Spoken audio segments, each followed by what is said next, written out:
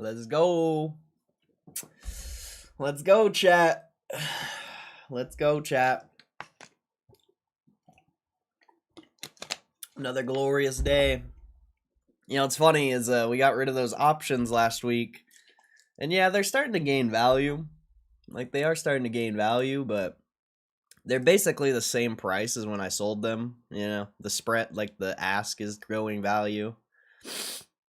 But all the shares I bought are worth way more than these options. So, like, you know, if I would have held the options, I would still basically be at break even. Maybe I'd be up a little more, down a little less on this one. But since I got rid of those and bought shares instead, we're actually crushing right now. So glorious, glorious. Option traders are in shambles, bro. They don't even know. They don't even know, bro. I mean, we'll see what happens from here, though. We'll see what happens from here. You know, we're approaching some pretty key resistance, but the buying pressure it's definitely there. The buying pressure is definitely there.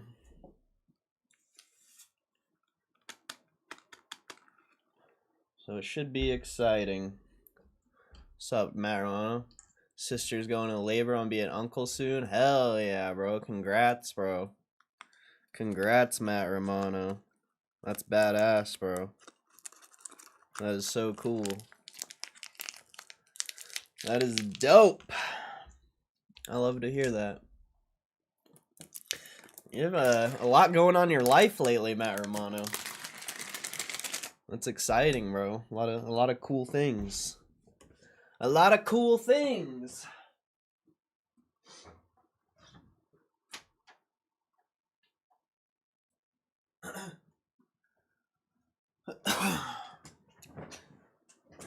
$16 hours away, but very exciting. Yeah, that's okay. That's not that bad. You'll probably see your nephew more than I see mine. And mine's like 5 minutes away.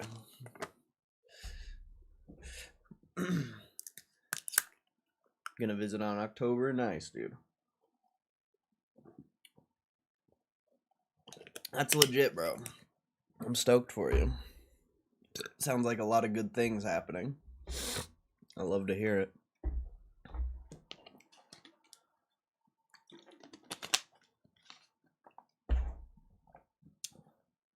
Now, the real question is, are we going to stay above 25? That's the real question. Or are they just going to... We'll see. We'll see. Maybe you might... We'll see. We'll see. I don't know. I don't know. That'll be chill, though. I love that. Sometimes I wish I could see my nephew more, but then... Yeah, probably not going to happen. Probably not happening, unfortunately.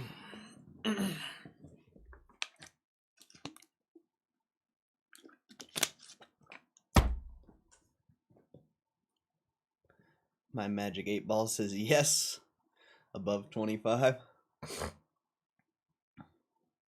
That's less than 25. You did less than 25 if you're going off of the mathematical thingy. The, whatever they're called. Greater than, less than. Because, yeah. I won't be a math nerd. I won't be a math nerd, but... Less than shaped like an L. I guess you're right. But I thought the opening was supposed to face the greater number.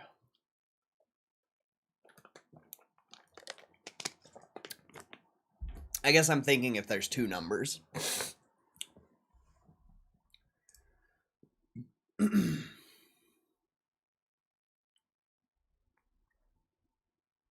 don't know what's going to bring the stock down from 25. Yeah, me either, honestly. I honestly canceled all my sells. Like, I'm not even going to take profits anymore. I don't think. Like, I want to, I want to take profits right now, but I feel the same way. I don't see it going back. It seems like it's only positive from here. Like, obviously, you're going to have down days, of course. But these warrants are going to give people, like, an incentive not to sell. So I just don't see it. When the warrants come out, maybe it'll take from the stock price.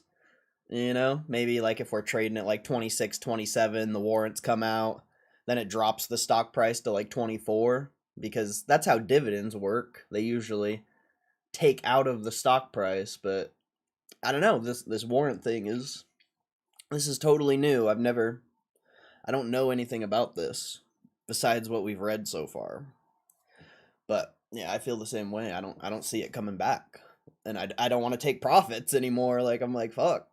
Like, just ride the fucking wave at this point, maybe when we get in the 30s, we'll see. We'll see, but just ride the wave for now.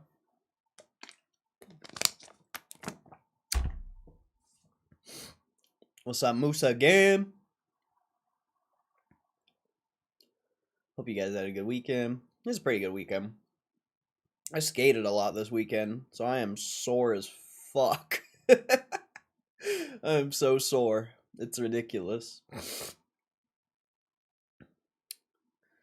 This weekend remind me why I don't skateboard. Because, like, it's fun. I love it. But, god damn, I am so sore.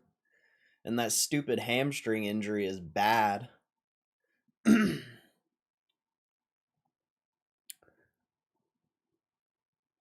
How much was the Squirtle pool? $300. Somewhere around there. I sold it, though, so probably should have kept it. But it's all good. Third grade's hard. You confuse me now. I'm pretty sure that's how it goes. Like, I'm pretty good. I haven't done math in a long time, but I'm pretty good at math, and I'm pretty sure the opening of the symbol is supposed to be the greater number. But you might be right. Like, that symbol might be greater than, but the way you have it set up, I don't know if that's correct. But I know you're really just like trying to point to the number or whatever. I don't know. Varley, what's up, Varley? How you doing? Cowboys game was insane. Giants scored with 18 seconds left, and Cowboys ended up kicking a 64-yard field goal to send it to overtime and won in overtime with another field goal. Wow. That's sick. I haven't watched football in a long time. I think the last football I watched was like the Super Bowl like 2 or 3 years ago.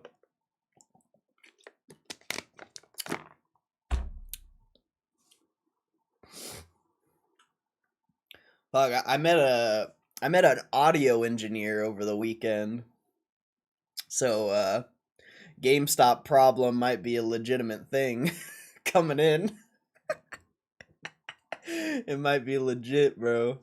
I might legitimately be able to make GameStop problem. We'll see.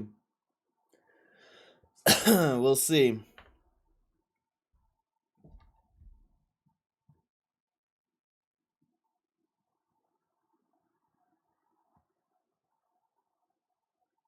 I woke up late. I was about to add GME. It's already up. Oh well, doesn't really matter.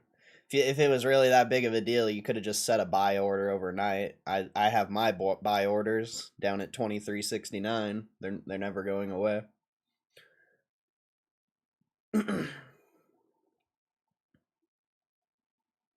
But they're probably never going to get filled, most likely. If you're worried about 40 cents, I don't know, like that's not very long-term thinking. I can't agree with that mindset, cuz one, it's not long-term thinking, and two, if it was really that big of a deal, you could have just bought in pre-market. So I just can't really don't really understand why. I just don't understand that, like, why that matters. GameStop's 24-hour trading, so there's nothing stopping you from buying pre-market or aftermarket or literally any time of any day. Well, besides the weekend, obviously, but trading opens on Sunday. So I don't really understand why that matters. Why is the stream buffering? Why is the stream buffering? I guess I gotta close this. I guess I gotta close that.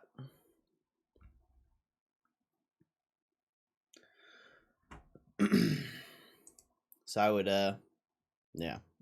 The only person you can be mad at is yourself, I would say. All right, should we take this thumbnail real quick? There's not that many people here, but I guess we'll run this thumbnail.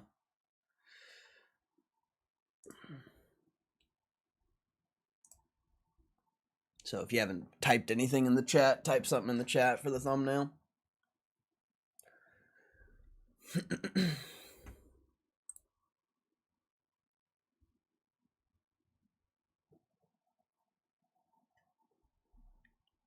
But they did jack up the price pretty quick, but I don't know.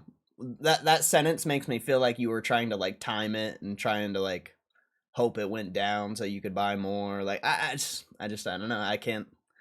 I don't know. I can only assume things. I don't actually know. I've been in this game for years.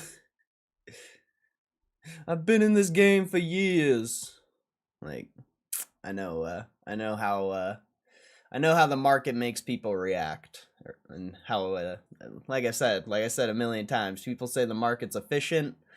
No, sir. No, sir. The market is not efficient. The market is effective. The market is effective at making you act or not act. Efficient market hypothesis. I don't agree with it. I think the market's effective. There's rules to this shit. I wrote me a manual. A step-by-step booklet for you to get your game on track, not your wig pushed back. Rule numbre uno. Oh, I just murked this mosquito, bro. I just murked this bitch out. Look at him. Look at him. Got his ass. Got his ass. He thought he was gonna sneak up on me, bro? Like he was a fucking GameStop short or something? He just got his ass fucking murked. How much dough you hold? Yeah, I might have broke that rule. So hopefully I don't hopefully I don't get my ass stuck up. Oh man. Hopefully I don't get my ass stuck up, bro. Rule nombre uno.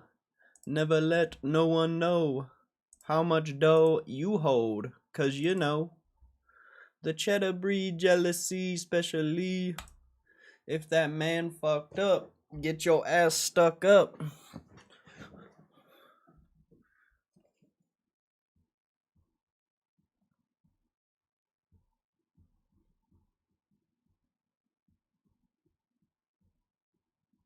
Rule nombre uno. Never sell no GME shares to a bear. Exactly. Exactly, bro. Exactly. Don't lend those shares. Yeah, the Squirtle short is doing relative. It's interesting. I'm learning big money matters in these videos. Like people only want to see big hits. You know, they only want to see big money spins. Even though what's interesting is like Vegas Matt or like any slot YouTuber, like a $20-$30 spin is fucking high. But for some reason in the GameStop Power Pack Pokemon community, they're like, only brokies do $25 spins. It's like, what? It's like, bro, you're tripping, bro. A $25 spin is a lot. It's like, no, only Baroquis spend $25. So unfortunately, you know, videos going forward, they're gonna have to be higher spins because that's what people want, bro. They want to see you. They want to see you lose money, or they just. I don't know what they want to see, bro. I don't know what they want to see. They either want to see you lose money, or they just want to see something they can't replicate. I don't know. I'm not sure what it is. But a lot of these videos just don't get any views anymore. Except the like $1,000 one, you know, the $50 one. Even the $50 one's not really getting views anymore. This one doesn't get views at all. I gotta figure out something to do with that one. And yeah. Like the only ones that are really still getting views are the 500 and the 1,000. It's interesting. It's interesting. But then, you know, this is the best short I've ever posted.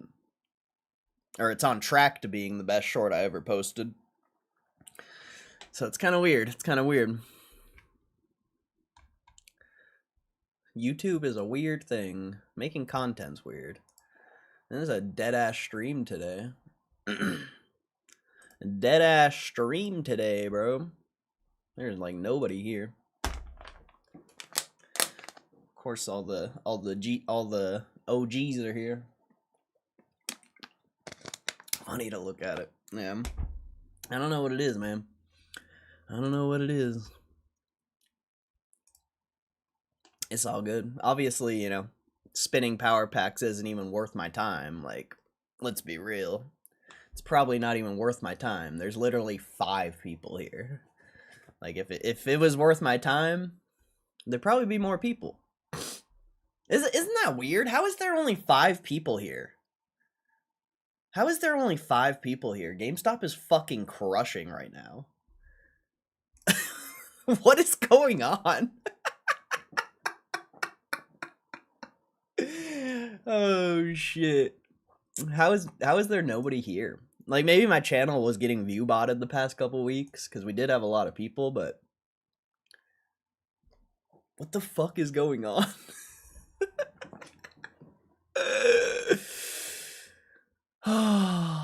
So funny. So funny.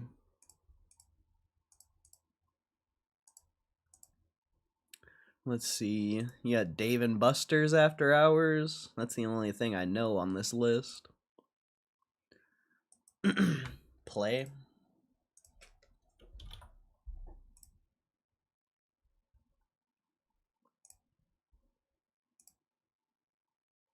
Oh, that looks decent. I don't know what the financials look like, but looks like you're set up for a decent move, potentially. Kind of got the... I mean, this is a lower low, but... Yeah, pivotal earnings for Dave and Buster's, it looks like. I actually do want to look it up. I think they have insider buying, too, if I remember right.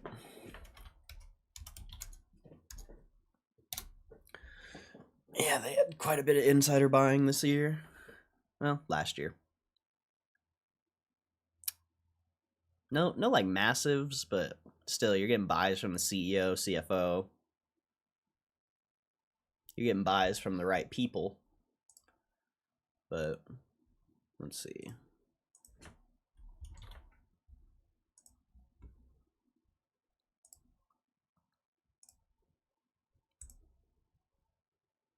Never let no one know how much dough you hold, 'cause you know. And their net income's going down slowly over years. But they got $4 billion in assets. Dave and Buster's is low-key like a value play right now. Assuming they're not about to lose a bunch of money. Which, possible. Let's see. Sitting at $4 billion in assets. Yeah, they might not have a good year, but they should still have a profitable year.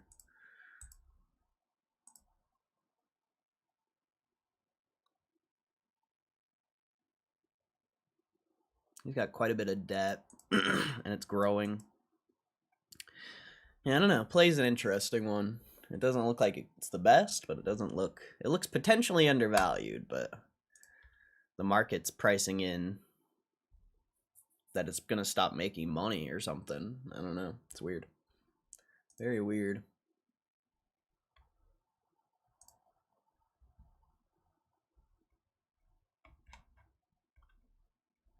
You got the Fed interest rate decision today, or not today, but this week, which they're going to lower interest rates. I don't know if anyone already knew that. Yeah, if you ever want to check, I mean, I've showed this many times. You just go Fed rate monitor tool into Google, and then it's this investing.com one. And this tells you exactly what the Fed's going to do before they even do it. So, you know, instead of reading stupid news that doesn't know what it's talking about, you can literally just come look at this. You know, they're doing a rate cut on Wednesday. It looks like 82% chance of a rate cut in October. Wow. I mean, this can change, you know, this can change after the inflation report, or not inflation, after the Fed report this week. Like, all this can change, but it looks like, wow, they're pricing in 3 rate cuts before the end of the year? No way. I doubt that. That doesn't seem accurate.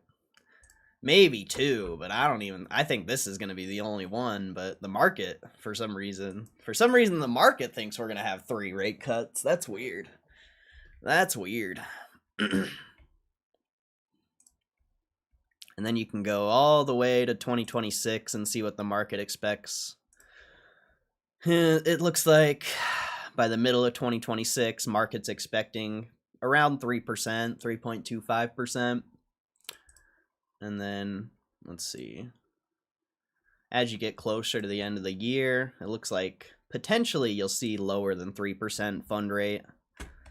But, you know, that's a really long ways away. Like, all this stuff's going to change as time goes on.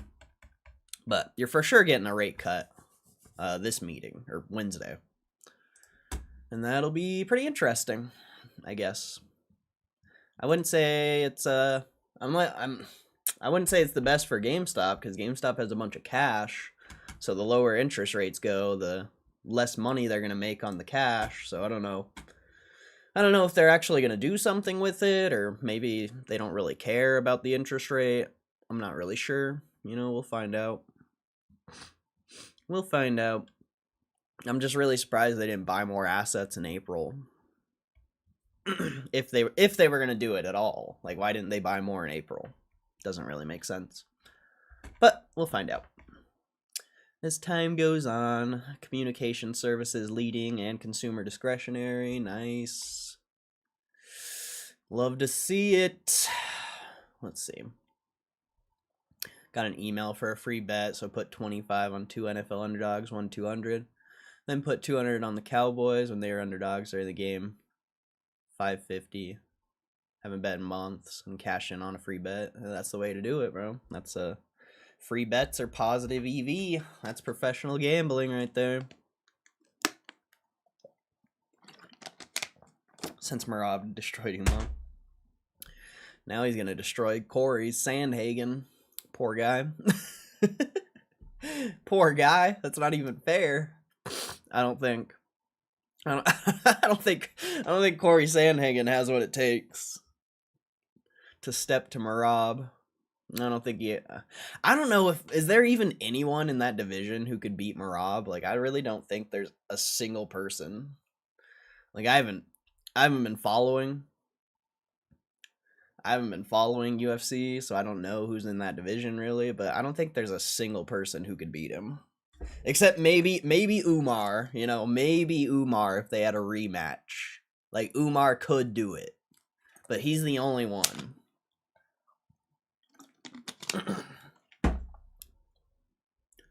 There's nobody that's going to beat Marab.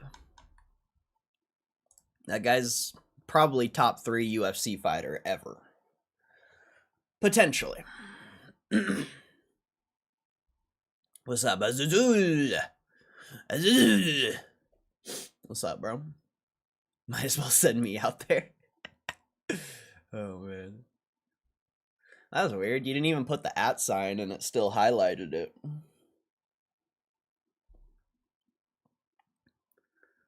Crawford wants to fight Ilya. I don't know who Crawford is.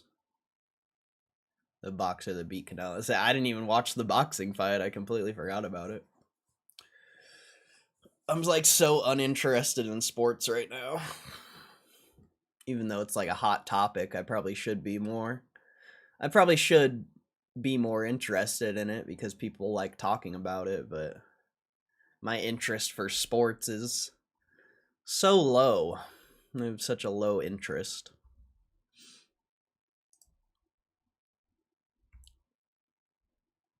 Let's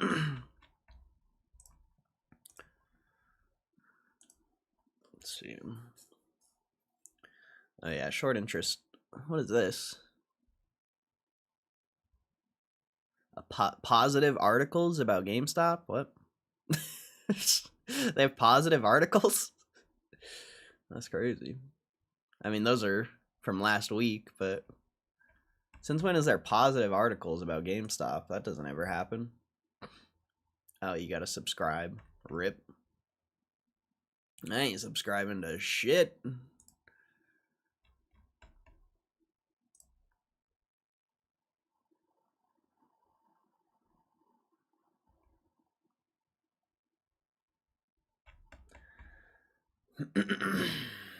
What is going on?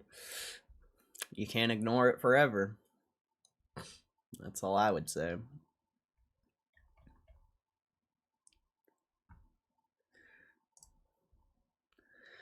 You can't ignore something forever. I would say, I don't know. I mean, we'll see, you know. Like I said, personally, I want to take like a little bit of profit here, but I just don't see it going down, bro. I just don't see it. Like, of course it can, you know, and it probably will. But, man, I feel like the sentiment shifted quick. Personally, I feel like it shifted. I don't know. Like, why is there nobody here? Why is there nobody here? Like, that makes me bullish as fuck, dude. There should be like 40, 50 people in the stream right now. But there's nobody, you know, besides the normal people who are always here. Like, man.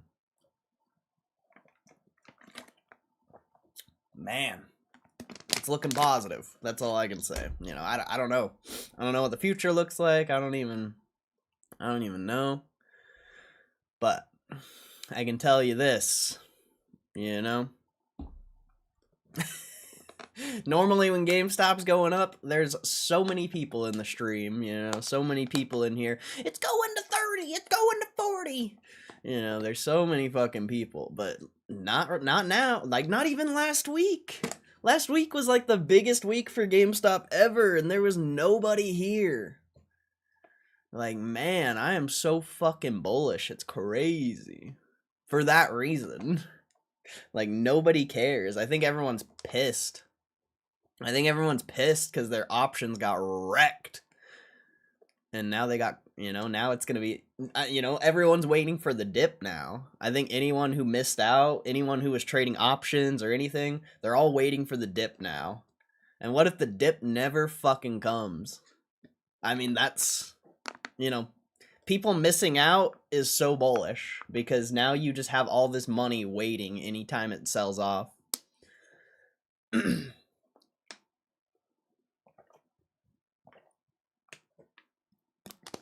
It's great. It's great. Patman AAA, what's up? Haven't seen that name in here before. Hope you're doing good. D Dunce, what's up, D Dunce? Monday mornings are busy. That's fair. That's fair. Been a very good indicator. Oh yeah, very accurate indicator. Plus I need more coffee. Dude, I just barely woke up fucking 30 minutes ago, bro. Ready to rock. We're in the game, bro. We're in the game. Still just regulars. What if I told you can still buy GME in the 20s? I would have to get a AI response because my response is very negative towards that, and I don't even want to know what you have to say. So, because that's not even real. Unless you buy options, but only idiots buy options, so not very good advice.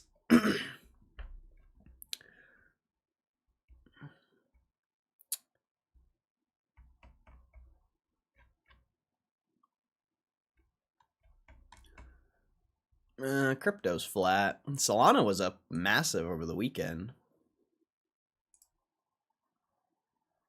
Tap 250 almost.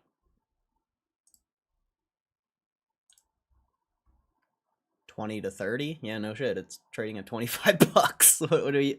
I don't know. I don't know what you're trying to get at, bro. I don't know what you're trying to get at, but I wouldn't suggest it.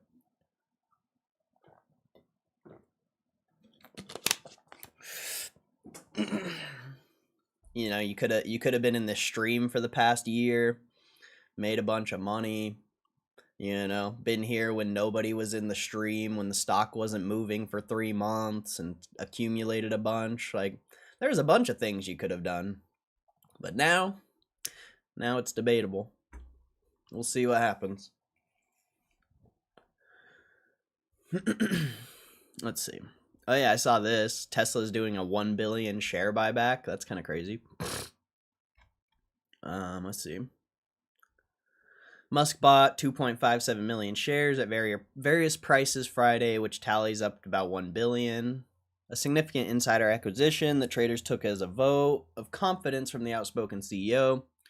Tesla shares were higher by about 6% Monday morning. They closed Friday slightly lower for 2025 despite a rally. Stock up more than 25% over the last 3 months. These kind of purchases are rare for Musk, with him last buying about 200,000 shares worth around 10 million on February 14th, 2020. Wow. I didn't know that. According, it's his largest purchase ever by value. The electric vehicle maker earlier this month said it would ask shareholders to approve a new pay package for Musk that could be worth up to $975 billion. Wow. Based on various ambitious milestones. Before the purchases Friday, Musk owned around 13% of Tesla. Tesla shares this year have been weighted down by slumping sales, blah, blah, blah. Analysts are torn on the stock, blah, blah, blah, blah, blah, blah, blah, blah, blah, blah. The insider purchase is a huge sign of confidence for Tesla bulls and shows Musk is doubling down on his Tesla AI bet. Pay package shareholders will vote on in November has an ultimate goalpost of 8.5 trillion market value. Stock was worth 8.5 trillion? Are you fucking kidding me? What is the time limit or the roadmap for that? That's fucking crazy. 8.5 trillion? Fuck, man. That's absolutely insane. That is absolutely insane. 8.5 trillion. Like, what? I wonder what the roadmap for that is. Like, I don't know. That's crazy, though. Wow, Alphabet becomes 4th company to reach 3 trillion market cap. I didn't even know it was up that high. I know Google's been absolutely ripping the past like month or two, though. Man. What is this? Trump advocates to end quarterly earnings reports? Why? President Trump floated the idea Monday of companies no longer providing earnings reports on a quarterly basis, switching to a semi-annual instead. That sounds stupid. Would save money and allow managers to focus on properly running their companies. That's fair. You know, that's a fair assessment. Did you ever hear the statement, China has a 50 to 100 year view on management of a company, whereas we run our companies on a quarterly basis? Not good. Wisdom of quarterly reports has come under question before. In 2018 op-ed piece for Wall Street Journal, Berkshire Hathaway's Warren Buffett and JP Morgan's Chase CEO Jamie Dimon advocated doing away with the quarterly guidance, though not earnings reports. In our experience, quarterly earnings guidance often leads to unhealthy focus on short-term profits at the expense of long-term strategy, growth, and sustainability. I agree with that. Current regulations require companies to report earnings on a quarterly basis, though providing forecasts is voluntary. The rules can be changed either from the SEC or could be altered by Congress. Supporters of the current system say it provides investors with timely opportunities, as well as transparency about public companies. I mean, that's fair, but I think what this says, unhealthy focus on short-term profits, like that's a very fair thing to say. While executives have come under some criticism for reporting misleading earnings, the use of generally accepted accounting principles, GAAP, has helped provide guardrails that ensure standardization. For that reason, U.S. reporting is considered among the most transparent and reliable in the world.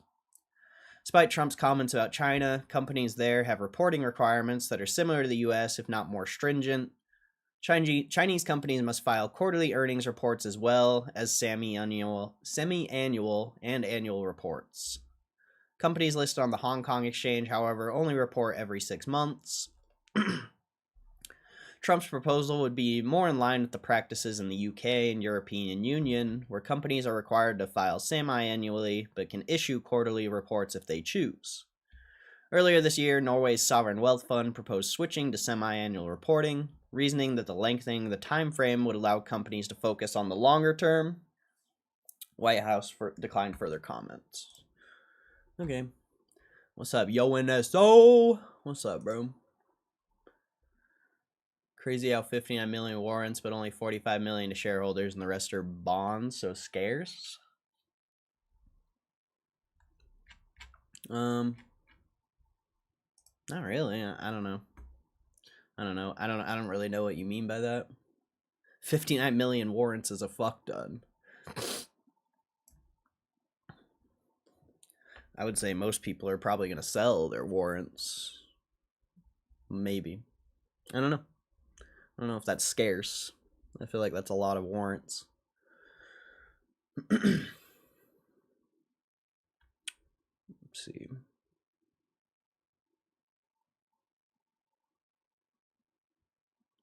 Oh yeah, coming back to the TikTok deal. US and China have reached a framework deal for social media platform TikTok. It's between two private parties, but the commercial terms have been agreed upon. Both Trump and President Xi Jinping will meet Friday to discuss the terms. Trump also said in a Truth Social post Monday that the deal was reached on a certain company that young people in our country very much wanted to save. Benson indicated that the framework could pivot the platform to U.S.-controlled ownership. TikTok didn't respond for comment. Comments came during the latest rounds of trade discussions between the U.S. and China. Relations have soured between the two countries in recent months from Trump tariffs and other trade restrictions.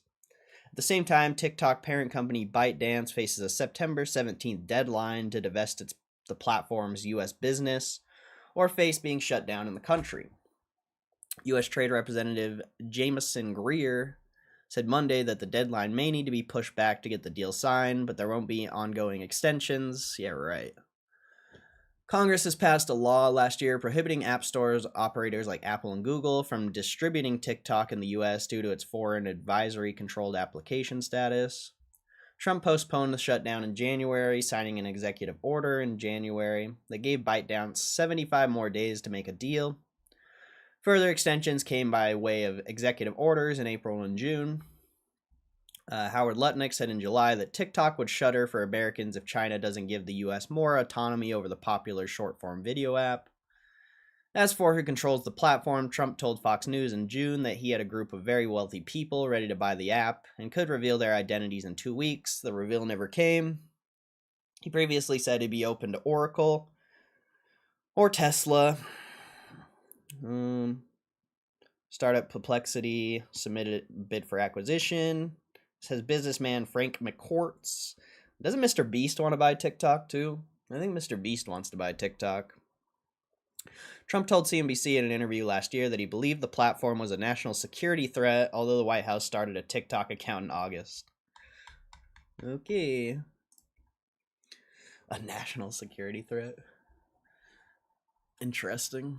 I mean, I guess if making everyone stupid is a national security threat, but I don't know if you have TikTok to blame for that. China says NVIDIA violated anti-monopoly law after preliminary probe.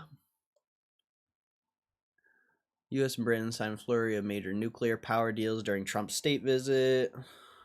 New details on Charlie Kirk shooting. Should we read this? I don't really want to read this, but so many people are interested in this, so I'll read it. All right. Utah Governor Spencer Cox said Sunday that the man arrested in connection with the killing of conservative political activist Charlie Kirk is not cooperating with authorities days after he is booked into Utah County Jail. While Cox said on ABC News this week that the suspect identified as Tyler Robinson is not cooperating, all the people around him are.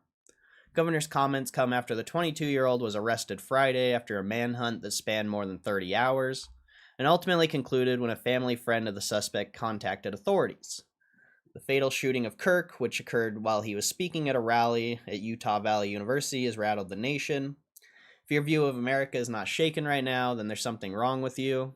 This is a direct assault on America. No comment. I agree, but it was an American that killed him, so most likely. I don't know. I don't know all the details, but I think it was just some crazy ass dude potentially. I don't know. I've only just over the weekend watched a little bit, like the Channel 5 thing, and read a little bit. But no comment. I didn't even want to read this. I don't like this. Like, the way people act towards this is crazy. Investigators are still piecing together a motive for the killing. Cox said that the suspect participated frequently in gaming and internet culture.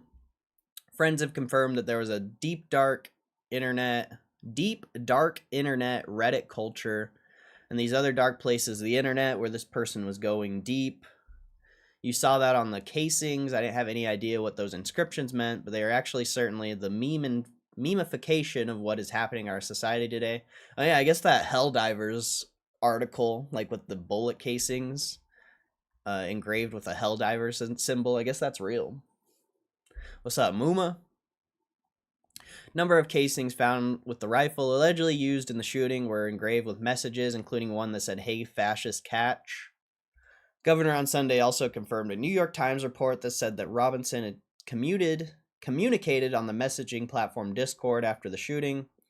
All we can confirm is that those conversations definitely were happening, and they did not believe it was actually him.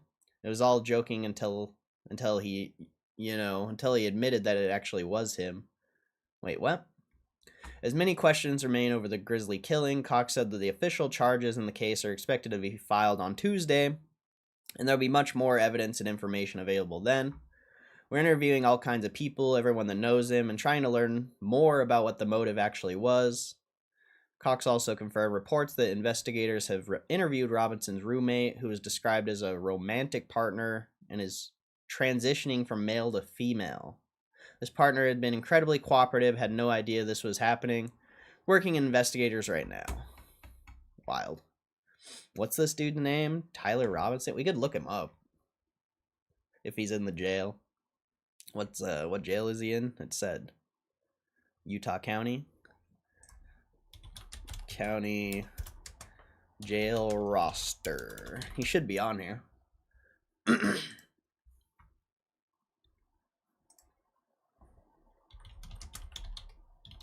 Unless they haven't fully done. What? He should be on here. What the hell? Maybe because he doesn't have charges yet?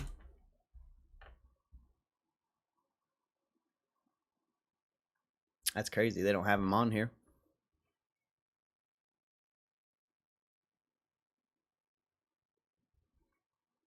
This is Utah County. Let's see. And damn, people getting arrested. People arrested every day. I don't see him.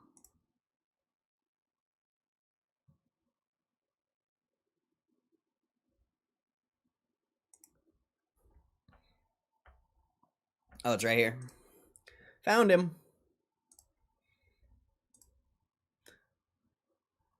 There's no data though. What the hell? Oh wait, I think it just loaded. Hold up. What is going on? I gotta refind it. There he is. Let's see if it loads. It looks like it loaded right when I clicked back. Ah, there we go. There we go. Let's see.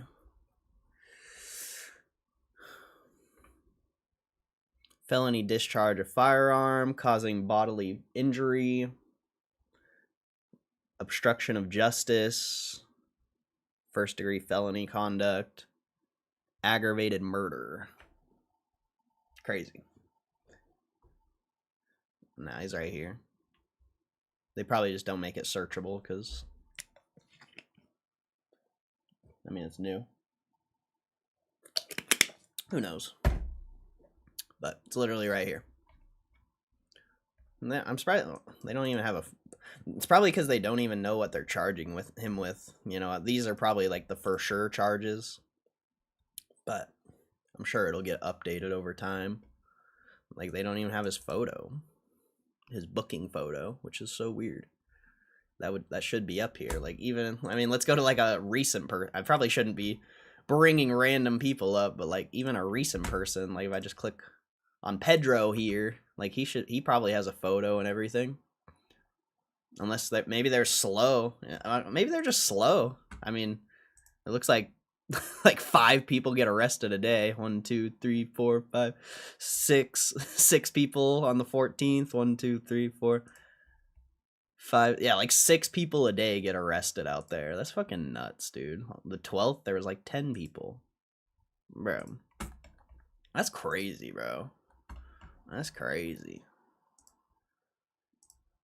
People go to jail every day. What's up, MB?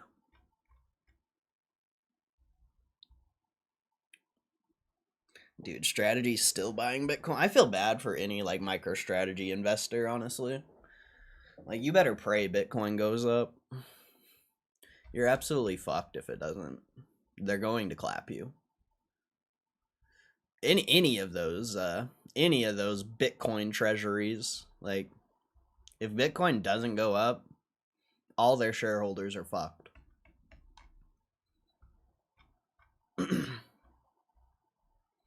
I don't think the company is gonna be fucked, but I mean the company should be fucked, but they're gonna fuck over the shareholders. Oh yeah, someone bought a Pikachu illustrator for $4 million, which is crazy. The rarest Pokemon card of all time, Pikachu Illustrator, is sold for $4 million in an eBay auction. PSA 9 mint card was listed by longtime collector S.M. Pratt and closed at a flat $4 million on September 12th, making it one of the most expensive sales in the hobby's history. The Illustrator Pikachu was first awarded in 1999 to winners of the Cora Cora comic illustration contest in Japan, with only an estimated 20 to 39 copies ever handed out. Considered the holy grail of Pokemon cards, it has become synonymous with extreme rarity and value. In 2022, Logan Paul made headlines when he purchased a PSA 10 version of the same card for $5 million, wearing it on a chain during his WrestleMania debut. A copy sold on eBay is one of the most famous examples in circulation, labeled by PSA as the first known PSA 9 mint illustrator. It has been featured in multiple publications, including a 2017 SMR article, and even serves as the Bulbapedia stock image of the card. The listing describes it as the most documented copy of the illustrator, adding to its historical significance. The seller, S.M. Pratt, is a well-known figure in the Pokemon community, and noted in the description that the card is rarer than Honus Wagner, Mickey Mantle, Black Lotus, and even Charizard. With this $4 million sale, the Pikachu Illustrator further cements its position as the most valuable Pokemon card in existence. Wow. Wow. Epic. Absolutely epic. How much did eBay take? Who knows? With something like that, who knows? But if it's the original 13%, I really doubt it. I'm sure they made some deal with eBay potentially, but also where are you gonna find a buyer realistically? 500 grand goes to eBay. Like you're not gonna find a buyer for that card, most likely. So eBay would be the place if you wanted to get rid of it. Tinder swindler Simon Leviev arrested in Georgia. Is this real?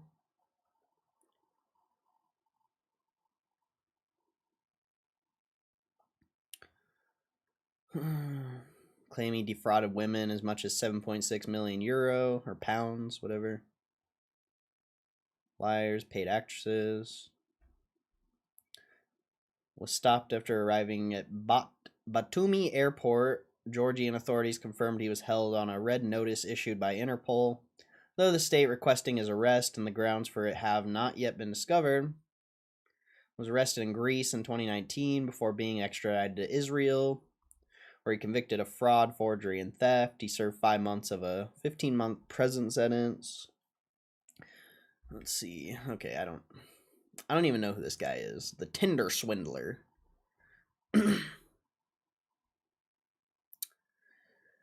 The Tinder swindler hitting more new highs, and there's nobody in my stream. That's great, bro. I'm actually very excited. I'm so glad there's nobody here. I mean, obviously, having more people in the stream is always great, but it's great that there's nobody here. Just makes me think it's going to keep going up. And then as soon as there's a bunch of people here,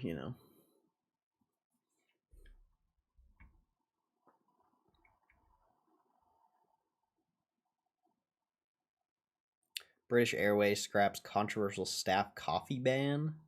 Why do they have a coffee ban?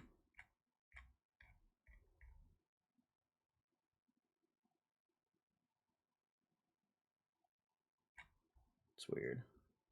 Sup, son of Harold? I actually looked at your YouTube channel the other day, son of Harold. I didn't know you made YouTube videos about Hot Wheels. It's kind of cool. I think we've talked about Hot Wheels before, though, like a long time ago.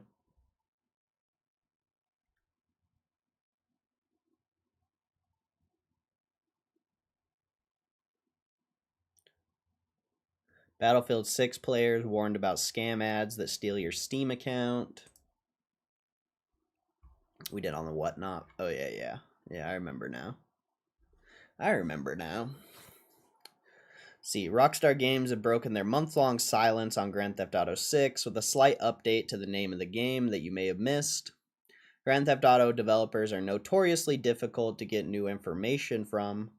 Rockstar hasn't shown anything to the public at events like Gamescom or Summer Games Fest for a number of years, and any announcement is on their terms. They proved that back in May by announcing a delay to Grand Theft Auto 6's release date. The GTA devs shifted the release from holiday 2025 to May 26, 2026, and dropped the long-awaited second trailer in the aftermath. Since then, Rockstar have gone back to being ultra secretive about Grand Theft Auto 6. They've not even dropped a mention about it in GTA Online. However, they've broken their silence. As spotted by Rockstar Intel, the Grand Theft Auto developers posted a job listing for a lead software engineer in data engineering at Rockstar New York. In the listing, the game developers note that their upcoming title will be the largest game launch in history. That is obvious, but they also referred to the game as GTA 6 for the first time. With the continued growth of Grand Theft Auto Online and upcoming release of Grand Theft Auto 6, the listing reads, as Rockstar Intel points out, the developers have regularly used Grand Theft Auto 6 to this point, not the number 6. They've also just referred to the game as a new Grand Theft Auto. Let's see. They also noted that it could very well be a mistake from whichever recruiter posted the listing for Rockstar. Yet you would assume that it would at least be looked over with a fine-tooth comb before how rabid Grand Theft Auto fans are. It's not like Rockstar is going to wedge a mention of Vice City or even Jason and Lucia into the title anytime soon, but the slight tweak is noteworthy. Let's see, it says Rockstar New York City's Lead engineer. With continued growth of Grand Theft Auto Online, the upcoming release of Grand Theft Auto 6, the successful candidate will lead both the evolution and operations of the data platform, supporting what will be the largest game launch in history, ensuring it scales to deliver an exceptional experience for millions of players worldwide.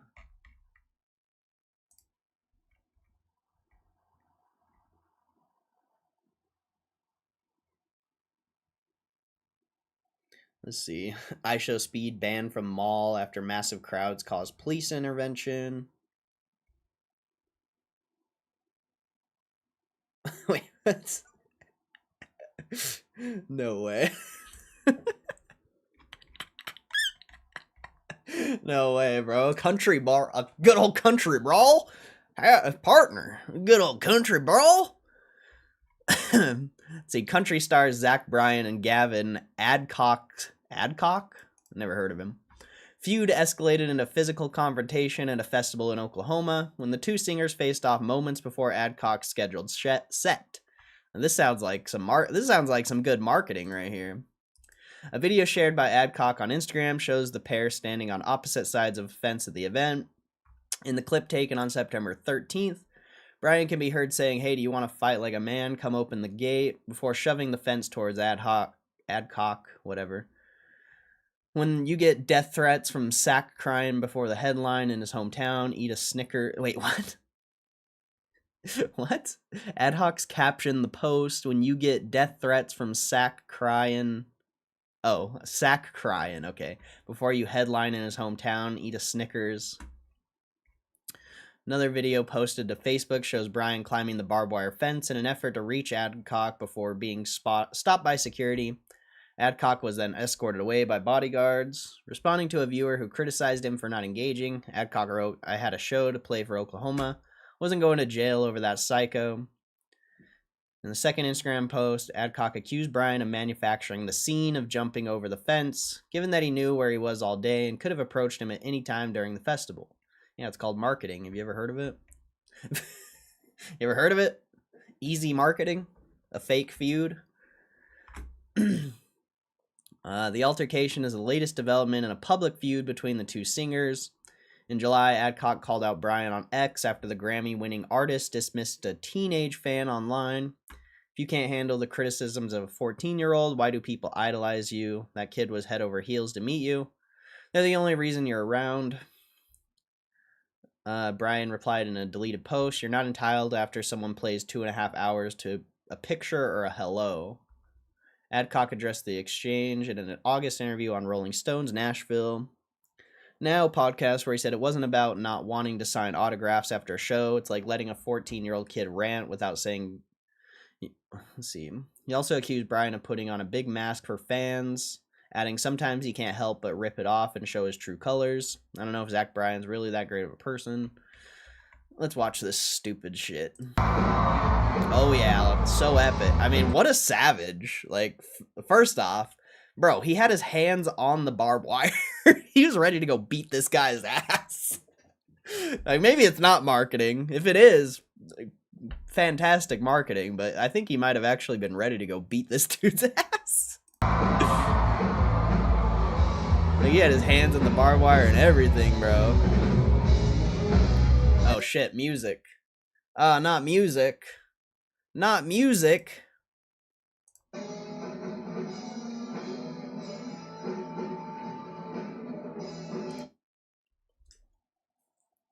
Not music. Get him, Zach Bryan. Get him. Get him. Get that boy. Give him an old tussle. I don't know. That was pretty stupid. That was pretty dumb. Let's see. What else do we got here? Anything else? I thought there was... Stranger Things Season 5. Release date, trailer, and everything we know. Well, I'm interested in this, kind of. This is a long-ass article, though.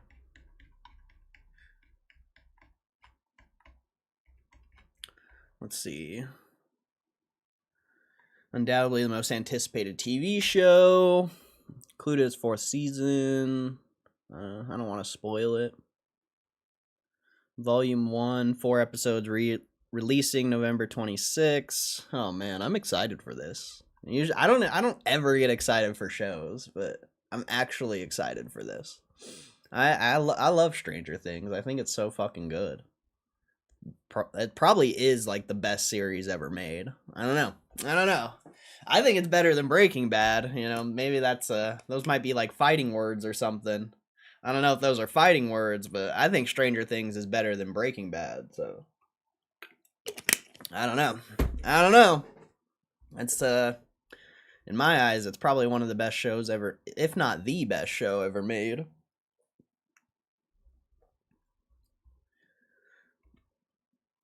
Okay, so November 26th, no, December 25th, and then final episode on the 31st. Filming for the final seasons officially wrapped up, meaning there's only post-production work left. Stranger Things creators, the Duffer Brothers, took to Twitter. Okay, those are old.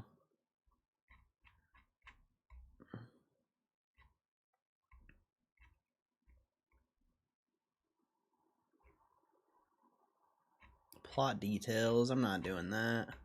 Eddie's dead, bro. Oh wait, I just spoiler alert, spoiler alert, spoiler alert, spoiler alert.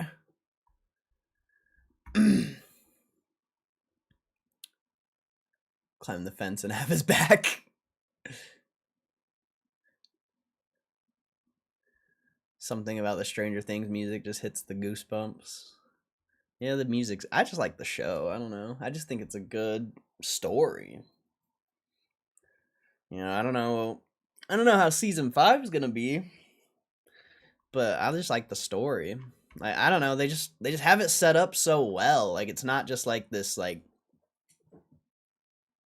I don't know the way Stranger Things like you get like emotionally attached to the characters, and I don't know the way they do it is perfect.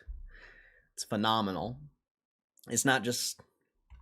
It's like an emotional roller coaster almost.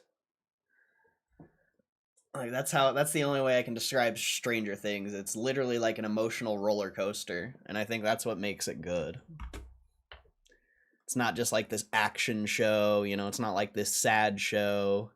It's not like a romance thing. It's like a good mix of everything. And I don't know. It's interesting. I didn't know Ninja had cancer. That's kind of sad. That's pretty sad. This shit's crazy.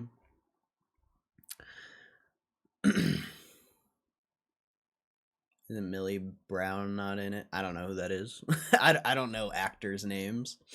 If it's like one of the actors of one of the characters, I don't know who it is. I don't know anything about actors or I just know the characters in the show. The girl with powers. Oh, I have no clue. I'm sure I feel like she would be. Who knows though? That would suck.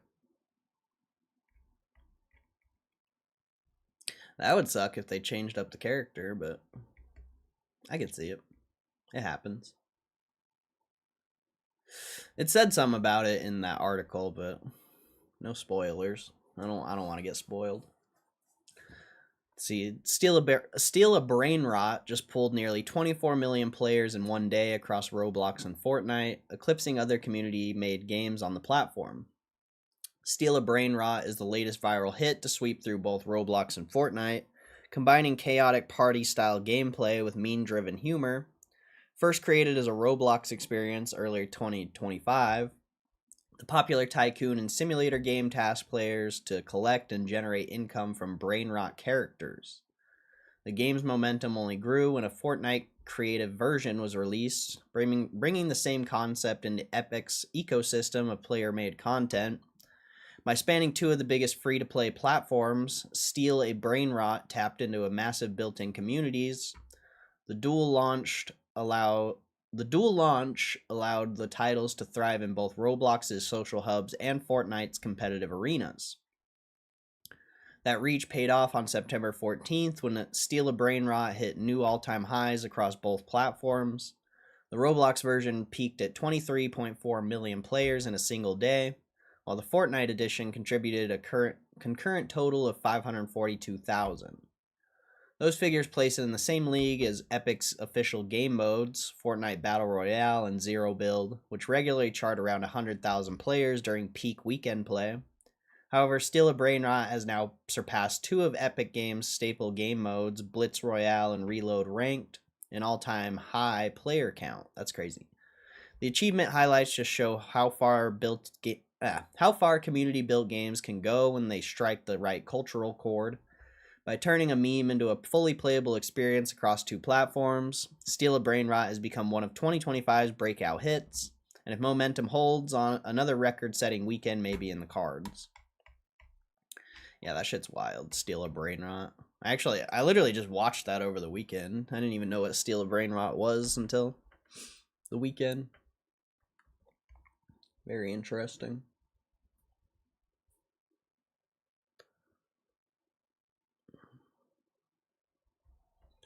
Never heard of it. It's just just go watch it. It's kind of weird. I can't even explain it. I don't even know how I would explain it. Be easier to just go see what it is.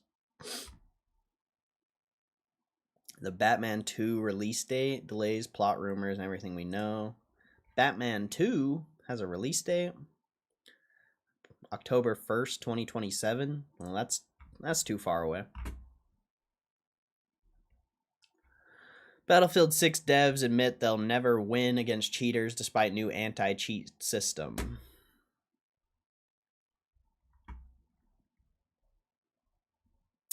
Decent amount of news today.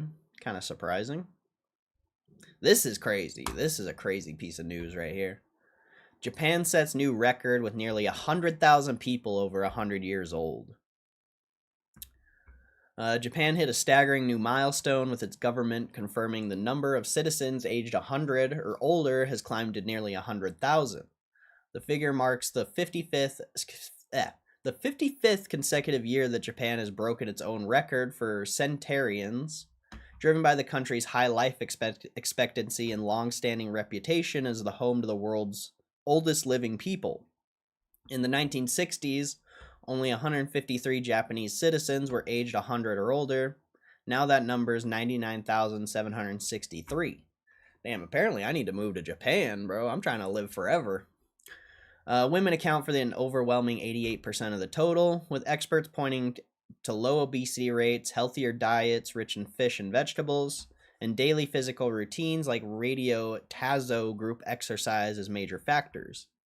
The oldest living person in Japan is Shigego Kagawa, 114, while Kiyotaka Mizuno, 111, is the country's oldest man. Holy shit, dude.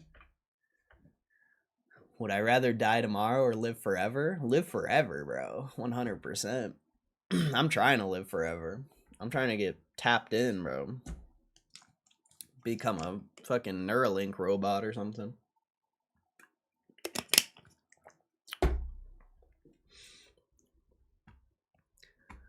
I used to want to die.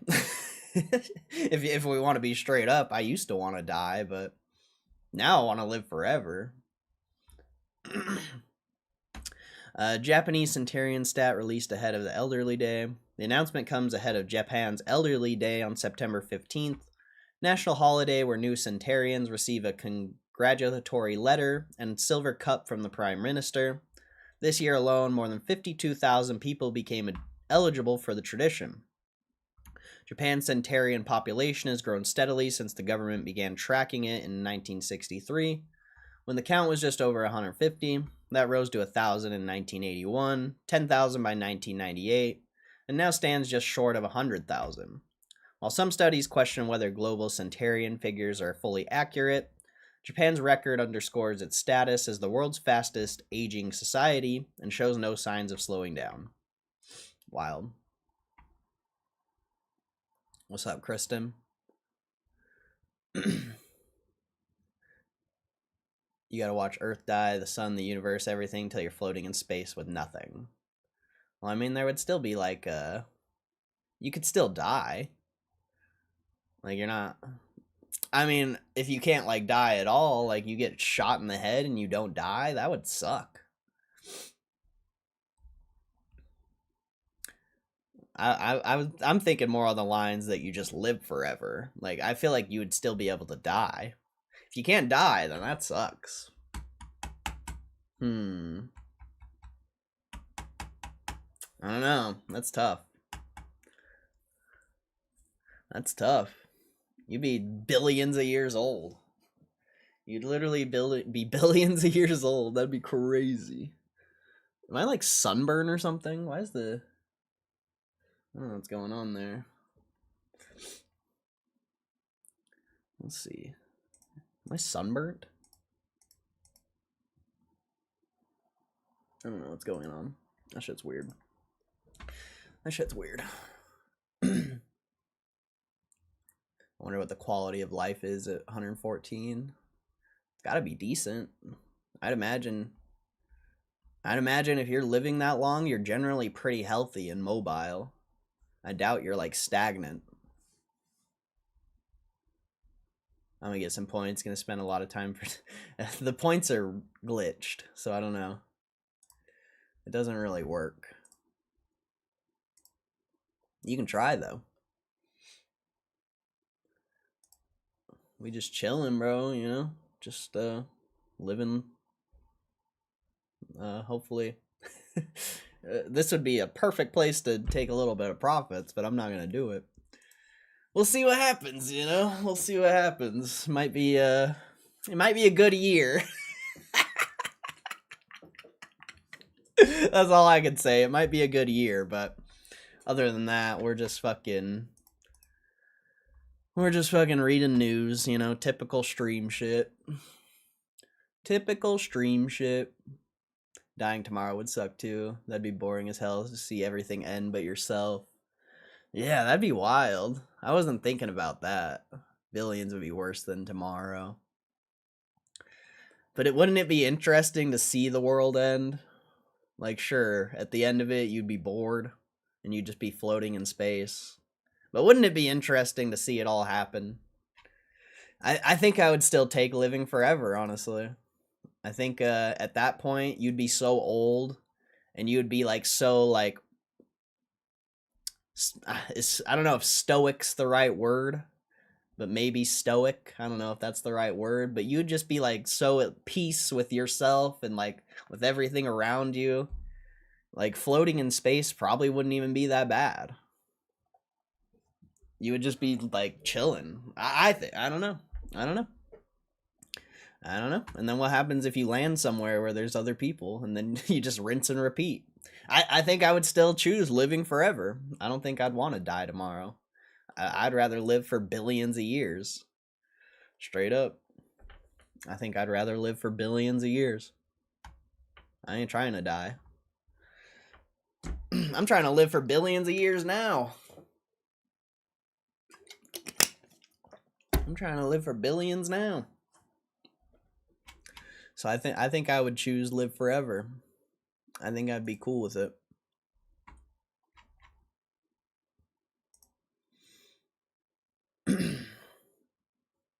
Billions would be worse than tomorrow.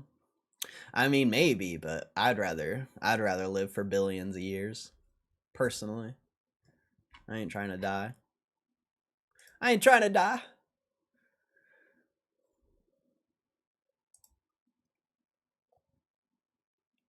Flash Jimmy, baby, some Sep? Nah. My Seps are weak right now, bro. I haven't been to the gym in like 2 or 3 weeks. My gains are weak right now. I need to get my gym membership back.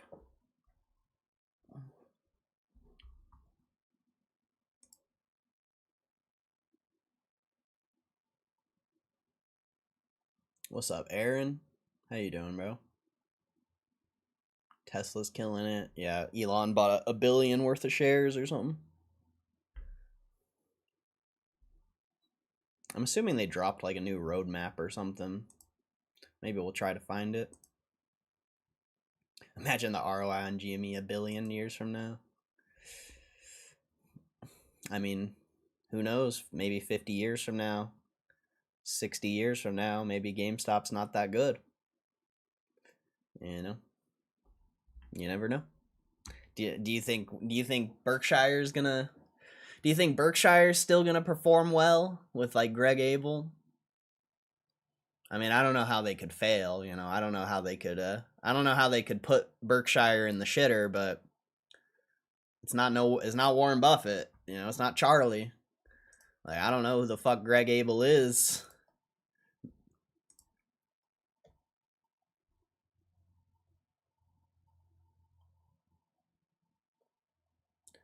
I heard Musk was getting a trillion pay package. Is that true? The shareholders got to vote on it.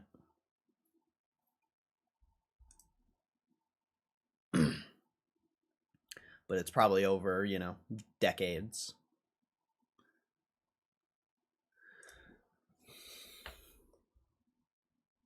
Imagine the sun is a ball of rock and Corey's still holding GME.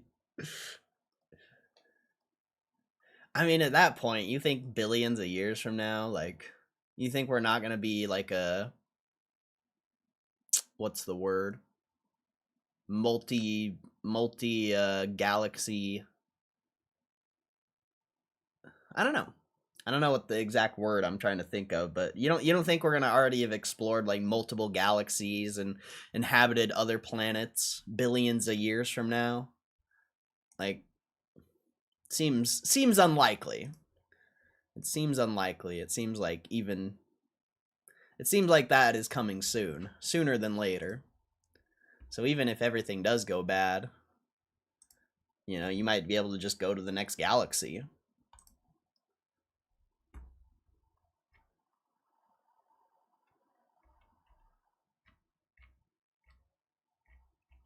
Let's see, is there any more news?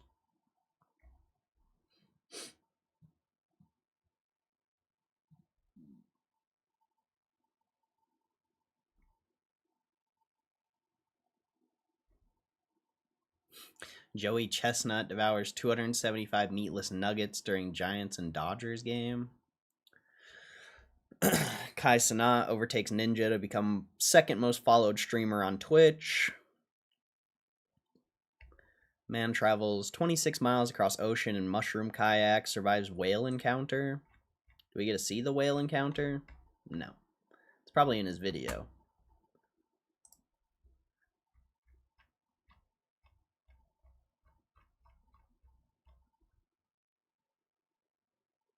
New Texas law aimed at AI imagery leaves anime fans worried.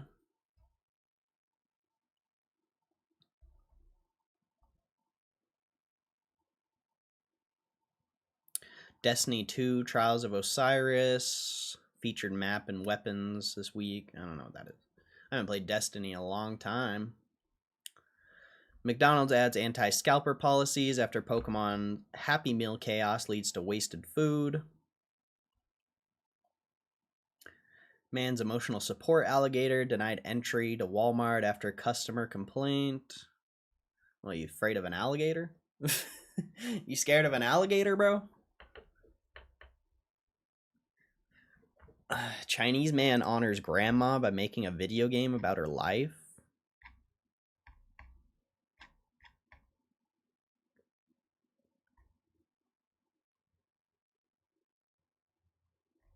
That looks crazy.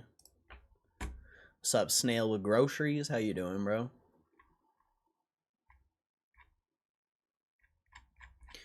Lots of news. Very surprising. Wasn't there an article I wanted to read, though, that I passed?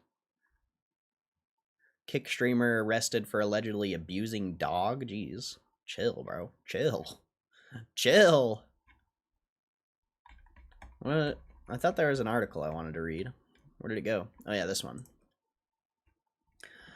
British travel vlogger found himself in the middle of Nepal's political overthrow, and his street-level footage has sent his channel surging. Nepal has seen days of youth-led anti-government Did you guys see this shit? I guess Nepal voted their new leader on Discord. Crazy. Absolutely crazy. Nepal has seen days of youth-led anti-government protests since September 8th, triggered by anger over alleged corruption and a short-lived social media ban. Prime Minister KP Sharma, oil resigned, parliament was dissolved, and former Chief Justice Shoshila Karki was appointed interim prime minister as authorities lifted curfews and set new elections for March 5th. Official report at least 51 deaths amid the unrest, with several government buildings set ablaze. The YouTuber known as We Hate the Cold typically posts motorbike travel vlogs that rarely topped 100,000 views, until he found himself caught in the middle of Nepal's coup. Since arriving in Kathmandu, 3 uploads since September 8th have exploded in popularity, led by the side of Nepal the media won't show you, which has passed 20 million views in a few days. Wow, that's fucking nuts. YouTuber goes viral. Let's see. In his first viral video, the creator moves with crowds as police fire tear gas and demonstrators push through barricades towards government compounds. He tells viewers, "I should not be here," and later, for the first time in my life, I've just experienced tear gas. While nearby voices repeat, "Parliament is burning." As plumes of smoke rise over the city, between clashes, locals offer him water and urge him to stay safe. A moment he describes as the humanity still remains even though there's chaos that way. His follow-up captures the city under curfew and fuel shortages, with shuttered storefronts and burned-out vehicles along main roads. On camera, he describes martial law, calls once busy streets almost a ghost town, and shows checkpoints and barbed wire as residents say life is going normal under army control. Several people stop him for selfies, with one joking that he should be in charge now. After his videos went viral across Nepal, a few X accounts claim We Hate the Cold has become a celebrity in Nepal due to his coverage. Wow. The video then shifts to quieter scenes, tea at roadside stall, volunteers handing out water, and locals recognizing him from the first upload, as he retraces the route where he first experienced tear gas, reflecting that the timing was the worst for a normal tourist, but noting the capital was beginning to calm. Authorities say curfews have now been eased in Kathmandu as the interim government takes charge, with elections slated at March 5th and families of victims pressing for accountability. Creator says he plans to remain until the restrictions fully lift, continuing to film day-to-day conditions as Nepal moves into its transition period. Yeah, no shit. You're getting millions of views, you might as well stick around. Probably made more money in his life the past week than he's ever made. Absolutely insane. Lots of news. Lots of news. That was great. That was great. It's about time. It's about time we had a day where there's a decent amount of news. It's been a while. It's been a while. As long as they continue to use natural gas and burn coal for energy, BH will be just fine. If somebody steps in and tries to go all solar and wind too soon, it'll be bad. Wait, what? I don't know what you're talking about.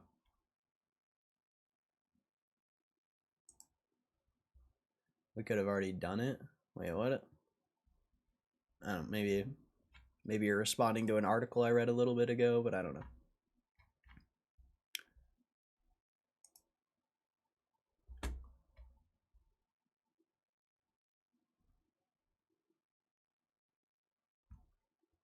Battlefield 6 dev struggled to get it running on Xbox Series S.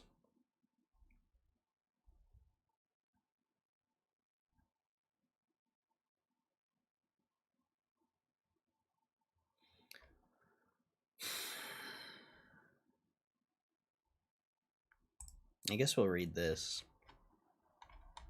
Actually, I don't want to read this. That's way too long. Let's see. Maybe I can skim through it real quick.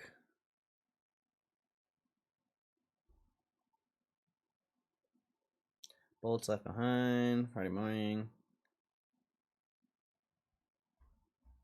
Yeah. I'm sure you guys already know about this.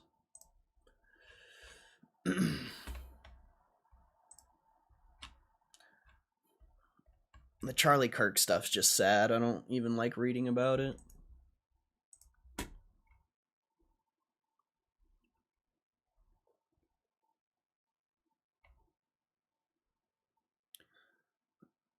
Let's see. Snap's AR glasses are getting better. Browser and support for Spotlight Video.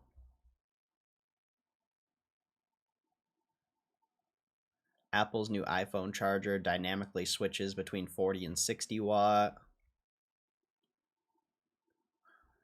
Apple AirPod. Ooh, I might read that.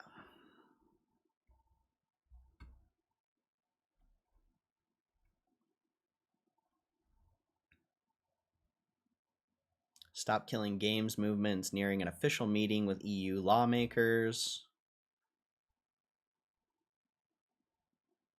Witcher Season 4 will hit Netflix in October.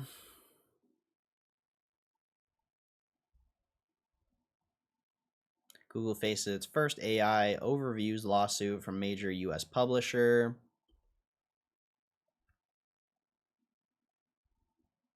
California's age verification bill for app stores and operating systems takes another step forward. Roblox hit with wrongful death lawsuit following a team player's suicide. Jeez.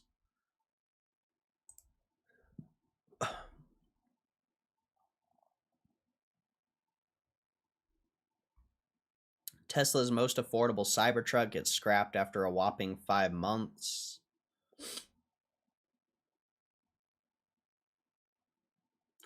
Snapchat rolls out group streaks and infinite retention. What's that?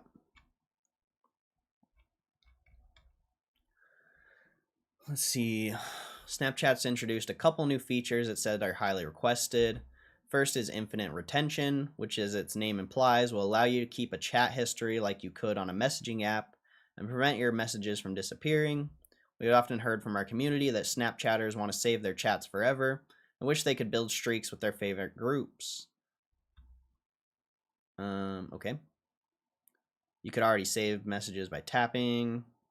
Setting you'll just have to switch on and off. If you enable the setting, the other person in the conversation will get a notification that you did.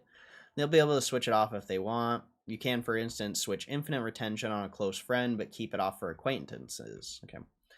Snapchat's rolling out group streaks that will let you contribute to a collective streak with your friends. To keep up individual streaks, you'll have to send and receive at least one photo or video snap with a friend every day.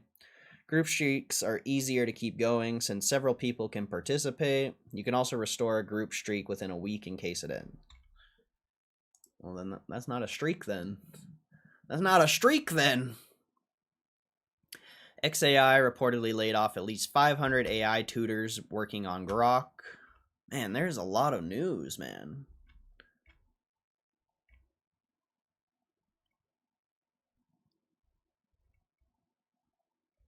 Okay, all that stuff we read last week.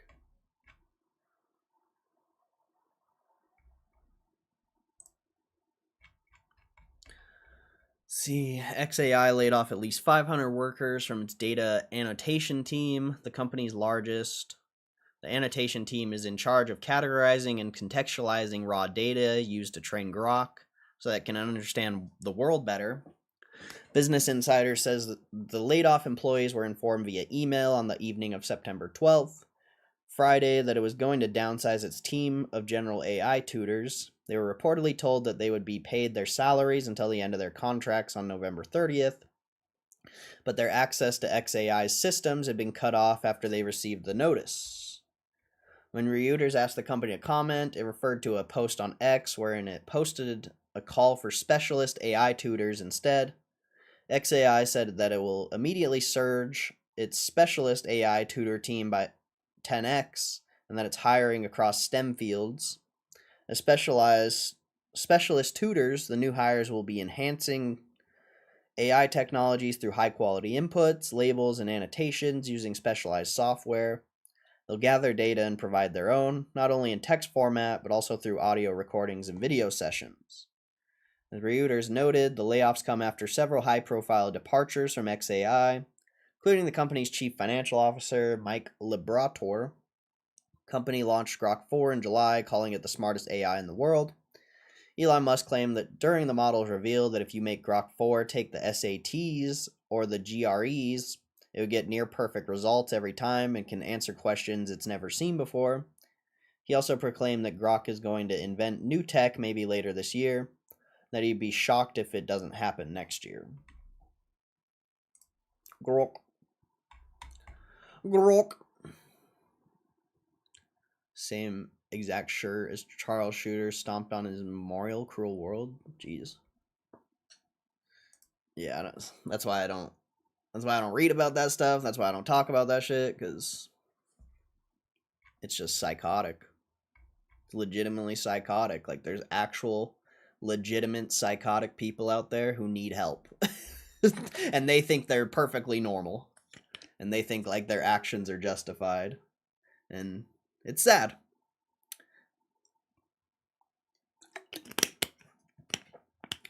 So, I just, yeah. Try to avoid that subject as much as possible. People are legitimately, like, sick in the head. Like, honestly, like,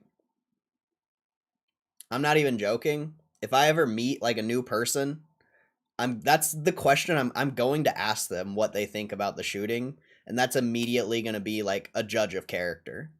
Like, that's going to be my first question I ask anyone I meet now. Because I'm not fucking associating with crazy people, bro. I'm not doing it. Like, I need to know a person's character the second I meet them now. It seems like it doesn't seem like I can just, like, meet someone random, and I don't know.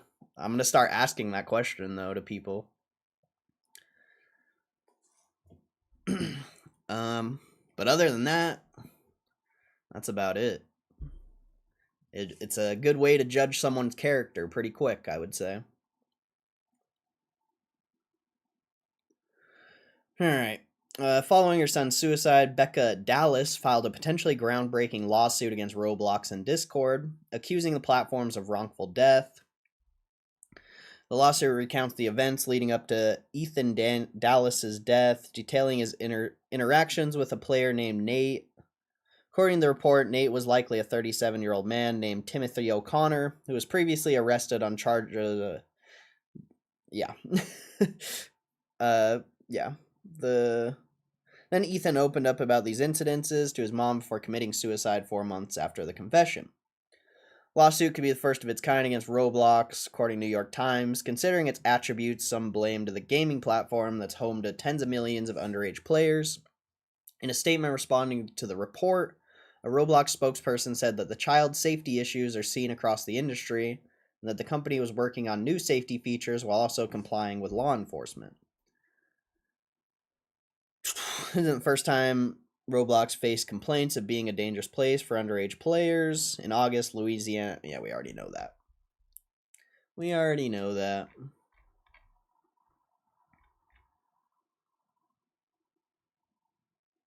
Kodak mini camera fits on your keyring and is smaller than AirPod case. That's an interesting invention. The mini camera, huh?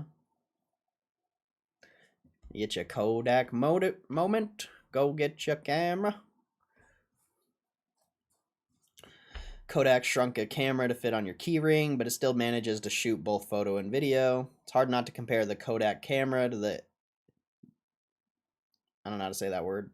Labubu craze, considering the highly collectible nature of Rito Pro. I don't want to read about that.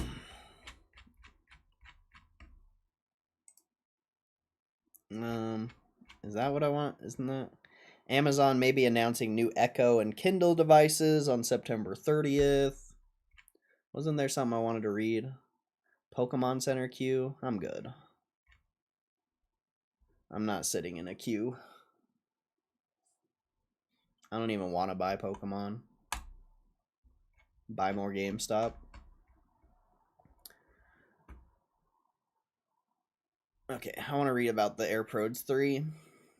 If you're not already wearing a pair of AirPods all day, Apple's latest suite of features may convince you to do so.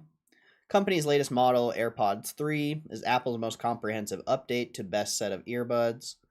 Flashy new features like live translation and heart rate sensing will garner the bulk of attention, but upgrades to active noise cancellation and significant boost in sound quality shouldn't be overlooked.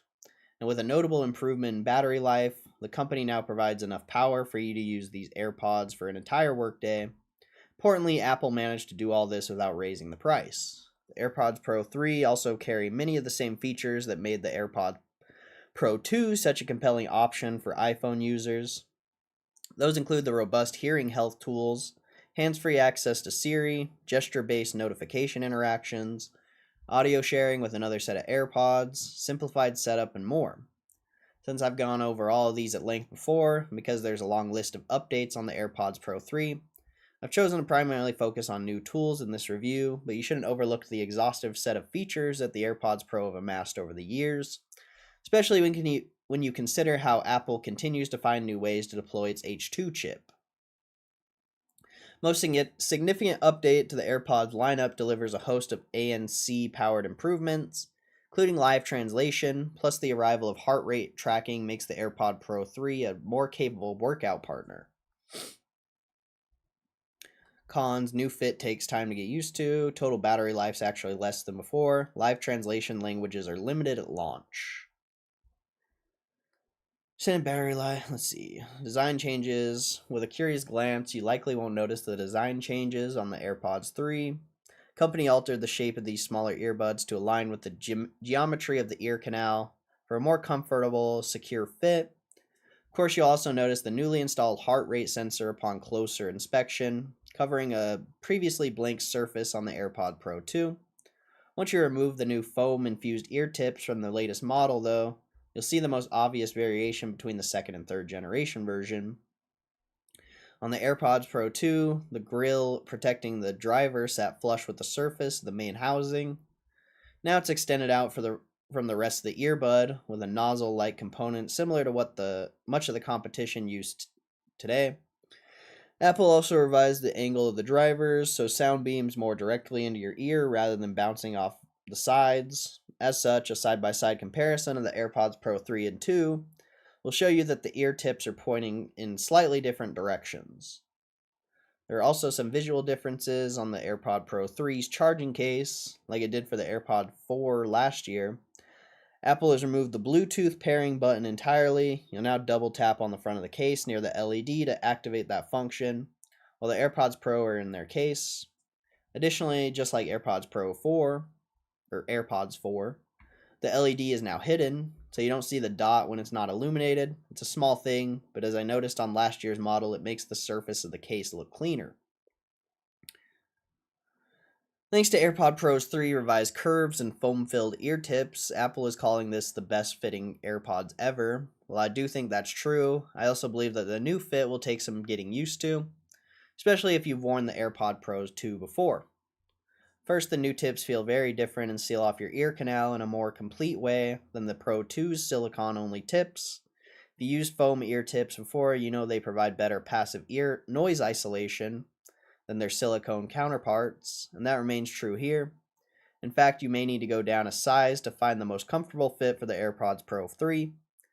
For example, I typically wear medium ear tips, but those felt too tight here. After swapping them out for the small ones, I began to understand why Apple won't stop bragging about the updated fit.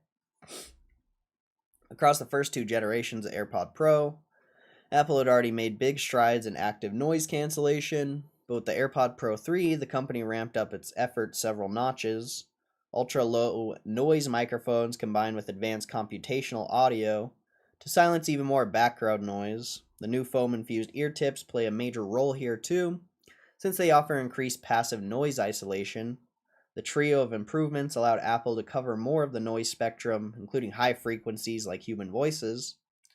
In the last week, there have been several times when I had the AirPod Pro 3 in, and I couldn't hear someone talking right next to me. In fact, Apple says the latest model cancels twice as much noise as the AirPods Pro 2, and 4 times more than the original AirPods Pro. Obviously, I don't have a way to quantify that, but I can tell you the ANC performance on this new model was noticeably stronger than before. The improved seal, the AirPod Pro 3's ear tips offer help that makes Apple's ANC setup more precise. This allows the active noise cancellation system to be the foundation for several of the company's other features like hearing test, live translation, and more. For the hearing test, you can now be in slightly louder environments without Siri asking you to relocate to a quieter place. And with live translation, ANC will lower the voice of the person you're speaking to, so you can focus on Siri playing the role of interpreter. That's wild. That's such an interesting invention. At WWDC, Apple announced that live translation would be coming to phone, FaceTime, and messages in iOS 26. There was no mention that it would come to AirPods. Skip ahead to the iPhone 17 event, and live translation was easily one of the most exciting new features announced for the AirPods Pro 3, because it'll allow the wearer to translate in-person conversations with Apple earbuds.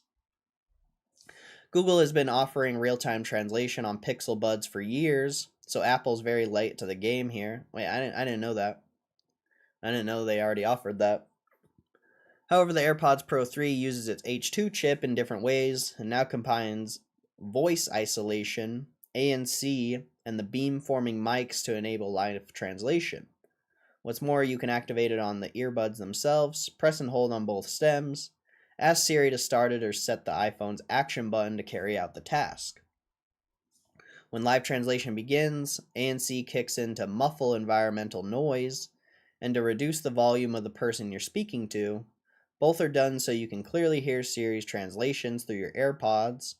Siri will warn you when ambient sound levels are too high, asking you to move to a quieter spot so that it can hear the speaker better.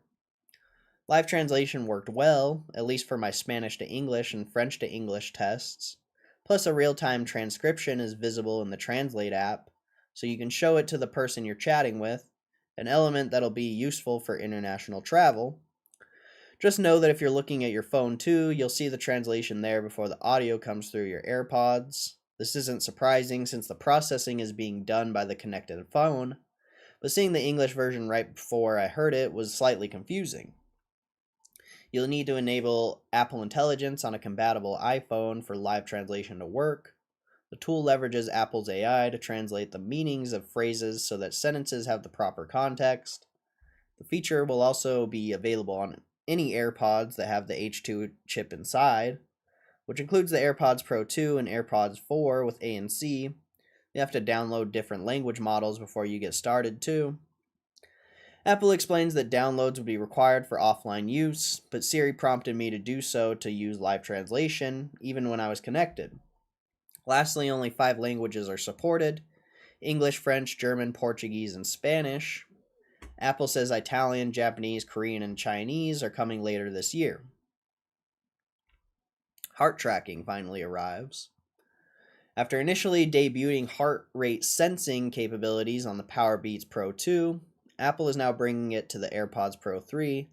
Like with the Powerbeats model, heart rate data from the AirPods can be accessed by Apple's own fitness app, in addition to other workout apps like Nike Run Club, Runna, Ladder, and Peloton.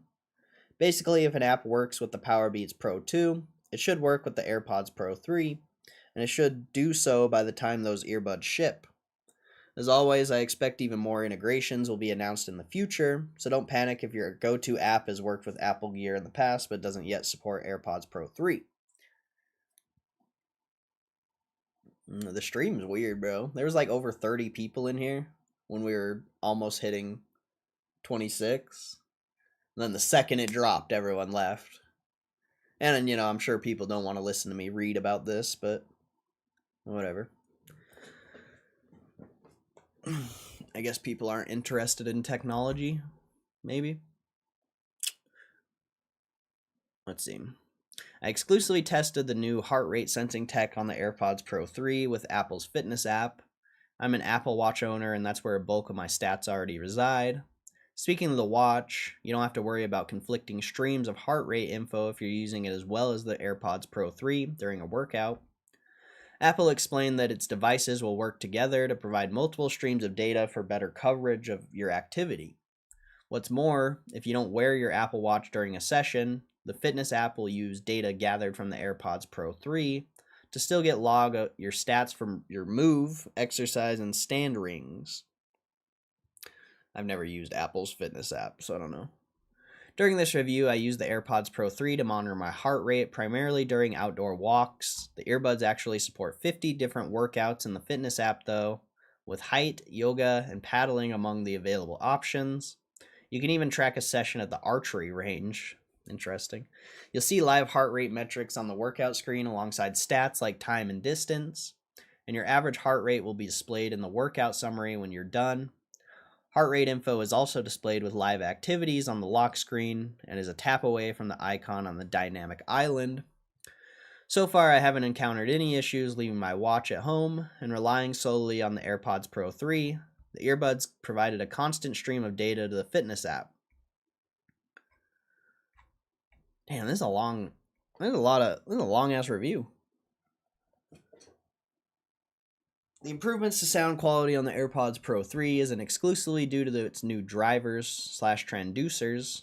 Although those components were revised this generation, Apple's biggest strides in the audio department are also thanks to increased airflow inside the earbuds. The company developed a new multi-port acoustic architecture for better control of the air that delivers sounds into the ear.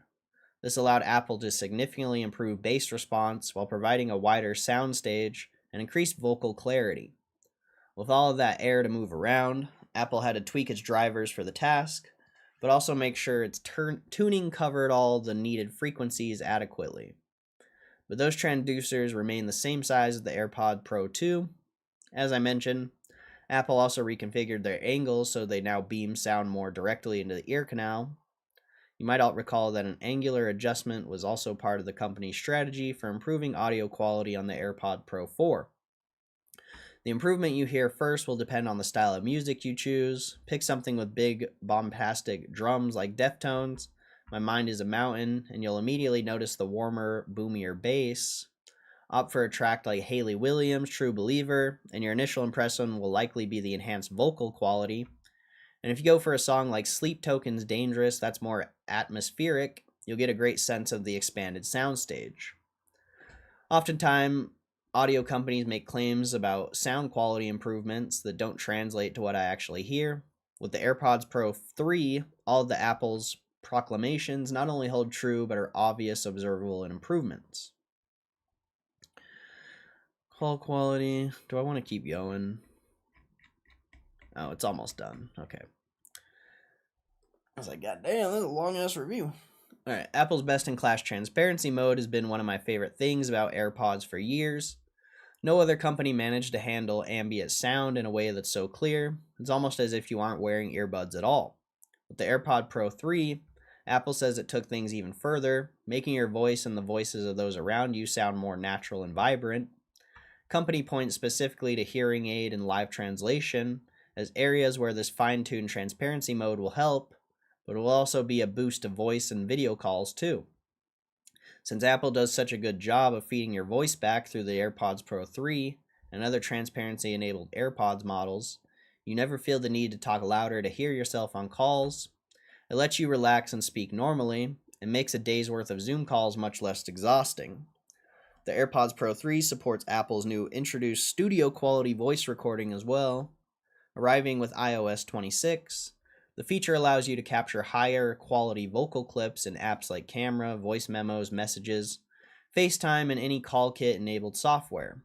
And when you're recording video with iPhone, you can now quickly select AirPods as the main audio source. The earbuds can act as a lavalier microphone with voice pickups that closer to your mouth. Even with all the new features, Apple still managed to extend the AirPods Pro's battery life with ANC enabled. You can now expect up to 8 hours of use on a charge, 2 hours longer than AirPods Pro 2. This means you could be able to wear the new model for a full day of work without having to charge them. Additionally, Apple says that if you're using transparency mode with the hearing aid feature, AirPods Pro 3 will last up to 10 hours. So far, I have no reason to think Apple has overstated battery life on the AirPods Pro 3. I haven't conducted a straight battery rundown test yet, as I've been focusing on trying all the new features at various times over the last few days.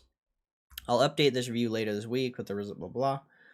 If you find the promised 8 hours still isn't enough, a 5-minute rest in the case will be enough to give you an hour of use. That's long enough to get you through a quick workout or a call when you need to keep things hands-free. There's an important caveat with the case though. Despite the extended use time on the earbuds themselves, The total battery life included in the case is reduced to 24 hours from the previous 30. There's also a new ultra-wideband chip in the charging case that Apple says has increased the distance for precision Find My by 1.5 times compared to previous versions. The competition. Since the regular AirPods now offer ANC, Apple's primary competition for the AirPods Pro 3 comes from within its own product lineup. AirPods Pro 4 with the ANC offer an open-type fit even though they have impressive noise-blocking abilities, so they may be more comfortable for those who don't like buds sticking to their ear canals. You'll get live translation there too, but you won't be able to access heart rate tracking and Apple's suite of hearing health tools. That might not matter to those who want to save some money though, as AirPods 4 with ANC are $179 versus $249 for AirPods Pro 3. All AirPods are really a conduit for Apple's ecosystem, so if you don't mind missing some iPhone integrations and special features, there are worthwhile alternatives. Sony's WF-1000XM5 remains a jack of all trades, offering a set of features that perhaps only Apple can rival, the difference being that Sony's tools will work with both iOS and Android. Of course, the second-gen Bose Quiet Comfort Ultra earbuds are your best bet for pure noise-canceling abilities, and if you demand pristine sound, consider Noble Audio's Focus Rex 5. The wrap-up. AirPods Pro 3 is the biggest update to Apple's earbuds lineup in years. The sum of the company's upgrades here are the most significant than the choice to finally bring ANC to the regular AirPods last year. A combination of more precise ANC, improved sound quality, heart rate tracking, live translation, and longer battery life is a lot to explore, and that's not even counting the redesign and new ear tips that offer a more secure fit. 2 items that directly address one of the main criticisms of previous AirPod models. If recent history is any indication, the company will continue to add new features to this 3rd generation version. I highly doubt that Apple is finished exploiting the power of the H2 chip, so it's just getting started with what the AirPods 3 can do. There's some photos of it. Those do not look comfortable. I hate AirPods. I much prefer the headsets. But I don't know. You know, I haven't worn them. Okay. Damn, a lot of people left. Man, some real GameStop investors out there. I guess we can see if there's probably someone streaming. Someone else streaming.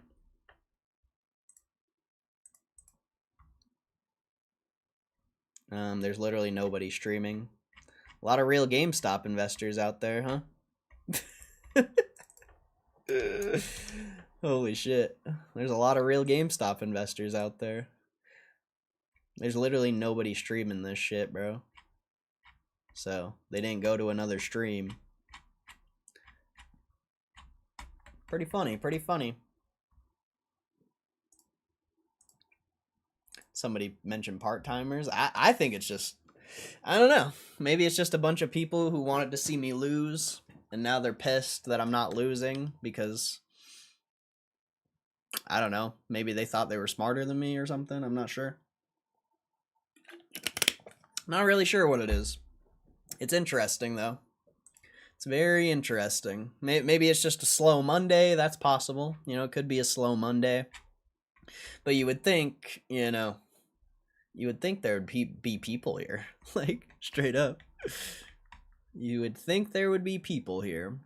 I mean, there was people here when it was hitting like 25.69 or whatever. I also did say something about Charlie Kirk, and I called the people who are insane. So if there's, you know, if there was legitimate insane people here, they probably didn't like that. And so that could be part of it too. But I think there's just a bunch of fake shareholders out there, bro. I think there's just a bunch of fake shareholders who wanted to act like they were real shareholders, and nah, or everyone just wanted to see me lose. which if that's the case, that's even more hilarious. If that's the case, that's even more hilarious. How long have I been on? Almost 2 hours.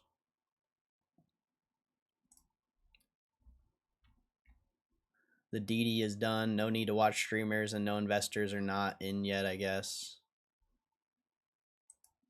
I'd argue most people haven't done any DD.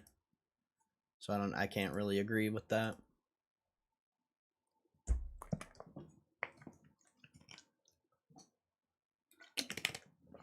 Don't really agree with that. Most people don't even know about this investment. They know what GameStop is, of course, but in their minds, GameStop's just a fucking meme. I would say 99% of people have not looked into this. So I really disagree with what you're saying. But yeah, there's probably no new investors, and anyone who is a new investor probably sold because it's been going up. Everyone's taking their profits because nobody buys this for long term. Everyone's just a day trader, options trader, whatever it is. Like I don't think people are actually real long-term investors.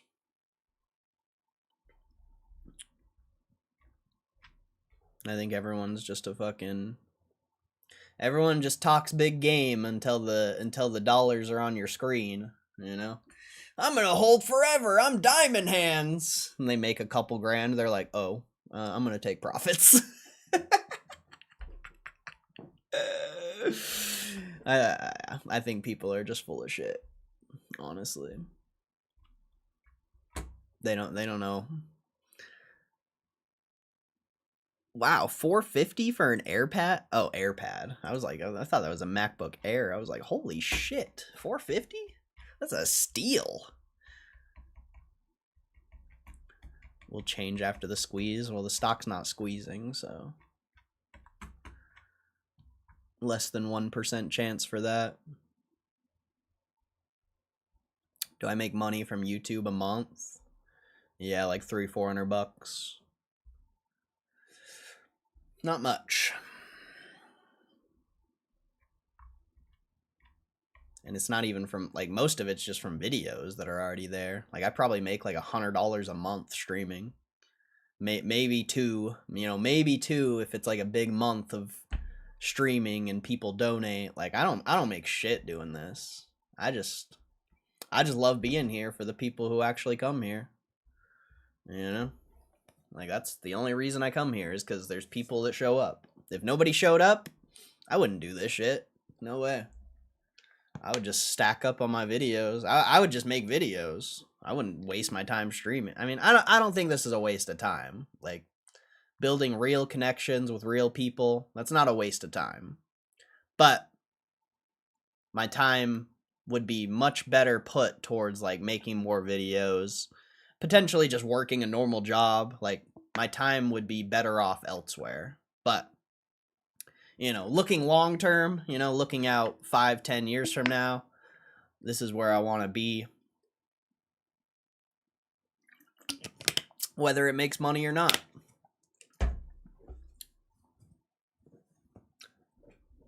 I used to stream to 0 viewers before, you know.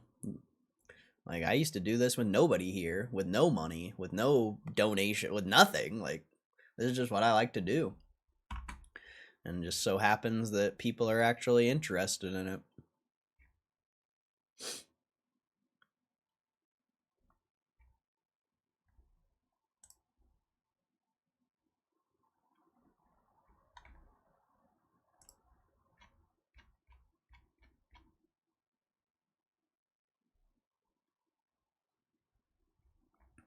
It's probably all the news, I would imagine. EA FC probably got released today. Or it's getting released. Oh, September 19th.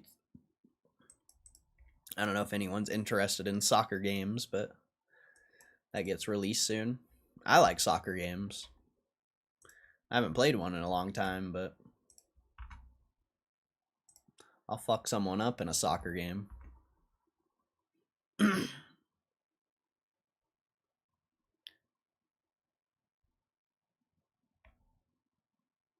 Donkey Kong Bonanza's DLC is a great nostalgia trip that's not worth the cost of admission. Oh, you're going back to N64, Donkey Kong Island. That's pretty cool.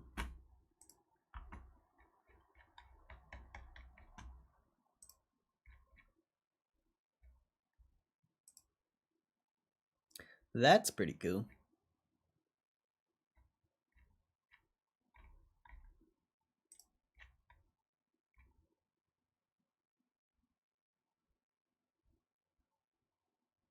You can finally scream at your friends once you've died in repo thanks to one of the most requested features.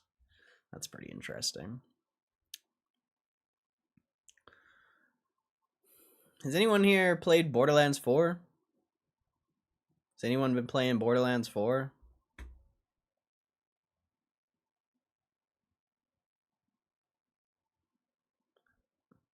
What? European golfers are wearing virtual reality headsets as part of their training program, not to improve their swing, but to help them learn to block out the haulers and chance of what's expected to be a pretty fiery crowd at the next Ryder Cup in the US. Next week, pro golfers from across Europe and the United States will duke it out for the Ryder Cup. The international golfing tournament has been won by the Europe team in 7 out of the previous 10 times. Though the Europeans have failed to win on U.S. soil since 2012, the next Ryder Cup will take place at the Bethpage Black Course in Farmingdale, New York, so the pressure is on. Home team advantage is at play here. Good lord, I just spit on my keyboard. And a part of what is the intensity of the local crowds. As someone with only a mild interest in swinging a club at my local club's driving range, I can only imagine how much more I'd whiff it here and there, where hundreds, if not thousands, of angry fans calling me a sweaty, lanky. According to top golfer Rory McIlroy, I don't know how to say his name. He was asked how far he wanted the virtual reality headset experience to go, to which he replied, "Go as far as you want. It is just to simulate the sights and sounds and noise. That's the stuff that we are going to have to deal with. I'd love to get my hands on that program. Is it a light, family-friendly riffing in the far-off background and the likes of that guy calling Happy Gilmore a jackass? Or is it more explicit? Golf can appear pretty stuffy from the outside, but the Ryder Cup has a bit of a reputation for getting rowdy." When pressed on the insults were programmed in the headset, McElroy said, "You don't want to know, not publication." But nothing can really prepare you until you're actually out there. You can wear all the VR headsets you want and do all the different things we've been trying to do to get ourselves ready. But once the first tee comes on Friday, it's real and we just have to deal with whatever's given. So next time you don your virtual reality headset, maybe think about jumping into VR chat to request a bunch of strangers to roast you. The mental fortitude you'll gain could be the key to historic success. Or see you sat in a corner with tears streaming down from under your headset. That's kind of interesting. Jackass! People are dumb. They'll trade the price between here and 30 and probably lose money. Yeah, most likely. Everyone thinks they're a professional trader these days. Part of me still wants it to go down. There's a big part of me that still wants it to go down. But I just don't think it's going to. I think the sentiment changed. I think it's changed. We'll see. You're not even hitting a new high yet, but yeah, we'll see. IRL soccer? No, I haven't played IRL soccer in years. I'm probably trash. But I'll play EA soccer.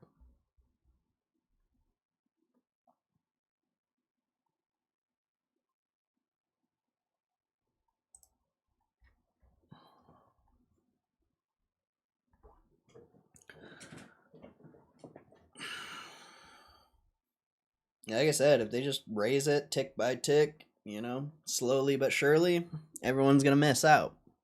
If it squeezes, it's more likely more people make money.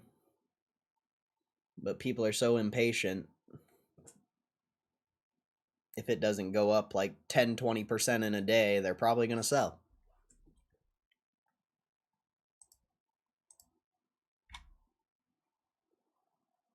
And I would say today is a pretty accurate representation of that.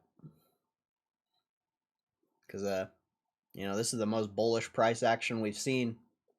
And there's nobody here.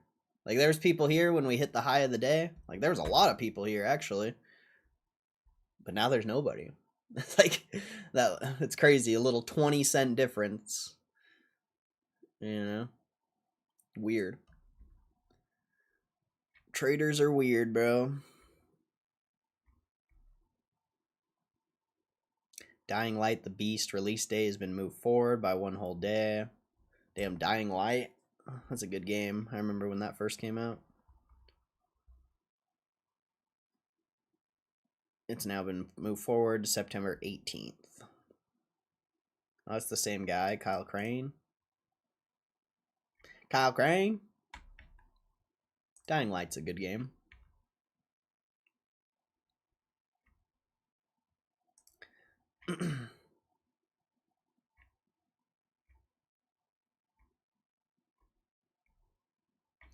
All right.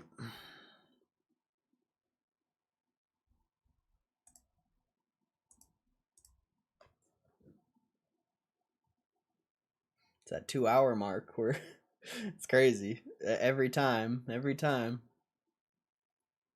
you hit that 2 hour mark, it's like, oh, we ran out of shit. We ran out of shit, and it's only 10:30 a.m. Streaming new lows for real. Yeah, bro. It's a interesting. Like, maybe everyone's busy because it's Monday, but I just don't believe that. I just don't believe that. I think either a bunch of people wanted to watch me lose, or there's a lot of fake GameStop shareholders out there.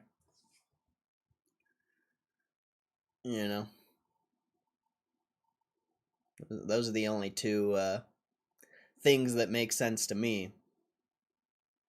Because this is the best price action we've seen. That's why I asked how long you've been on. Can only hold attention for so long. Yeah, but usually this is like peak of the stream. An hour or two in, that's usually peak. Granted, I was reading about Apple AirPods the past like 30 minutes. That could be part of it, but who knows?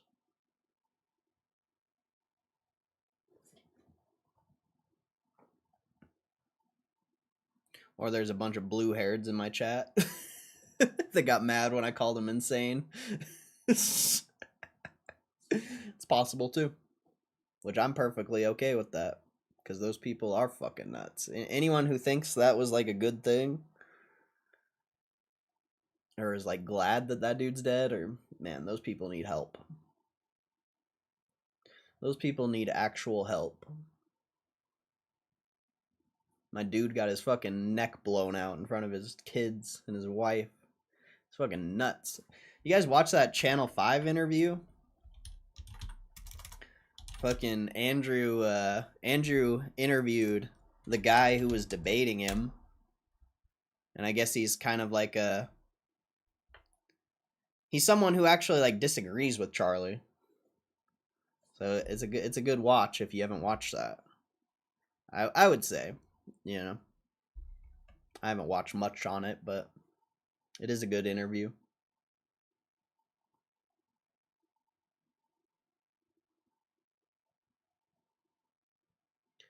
Making me want new iPods, iPhone, not gonna lie.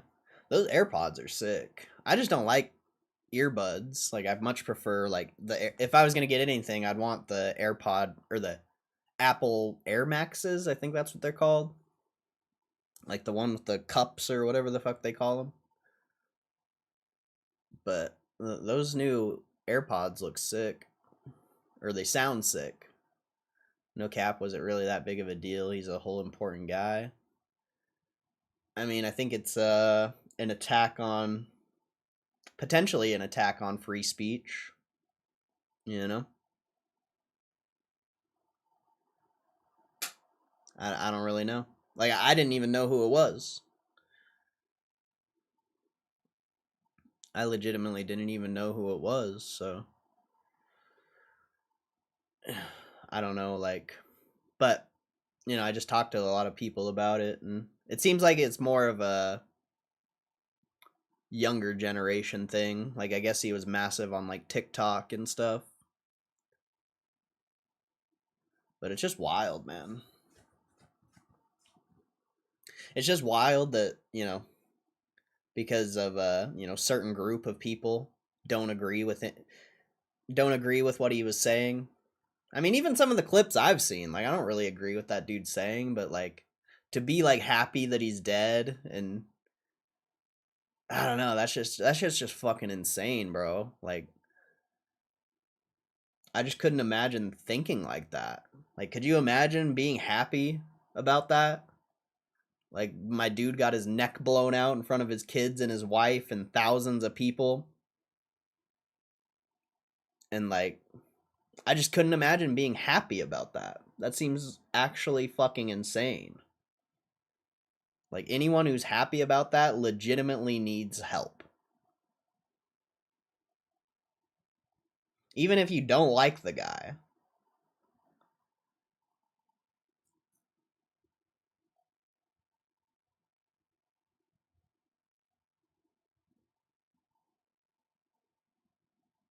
I wear earbuds all day long. I'm plugged in.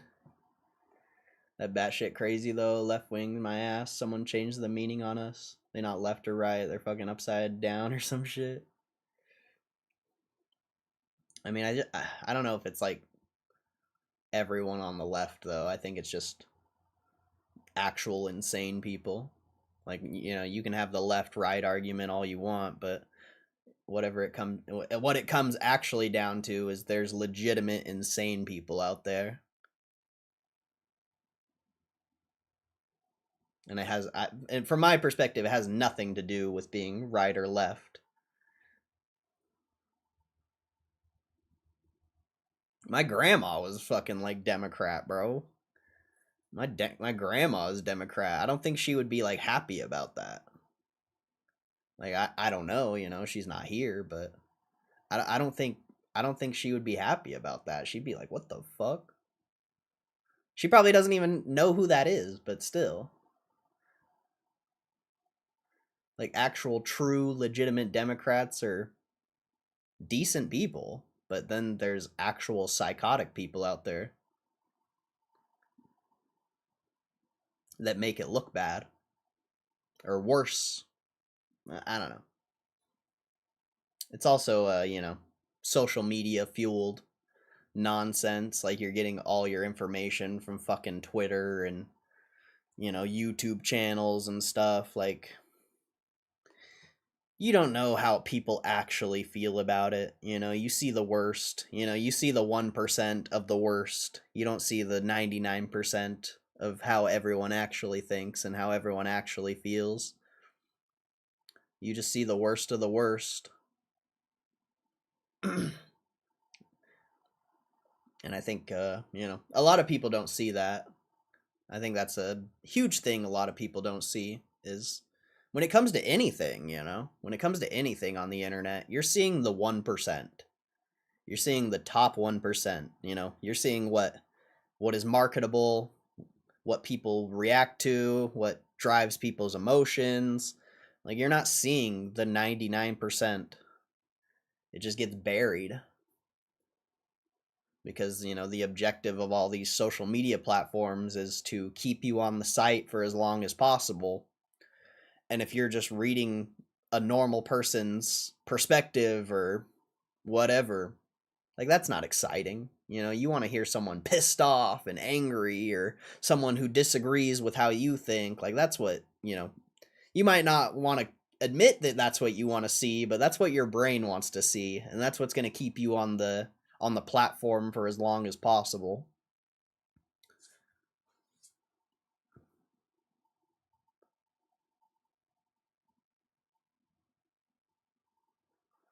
Casually assassinated's wild. It's just out of my realm of what I pay attention to. Death's always sad. Yeah, it's way sad. I mean, it's I don't know. I don't know, man.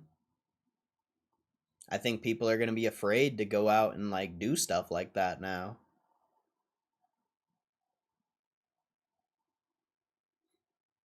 Like straight up, people are going to be careful with what they say, and maybe not, maybe it's a maybe it's the opposite. Maybe people are get fed up with it and they just start doing whatever they want, and more people start doing it. But I don't know. I think a lot of people are just going to be afraid to like go and do stuff like that now.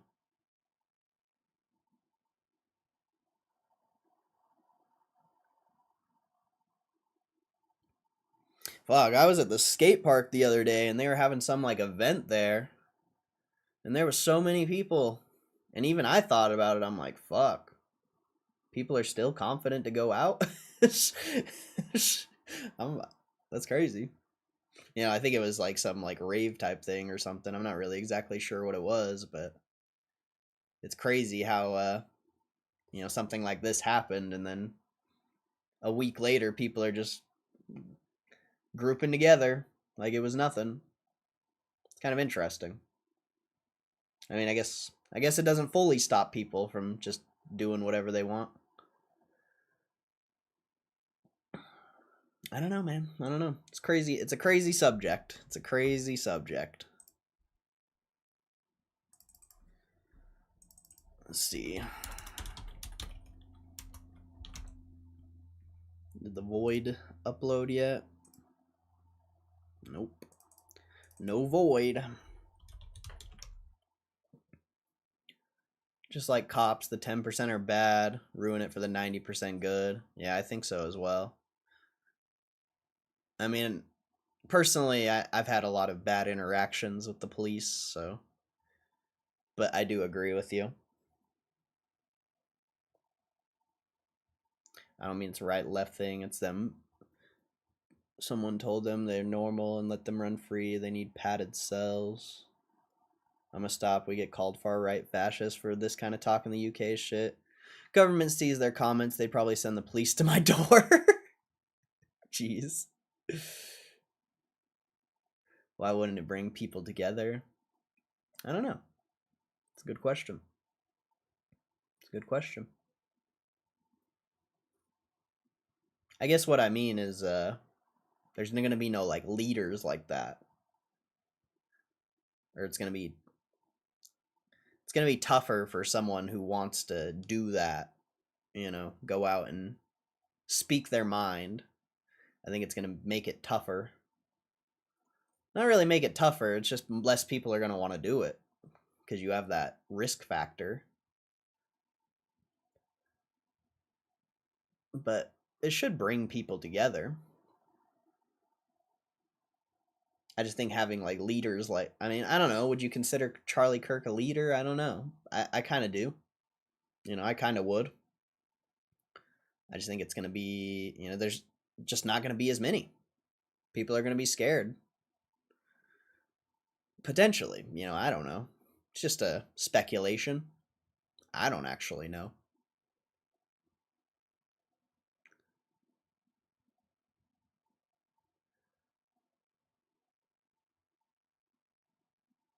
Voice chat bugging. Got to get those AirPod 3s, bro. they're nerfing your current setup. They're nerfing it. Like, if we make his AirPods trash, maybe he'll buy the AirPods 3.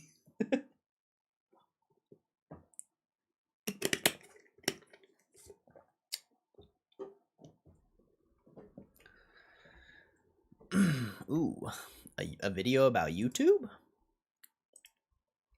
I think I've already watched this, potentially. I don't know. We're gonna watch this, though. I have now But I gotta go grab a water first. Headphone users beware, that shit pretty loud. Oh my god, my legs, bro.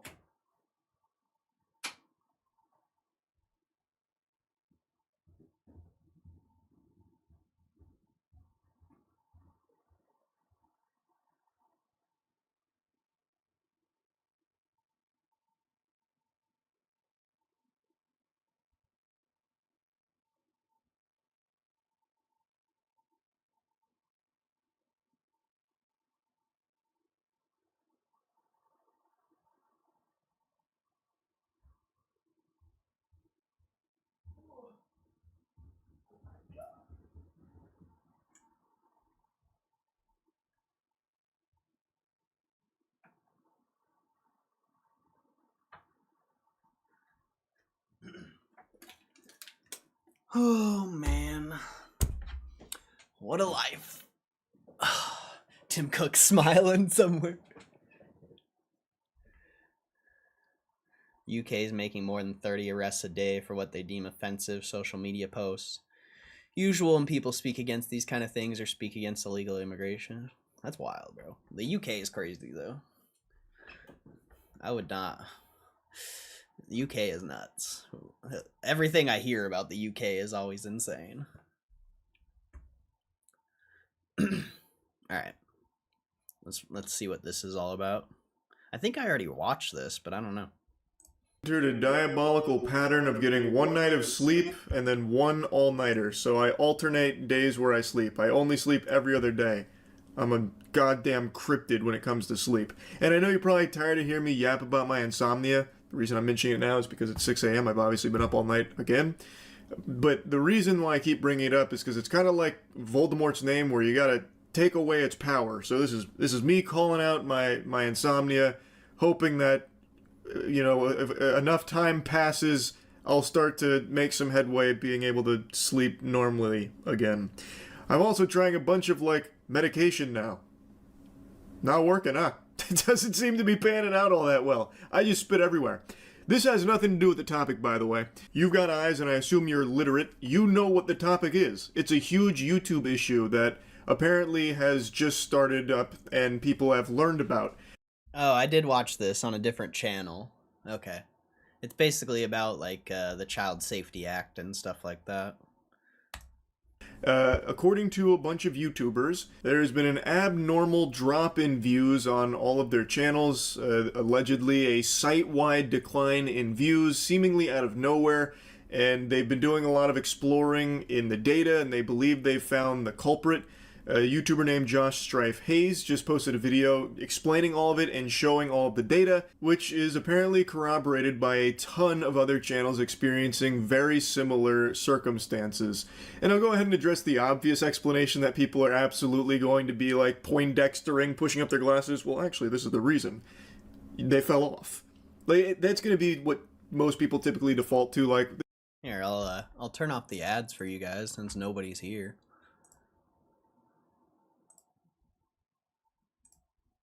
There you go. It's crazy. The first, like, hour of the stream, hour and a half, we got over 200 views. The last hour, we've gotten like 20. Maybe 30. Crazy. there's probably no YouTube issue. These channels are probably just falling off or posting some lackluster content that people aren't interested in. Or you could easily just point to the time of year that it is, you know, back to school and all that. And that's not like some kind of fucking outlandish hypothesis that'll have you, you know, thrown into a padded cell at Arkham Asylum. Like, that sounds reasonable. But if you look at the data here, it's not really supported, because nothing changed in like the type of content and all of that until one day in particular, across the board on every channel, August 10th. That is Judgment Day for YouTube channels, where the views just got fucking smited, and it seems like something changed on the back end that is now... That's interesting, because I've noticed some of my older videos stopped getting a lot of views. I wonder, I'd be curious to see if that's kind of when they stopped. Let's see. It's like, we'll go here. But also I started uploading Power Pack content, so, you know, it's kind of tough to say. This video used to get a lot of views.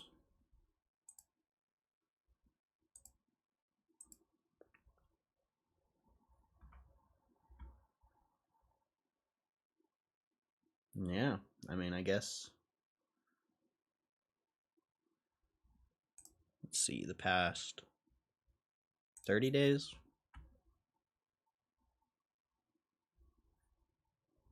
I mean, it's probably going to be directly correlated with when I...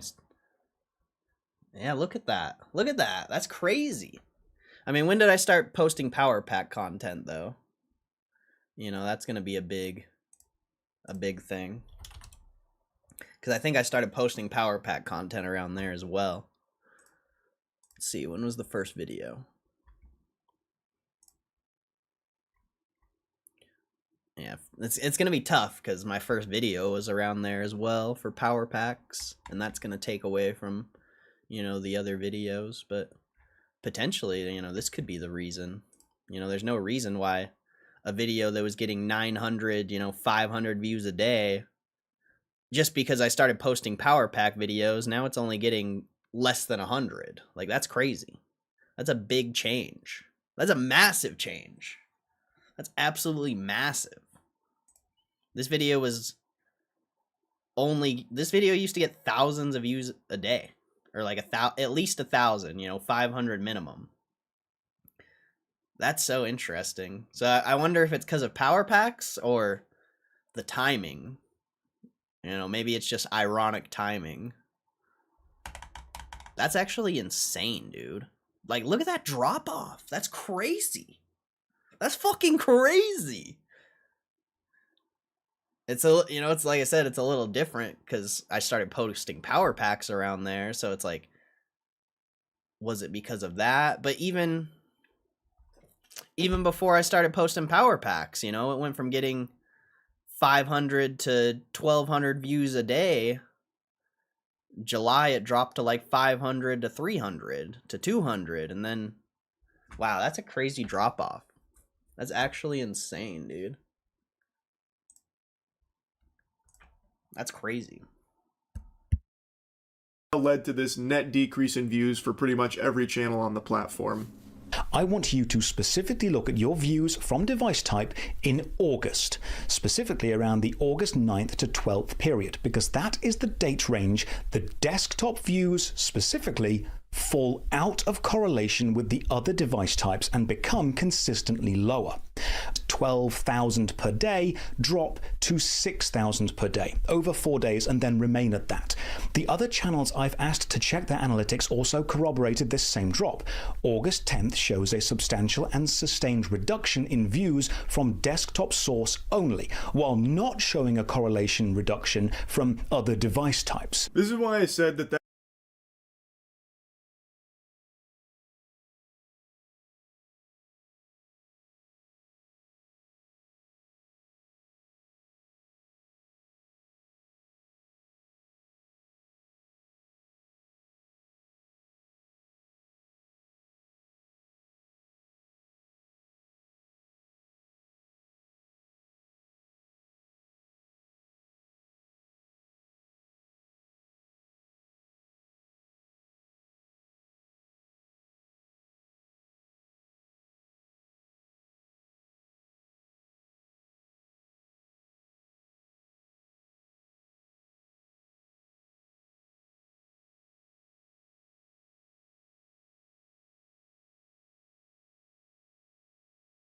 Oh shit.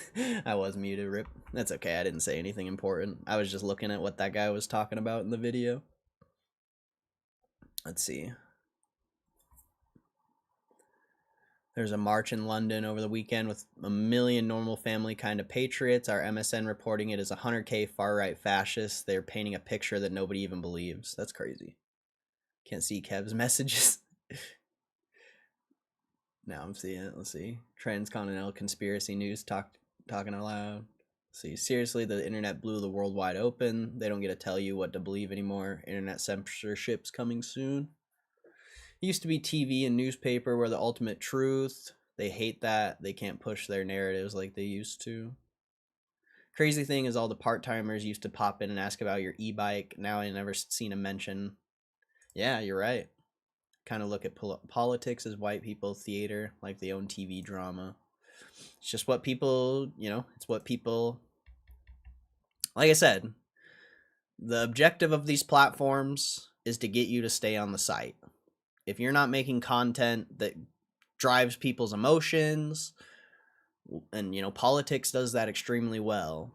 If you're not making people that, or if you're not making content that drives people's emotions, whether it be sadness, anger, whatever it may be, like, that's what you're going to get seen. That's what you're going to get showed. You're not going to get showed the truth, because the truth doesn't make you feel anything, you know? Everyone knows the truth. But if you can make people react from their emotions, that's why you see what you see. Because that's what makes people react. That explanation of, oh, it's just the time of year, or, oh, they must have just been posting cringe on main or some shit, just doesn't really work here. Because when you look at the analytics, the views stayed the same on device types, except for one. Which doesn't make any sense if the explanation is they were making bad content, shit no one wanted to see. Because if that was the case, you would see a reduction in views on all device types there, not just a single isolated one. He is showing here that all the views maintain the same consistency on all devices except computer post August 10th. So unmasking the Scooby-Doo villain here of less views, we get something pretty fishy where it seems like they must have changed something on the back end when it comes to computer desktop views specifically. Computer views on post August 10th take a drastic decline and they stay that way. They don't go back into the same pattern, the same correlation that they previously were. Josh Strife-Hayes showcases it with his channel, and then he mentions other channels also corroborated that as well. So naturally I wanted to take a peek at mine. I don't typically pay attention to views, so I didn't even realize that this was like a huge thing going on in the first place with like a reduced views out of nowhere. I set up the process exactly how he described, and I got very, very similar results to what he showcased. Let's take a peek under the hood here. I did exactly what Josh said. 90 days, device type. Bro, Charlie's channel is so fucking impressive, dude. So fucking impressive, man. This guy's channel is crazy. Views, and everything follows the same correlation that it usually does. And then August 10th, the next day, bang, bingo, bango, bongo, the computer desktop views get banished to the Shadow Realm and it's all cattywampus. It goes tits up. But I thought, I never really look at this in the first place, so maybe this is just something where it kind of ebbs and flows, like maybe some stinkers get farted out from me and people don't want to see that, you know, it is what it is. So I decided to go to the last 365 days. And no, it seems like the trend is pretty consistent. Dude, that's fucking crazy, bro. That's fucking crazy, man. It's so noticeable. Like, these usually do kind of stay in like the same general ranges together until you can see the tail here. August 10th, and now all of a sudden everything's changed. It's a whole new ball game. I don't think that this is a natural thing that just happened where every single channel, every single viewer on YouTube just decided to sell their computers and just watch YouTube exclusively on tablets or TVs. I'd be very surprised to hear about this mass exodus from PCs. Like, you know what? Time to hang up the RGB. I'm getting myself a fucking Kindle and I'm only gonna fucking read books and I'll watch YouTube on it. I don't think that's what's happening here. This really seems like there is some kind of internal change at YouTube that has caused this. I don't think there's been an official word from YouTube on this at all.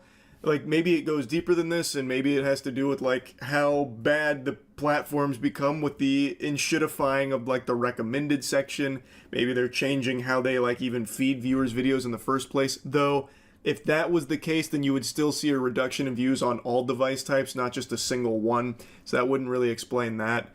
I don't know. It is very odd. It definitely smells of some horseradish. Now I can use specific videos I've released to show this switch again. If your channel is focused on shorts, follow this specific video by video comparison to see the correlation switch for yourself. And I can use videos from both restricted mode and normal mode to show that restricted mode probably has nothing to do with this. The last video before this August 10th switch happens. And my next video, Was It Good? Neverwinter Nights, Hordes of the Underdark, released on August 21st. And that was the first video ever on my channel to have a higher view count from mobile devices than from desktop PCs. Here is the complete graph showing every video I have ever released on the channel. The blue line is desktop views, the green is mobile.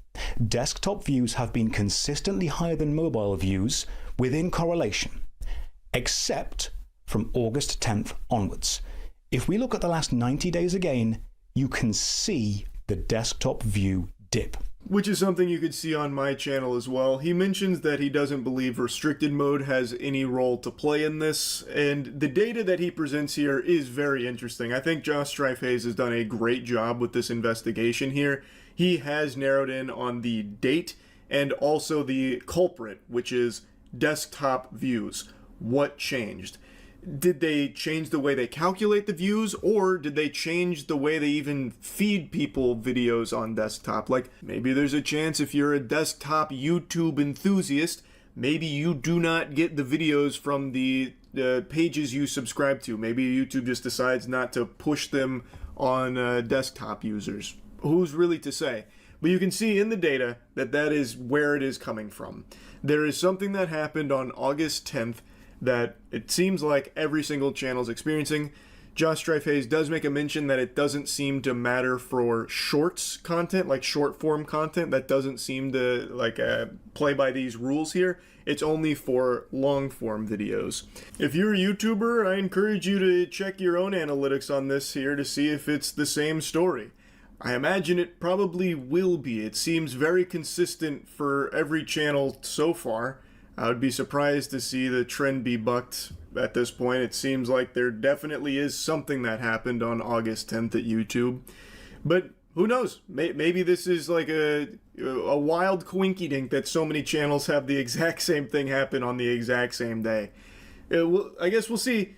Maybe YouTube will shed some light on this topic. Anyway, just wanted to put this on your radar a little bit. Great work to Josh Strife-Hayes. And yeah, that's really about it. See ya. Crazy. Crazy stuff. Makes me want to look at that video again.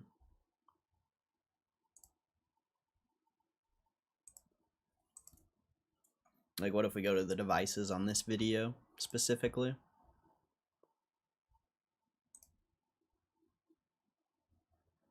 God, that is a crazy, that is so drastic though. That is such a drastic drop. Where is it? Right here.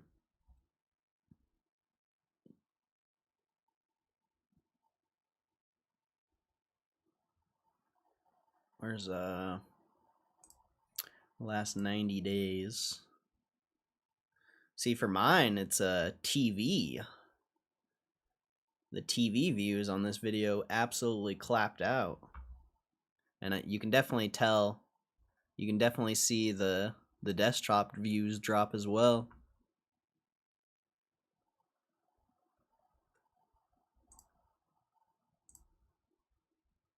I mean, look what this video was doing before.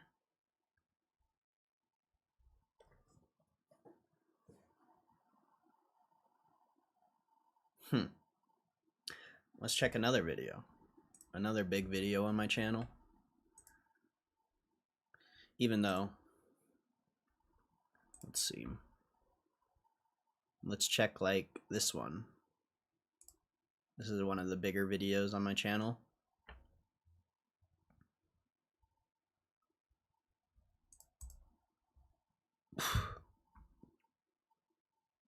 And this one's actually gotten increasingly better as time goes on, so this should be a good representation.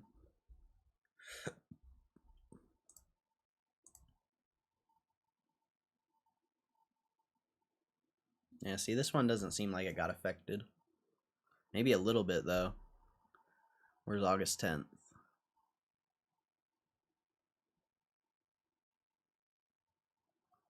Yeah, I don't know if this... Oh, yeah, this got affected. 0.1, 0.2, 0.3, 0.5. Like, before August 10th, this was getting... Well, no, this one didn't get affected. That's weird, bro. I don't know, that seems weird. This video's also gotten more popular as time goes on, so I don't know if that's a good example.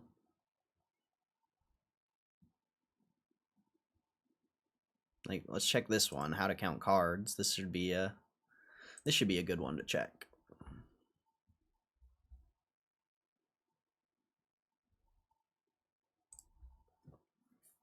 Because this video consistently gets views.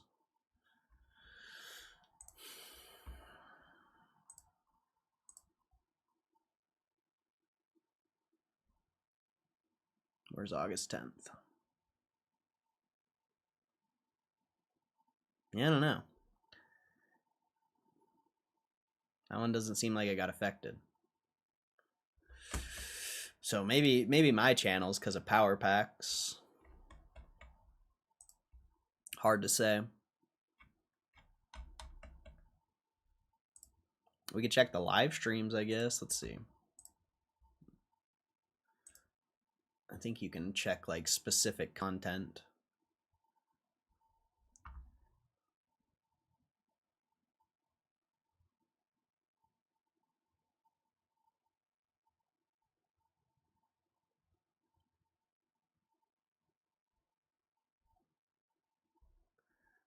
I think the bigger channels are a better sample size. Maybe. I mean, my channel's relatively big. Like, it may not be the biggest channel, but if you go on Social Blade, my channel's ranked like 2,000 or 3,000 on the whole website.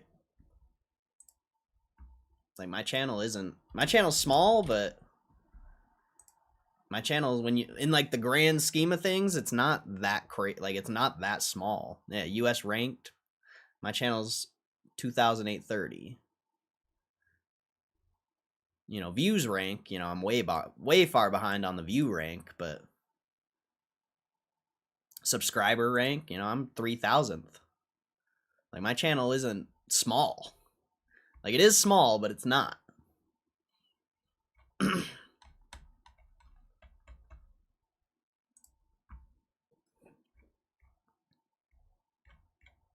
Let's see.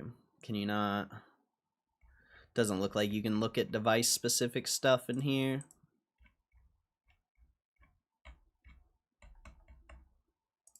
I'd be curious to see the live stream.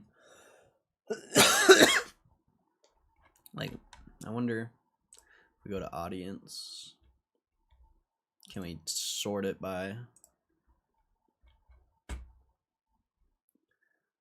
There we go. Let's see.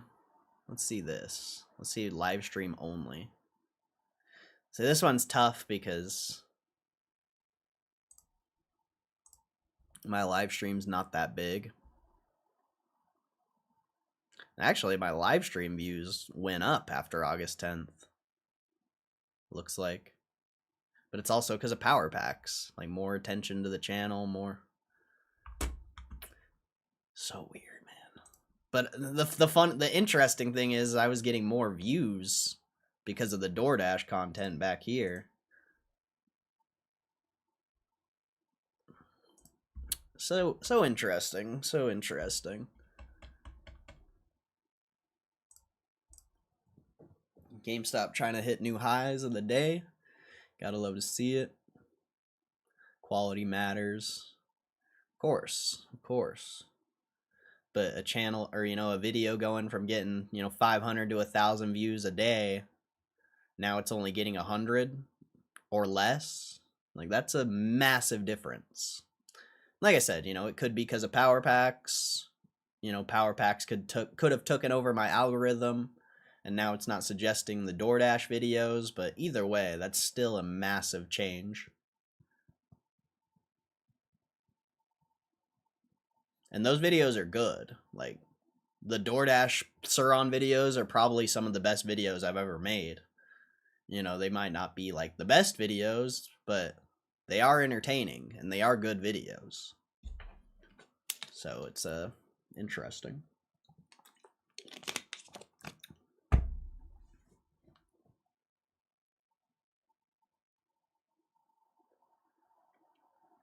What's up, Moose? Larry Chang invented airplanes because he was tired of being the only person who could fly. I had a feeling y'all would move after the warrant thing. Something cooking, I reckon. I guess I ain't getting my entry. Yeah, probably not. I mean, you should have already known that. the fundamentals. From a fundamental perspective, 20-ish was a good buy. Thinking it would go to 15 is pretty ridiculous from a fundamental perspective.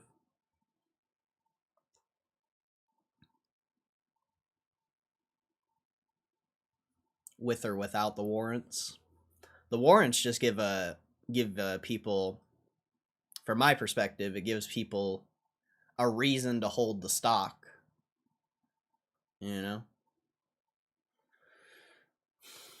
It doesn't, just there's no reason to sell now. Like, there's legitimately no reason to sell anymore as a shareholder.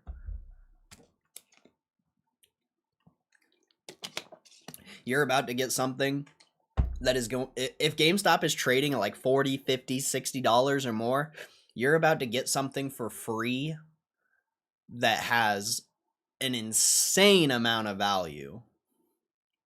An actual insane amount of value. More value than any other thing in the market. If it's trading below 32, it's only like 1% value, potentially worthless, but yeah, the crazy value, insane value you're getting. And if it's if by some crazy coincidence or something it starts trading at like 100 or 200, holy shit, like your shares are basically free. It's like legitimately. I don't know if that's gonna happen. I don't know. That seems pretty insane to me, but it's pretty wild. Pretty wild. What's up, Survive and Thrive? How you doing? Inkin, what's up, Inkin? Been a while. I don't feel like I've seen that name in here in a while. Hope you're doing good. Anything under 100's a dip. As long as GameStop's trading at its fundamentals, it's a good buy, from my perspective. What stock out there is trading at its fundamentals? There's a lot of value stocks, a lot of speculative value stocks that are trading at their fundamentals or under their fundamentals. Like, I'm not blind to that. Of course, there's a lot of good stocks out there. But what stock that has the same, like, there is no stock that has the same prospects as or no company. Forget the stock, it's a fucking stupid number on a screen. It's a chart. It's green and red candles on a chart. Like, that means nothing. GameStop, the business, there is not a single company in this market at GameStop's market cap or their asset value that has as much value as this, or the long-term prospect. Like I said, there's a lot of undervalued, potentially good fundamental value plays, but there is not a single company out there that, from my perspective, could make like $5-10 billion in the next couple years. And actually, since GameStop has no debt, that $5-10 billion goes right back into the company. Whereas a lot of the companies that could make like $5-10 billion in GameStop's asset class, or whatever you want to call it, like they're so indebted that any money they do make, they have to pay off their debt. Like, GameStop is a very unique situation as far as business goes. Forget the number on the screen. The number on the screen literally means nothing.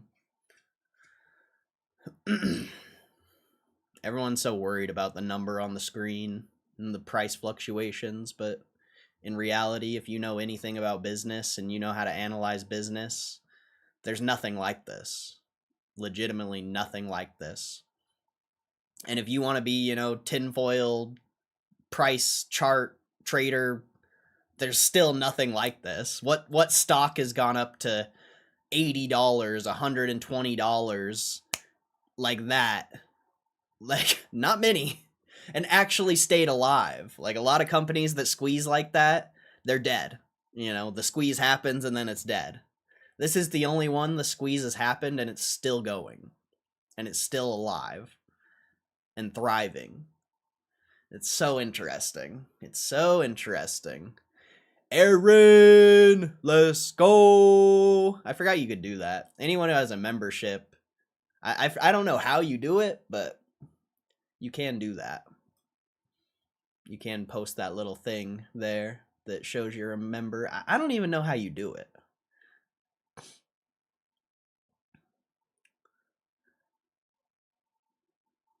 I got enough money playing games as it is. Looks like I'm staying on chain. GME would have been my first monies in the stock market. That's fair. That's fair. I've always thought your price target was ridiculous, though, I'll be honest. Especially as time has gone on, you know. I've been getting more and more bullish, and your price target hasn't changed.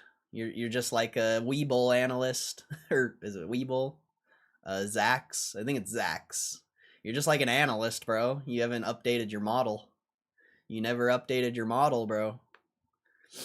You know, maybe it does go down. Who knows? But you never updated your model.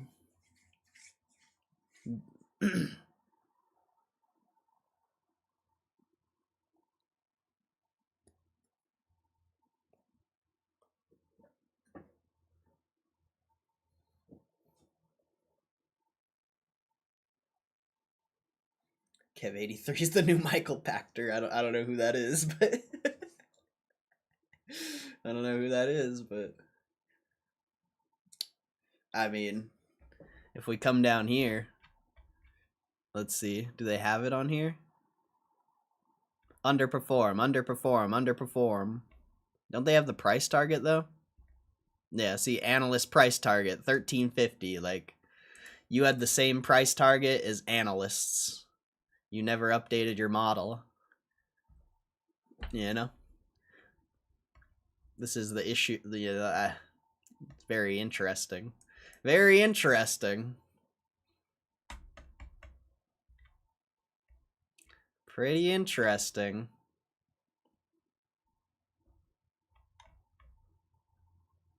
What's gonna happen when these people update their mod? Oh, it's Wedbush, not Zax. But what's gonna happen when they start updating their models? That'll be interesting. That'll be interesting to see.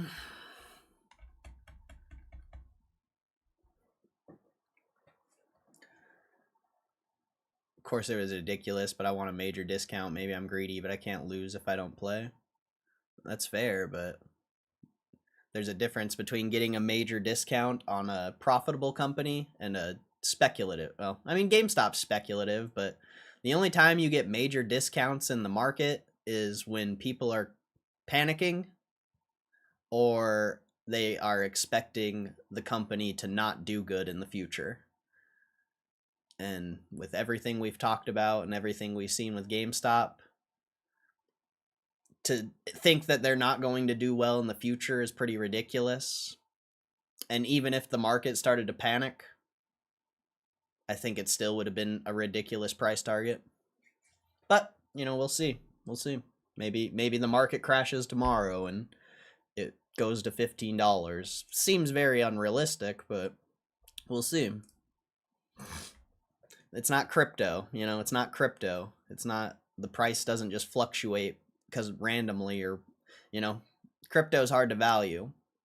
Stocks, there's an underlying company behind it that makes profits and has assets, and it's a whole different game. So to try to bring your like crypto theses or analysis into the stock market, it's not really the same. It's really not.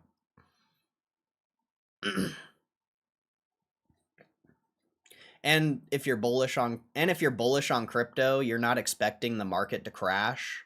So the only way GameStop would have ever went to that price is if the market crashes. So you're kind of like contradicting yourself by thinking it's going to go that low, because if you're bullish on crypto, you think there's not going to be panic in the market. Like, nobody gets it. I mean, I'm just trying to point out the flaws in your thinking.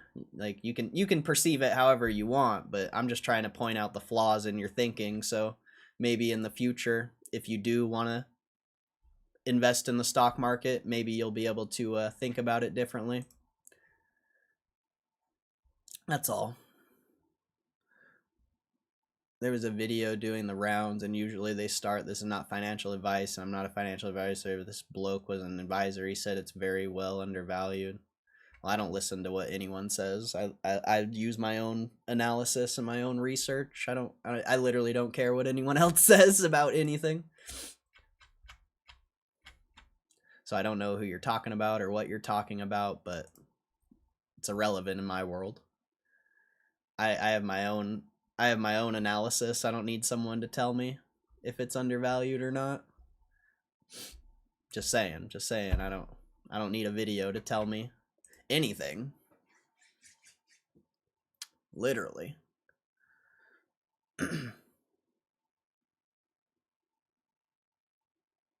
Kind of interesting that nobody online had the same target as so-called analysts. And it's because the analysts are wrong. The analysts have thousands of other stocks they're focusing on. They're not focusing on GameStop.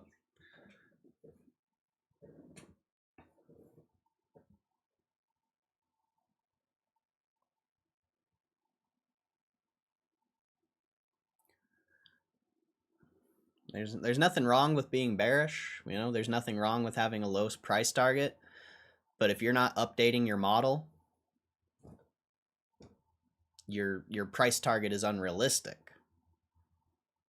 Especially when it comes to business. You know, like I said, this isn't crypto where sentiment changes like that and everyone panics, and you know, it does happen. It does happen in the stock market, but there's actual businesses with actual value behind it.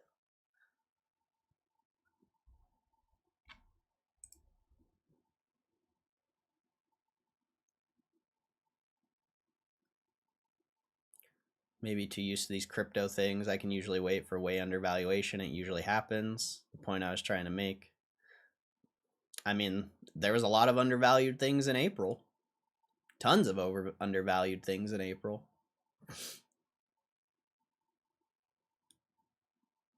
I don't know who he was, but he's a qualified financial advisor and seemed to know what he's talking about. Well, I don't think most people know what they're talking about, whether they're a financial advisor or not. I don't believe most people know what they're talking about. You're speculating on a number on a screen. Like, who knows what's actually going to happen? But like I said, you should be able to do this analysis for yourself. You shouldn't need a YouTube video or even me. Like, you shouldn't need anyone. You should be able to do your own analysis and come up with your own conclusion and your own thesis. Like, you can watch that stuff and it can help, I guess, but I find anyone's opinion about stocks, crypto, anything that has to do with money extremely irrelevant. Personally, I've never found anyone's advice ever when it comes to financial things to be valuable.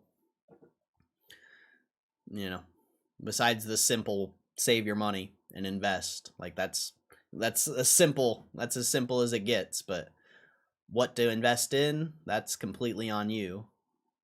Shouldn't be going to videos and financial advisors to decide what you should do with your own money. You should be able to think for yourself and see the future for yourself. I'm just saying, like, I don't know.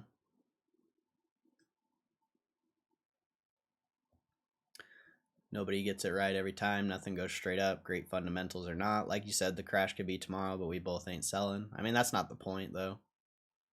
It's not the point.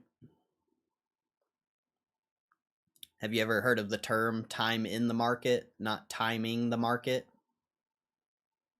It's a very used term in the stock market. I don't know if they use it in crypto because crypto people are kind of weird. But time in the market is always more valuable than timing the market.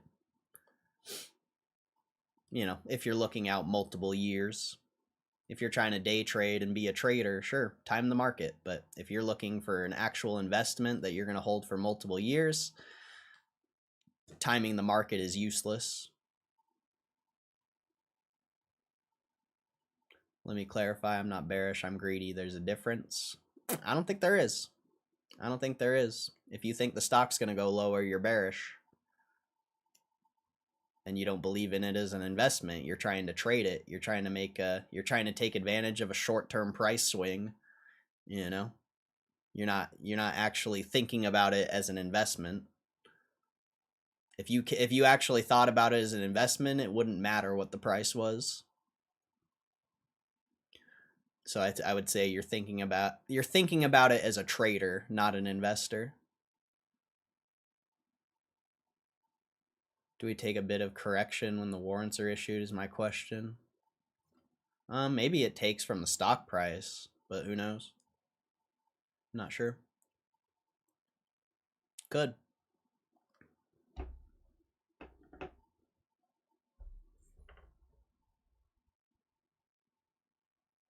And I'm sure you'll agree I had my own thoughts. I may have been wrong. Hey ho, better than being a sheep.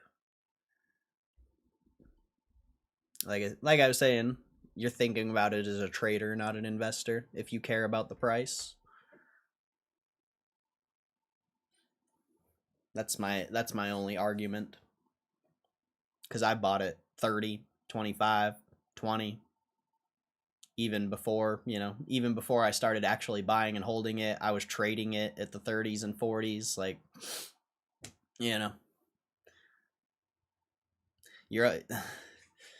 you're always hating on traders, but you have the trader mentality where you're trying to time the market. Just saying.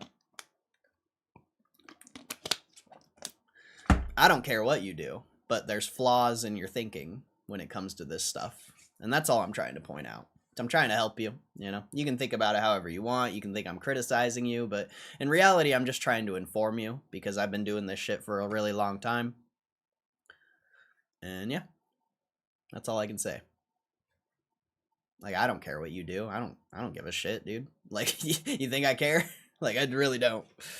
I appreciate you supporting the stream. That's all. I'm glad you're here every day and showing love to the stream. That's all I care about. Like, what you do with your money, whatever, how you think about the markets. Like, I don't care. But I'm still gonna give you my thoughts and what I think about the way you think to hopefully maybe you think a different way. I don't know.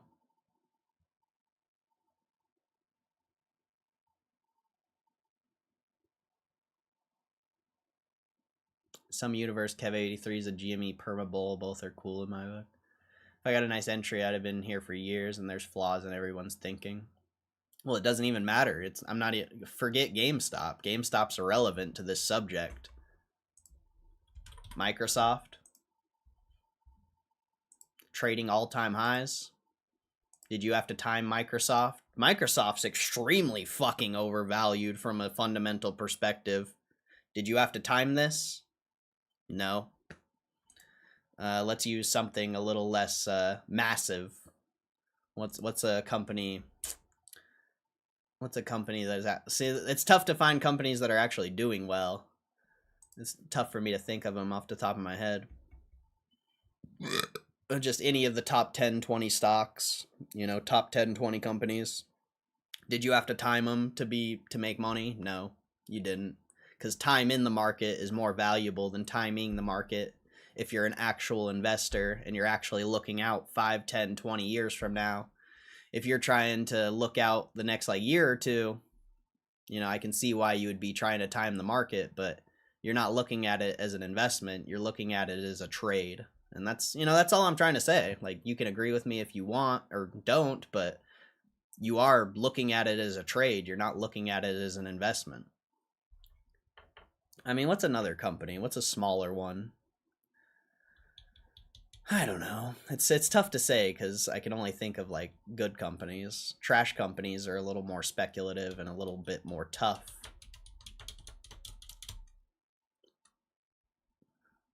Trying to think of a smaller company. GoPro? No, GoPro's trash. I'm pretty sure.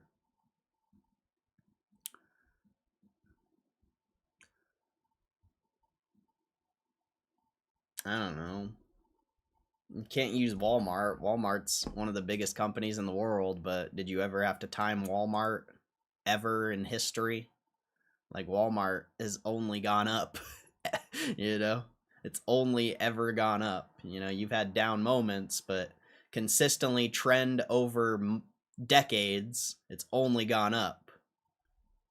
Like, this is what I'm trying to say. Like, if you're worried about the price, you're not an investor.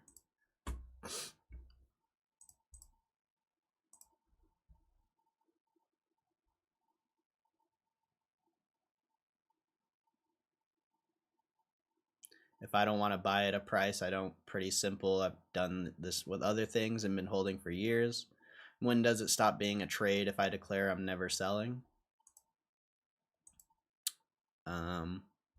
We're not talking about investments you've already made. How many investments have you missed because you wanted to time it? You can talk about all the ones you've made and that you've hit. How many have you missed? Probably way more. You know, I don't know, but I can only assume with that thinking that you've missed way more investments than you've actually hit.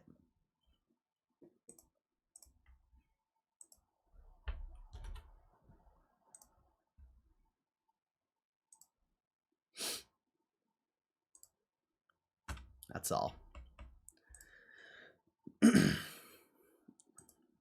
You're trying to bring crypto into the market, into the stock market where there's actual value. It's not the same.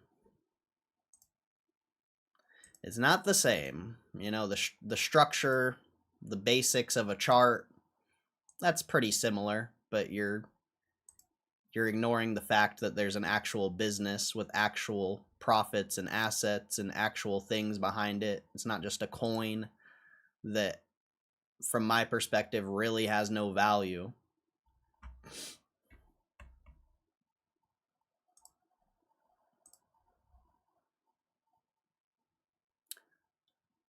Setting an entry, standing on it, I like it. Rare to see. Yeah, but you're not updating your model. You know, if GameStop ever goes back to 15, you know, I'll agree with you, but you're not updating your model. You're being just like every analyst on this stock, not updating your model. You're not really doing anything different from what anyone else is doing. Everyone's waiting for GameStop to go to fucking $15, $20. Like, nobody's investing in it for the long term. Everyone's trying to time it and trade it. Like, I don't know. I don't know.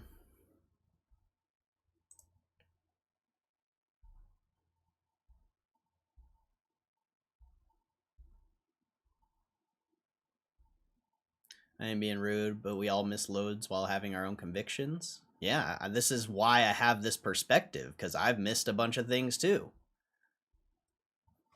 Like, I wouldn't have this perspective if I haven't lived it.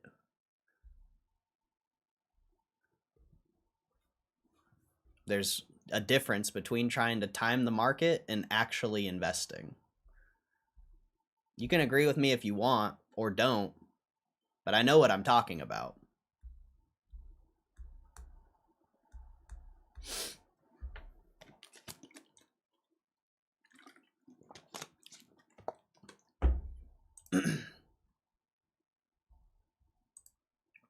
I've missed so many things because I was trading it, trying to time the market, time the entry.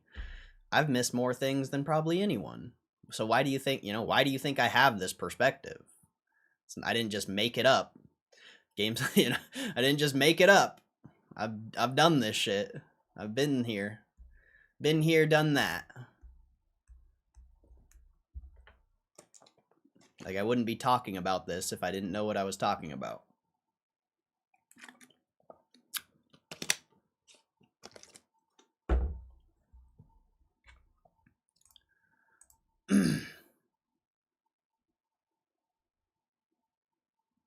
People kick themselves all day about selling Bitcoin too early, only if they held long term. I mean, that's a whole different thing. When you got the money on the screen and you can take it with a click of a button, that's a whole different challenge. That's a whole different challenge than actually buying it. All right, Survive and Thrive. Have a good one, bro. Enjoy your day or evening. I know what you're saying, but just because you're willing to dump money into something at any price isn't the difference between a trader and investor. I would argue the opposite.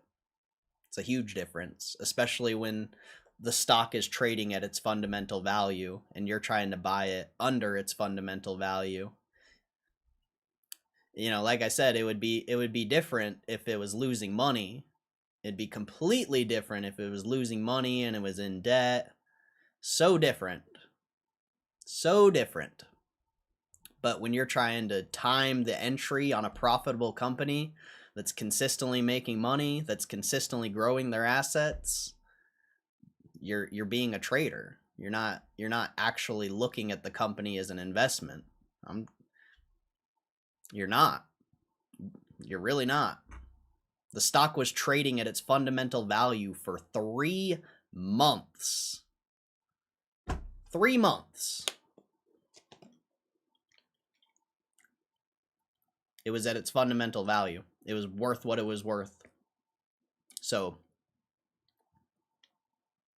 sounds like a trader to me. Any investor that knows the business and sees that it's trading at its fundamental value knows that's a good buy. And it doesn't have to do with just GameStop. It has to do with every single company on the market.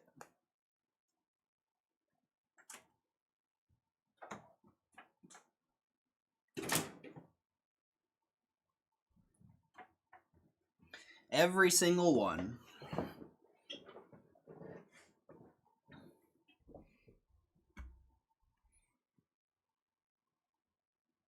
So when you say something's overvalued, you still buy anyways.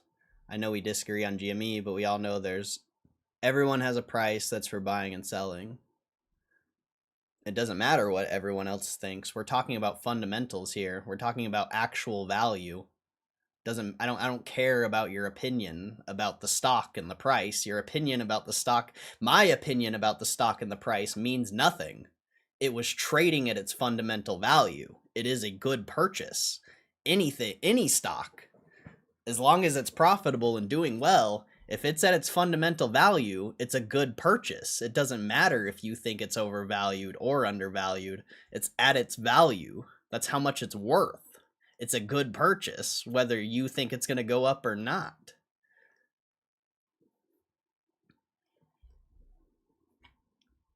You're trying to talk about a chart and a number on a screen versus actually doing analysis on the business and actually knowing how much it's worth. It's completely different. There's an actual business behind this. There's actual value behind this. It's not just a chart and a number on a screen.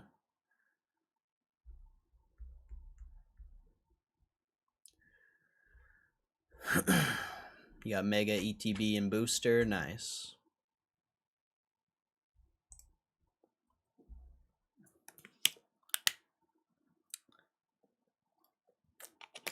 That's chill.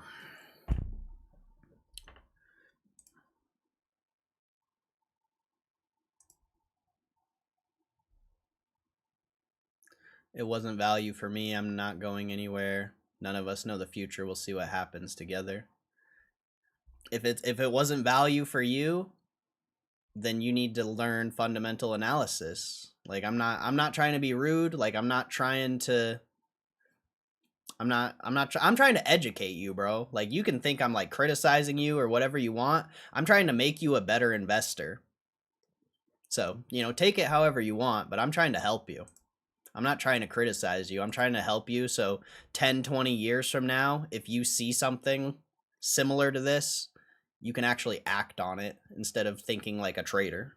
Like that's all, you know. You can think I'm criticizing. I'm not. I'm trying to educate you, bro. I know this game. I've been in this game for years. I've been in this game for years. You know, why am I not diversifying my portfolio? Why am I not buying Pokemon? Why am I not buying crypto? Why am I not buying the top 10, 20, 30 stocks in the market? Why am I putting all of my money in GameStop? You should be asking yourself that, you know? I'm just trying to help. I'm just trying to educate you. If you don't want to like actually learn about fundamental analysis and like learn about this stuff, that's fine, but I'm trying to help you, bro. I'm not trying to criticize you. I don't, like I said, I don't give a shit what you do with your money. Like I literally don't. But I would like to see you grow as an investor and actually like see what I see.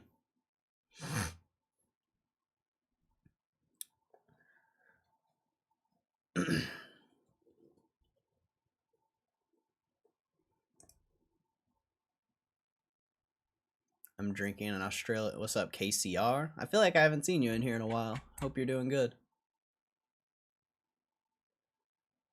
Basically, a fizzy drink has no alcohol in it. We're used to beer being real beer in Belgium. An Australian ginger beer. What does it have in it? Just ginger? What's the difference?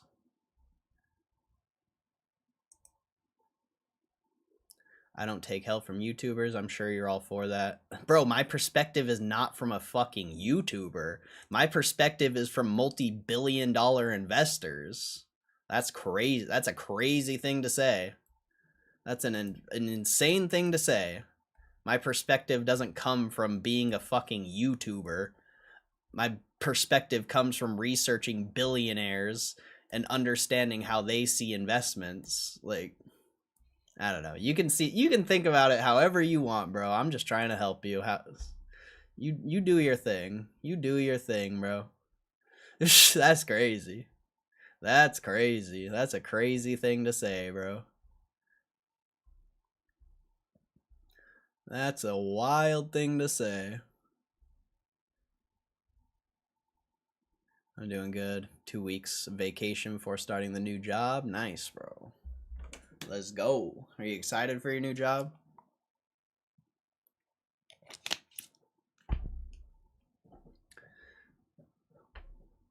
Got kicked out when it was in the cart and went back and like on PC and he was 2 millionth in line. What the fuck? Yeah, I'm glad I didn't get that. That's insane. Cordell needs a Belgian beer. I don't like alcohol. I hate alcohol, actually. Although if it has no alcohol in it, it could be delicious. Basically water, sugar, and ginger. I was like, it's ginger Kool-Aid. Ginger Kool-Aid.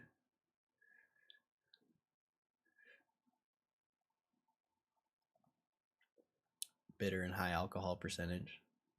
Excited for my new job. Nice, bro. Ginger Kool-Aid.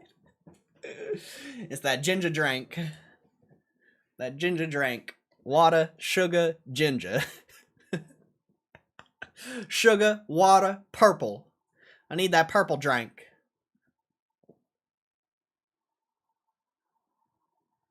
My colleagues from the company I left gave me a €70 gift check for the climbing store near me. Oh, nice. That's dope. That's dope.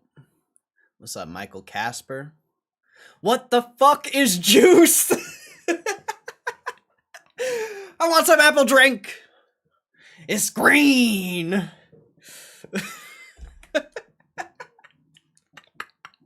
What the fuck is juice?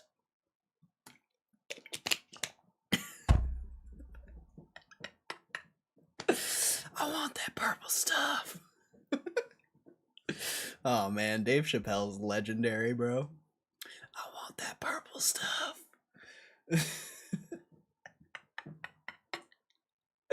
Holy shit, I'm glad someone got that in here. I'm glad someone got that in here. Now I don't feel as insane. I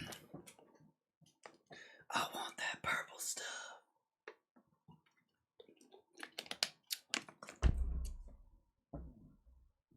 Oh, that's some good shit right there. Bro. If you've never watched the Dave Chappelle on Netflix, bro, Oh my god. Oh my god, bro. The Dave Chappelle on Netflix is uncensored. Wow, it's fucking ridiculous, dude. Holy shit. You got like white people saying the N-word and shit. It's like, wow. Like, Dave Chappelle was crazy.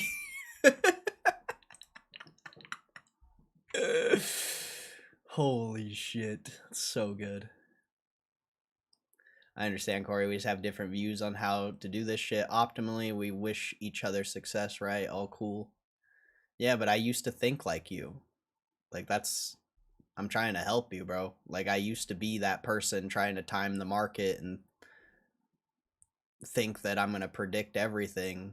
Like, there's a difference between thinking it's going to happen and actually doing the analysis and seeing what something's actually worth.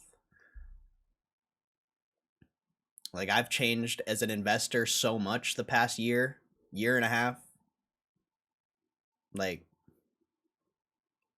there's nothing wrong with changing your perspective and seeing things for what they actually are. I used to be a trader too. You know, I used to want to time the market and think I was going to time the market. Like, I've been there. Look how much opportunity that has missed me. 2-3 years, well, 2022, everything was in the shitter, but 2 years, 3 years of missing out on phenomenal gains on the most basic investments, crypto, S&P. Like, I've been there. I've been there as someone who wants to time it. Like, I'm speaking from experience. There's a huge difference between timing it and trying to predict where it's going to go and actually knowing what something's worth.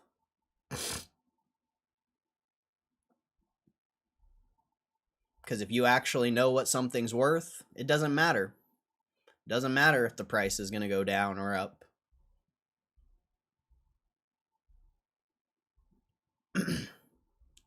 How are we feeling about the dividend warrants? I'm happy about it. Feels like we're getting rewarded while the company gets to raise money. I mean, you only get rewarded if it's trading at like $40, $50, $60 in a year from now. If it's only trading at, if it's trading at less than 30, it's worthless, literally. If it's trading at 32, it should have value. You should be able to sell it for the value it's worth. But the only way it's worth anything is if the stock's trading at $40, $50, $60.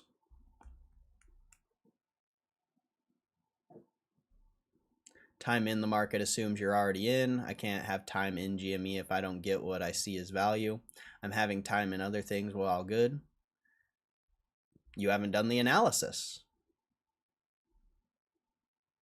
You can't see the value if you've never done the analysis. If you don't see the value of GameStop, you haven't done the analysis. That's all I can say about that. And no, time in the market has nothing to do with you're already in. Time in the market is seeing an investment, thinking it's worth what it's worth, and buying it. Doesn't matter the price. Time in the market has everything to do with just buying the shit and holding it if you think it's a good investment. But yeah, if you don't see the value, you haven't done the analysis. Simple as that. Simple as that. Anyone who's done the analysis sees the value.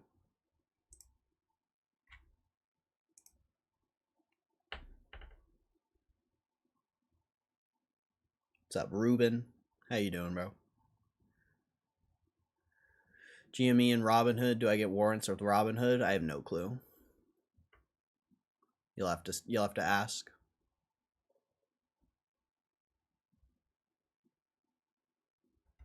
I'm indifferent. I'm gonna just hold it till we can exercise above 32. I take it as forward guidance. I'm quite interested for the road ahead. Perhaps they have some news coming. Yeah. Yeah, I agree.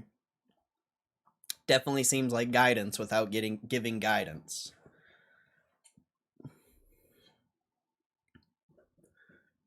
Time will tell if the warrants will do us good. Yeah, I mean, you're getting 1% value the second you get it anyway.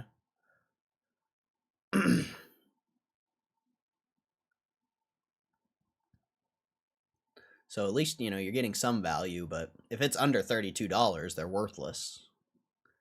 But if it's $40, $50, $60, fuck, if it's bro, if by some miracle it's like 100, 200, oh my god, you're getting like 30, 40% value plus. Fucking nuts. I don't know, I don't personally see that happening. Like, it definitely could, but it's fucking wild.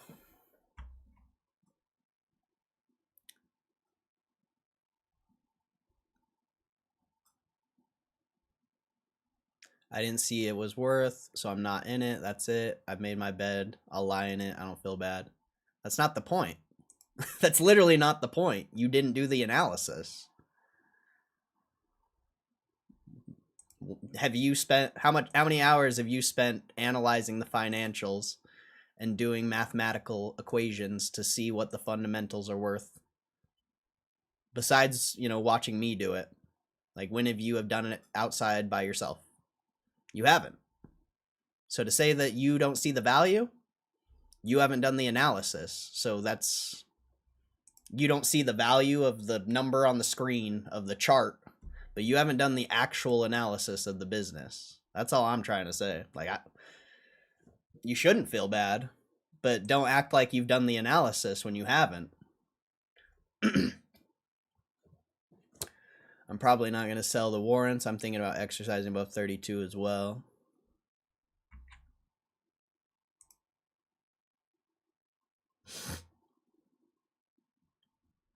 I'm going to exercise 100%. If Robinhood doesn't give warrants, then would it be cash? Probably, but you don't want that. So I would figure it out and potentially change brokers. You don't want cash. You want the warrants. I mean, unless you want the cash, like, good for you, but I think the warrants hold a lot of value. Potentially.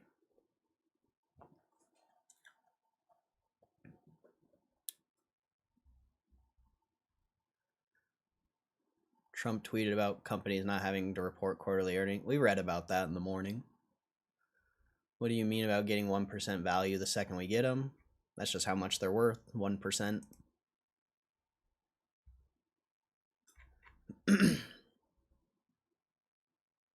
Could change 6 months sec hands now, I think. Is that a very random change, or they've been talking about it for a while? I'm not really sure. I only read a little bit about it. They're just trying to...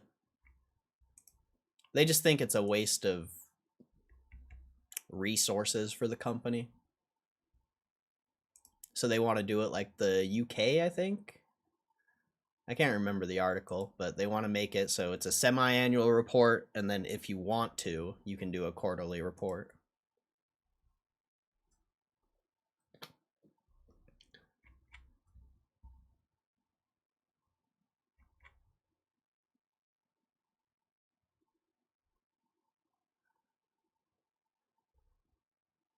Let's wait and see. It is the point because you might have sat here in 20 years looking at $20. We don't know analysis or not. I disagree. Analysis is everything. See, you think like a trader, bro. You think like a trader. You don't understand investing in businesses. Like, you don't. You're a crypto guy. Like, you don't get it. This stock is not going to be $20 in 20 years. It's going to be maybe not, I don't know. Thousands is pretty bold, but it's not going to be no fucking $20.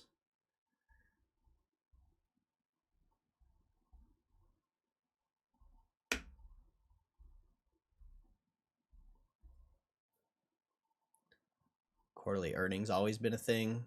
Yeah. Different countries have different rules, though. Like, I say it what it is, I'll still support you. I'm saying it how it is too. My opinions are based in reality. Yours are I don't agree with your opinions, and I'd argue anyone here who's actually done the analysis, actually does the research, they won't agree with you either, because there's a huge difference between crypto and the stock market. There's a huge difference between investing in a number on a screen and a chart and an actual business. Huge difference. So you can say it how you think it is, but that's not how it is. It's really not. If it was going to be trading under the fundamental value, the company would be losing hella money, and they wouldn't be growing their assets. Their assets would be declining.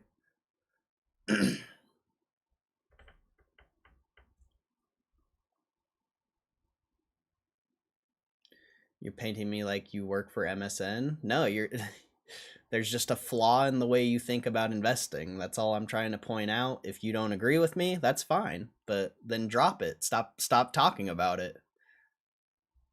Stop talking about it. There's a flaw in the way you invest, and I'm trying to point it out to help you. And if you don't see what I see and you don't see what I'm trying to help you with, that's fine. Keep doing what you're doing, but I know quite a bit about analyzing business. At this point, I've done a lot, thousands of companies at this point. Like, I get it. And I get your perspective because I used to be the same person who only looked at charts and numbers on a screen. Huge difference between actually analyzing a business and looking at a number on a screen. Huge difference. So we'll drop it there. If you don't believe me, that's fine. But I've been in this I've been in this game for years.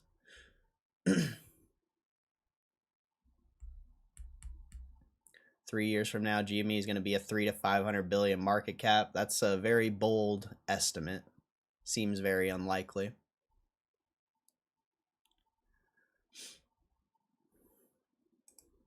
Three years from now, they might be sitting on 30 billion in assets, but to say it's going to be a 300 to 500 billion market cap is ridiculous. They better have hundreds of billions of dollars in assets or have a squeeze like Palantir, and I don't see that happening.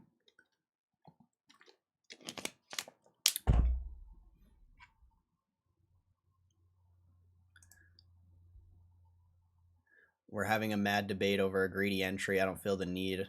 No, it's it has to do with analysis and knowing what something's actually worth instead of just thinking That's the point. But we're dropping it here because I'm talking to a wall, basically. If you don't understand analysis, that's fine. Not a big deal. I used to think numbers on a screen and a chart mattered too.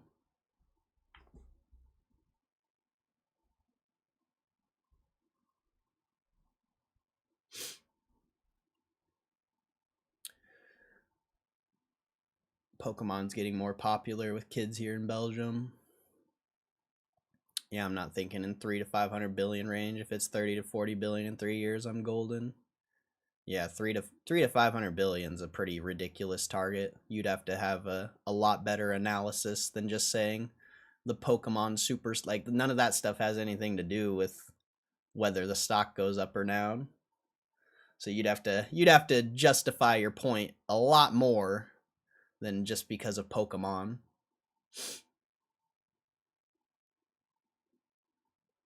They've been selling Pokemon for quite a while now.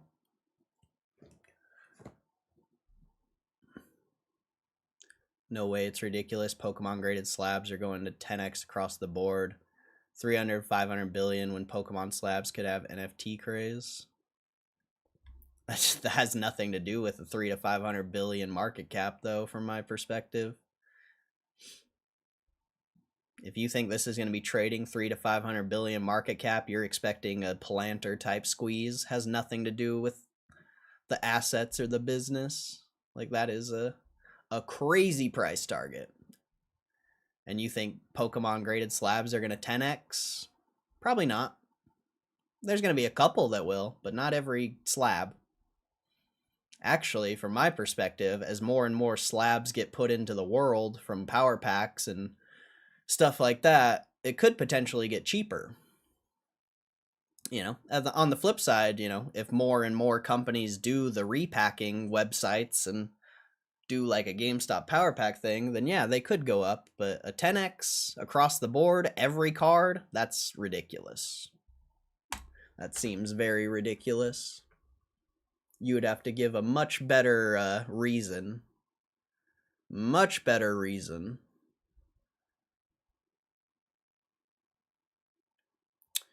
All I want for Christmas is Power Packs. Seeing literal addicts here, young adults saying to store employees, if my parents knew how much I'm spending on these slabs, they slap me. Yeah, it's ridiculous. Mentally shiny cardboard must trigger something in the mind to get addicted. I think it's probably the potential appreciation of the thing.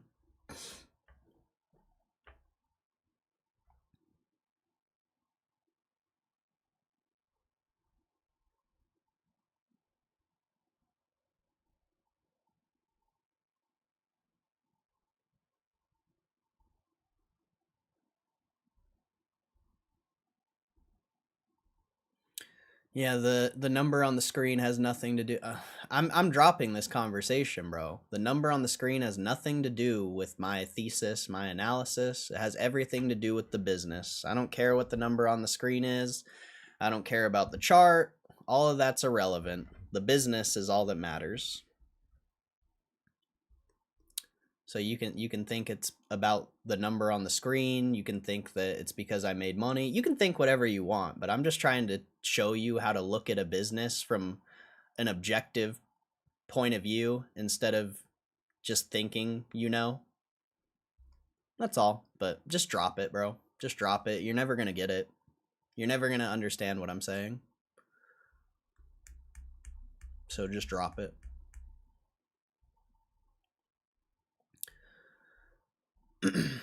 GameStop will have the trusted name behind repacks as well as a large inventory through PSA partnership. Other repacks websites will be viewed as scams.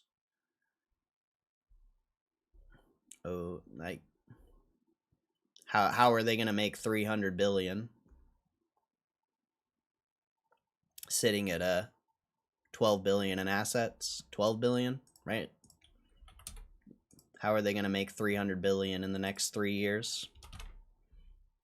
That's all I would say. And the other repack websites are going to be competition. They're going to be a scam from your perspective, but they're going to be competition because all of these repack websites are a scam. It's all bullshit. It's all gambling. You're going to lose money whether you're on Courtyard, Arena Club, Power Packs, whatever repack companies are going to come out in the future. They're all trash. You're going to lose money. So more competition is not a good thing, I would say. But how are they going to make 300 billion sitting at 10 billion in assets? Because my investment thesis is purely based on fundamentals, not speculation. So how are they going to make $300 billion in the next 3 years when they're only at 10 billion in assets? And maybe if they're lucky, they'll make $1 billion this year. And maybe next year they make like $1.5 billion.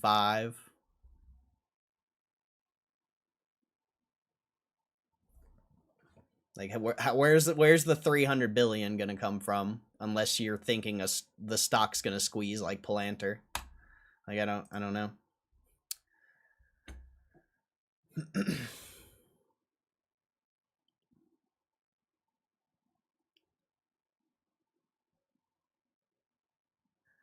They're going to register saying I got a little bit of money, so let me buy this slab.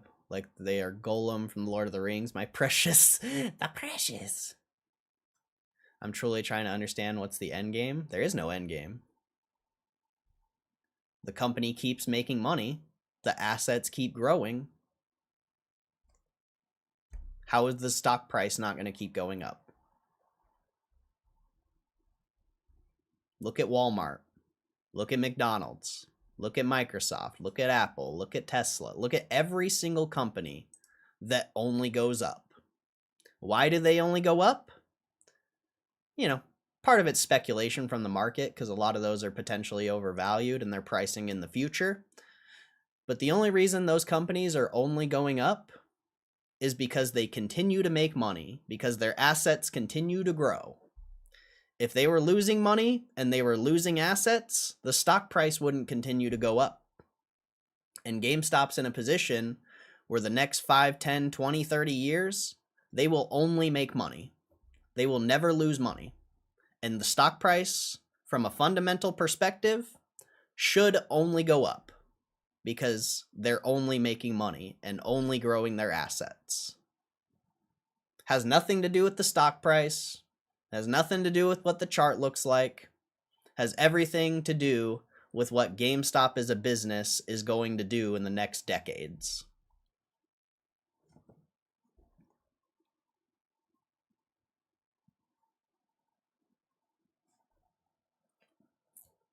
And if the market starts to price in the future, oh man, that's where it gets very interesting. Market hasn't priced in the future yet. The market doesn't know the future. Because I think the market likes certainty.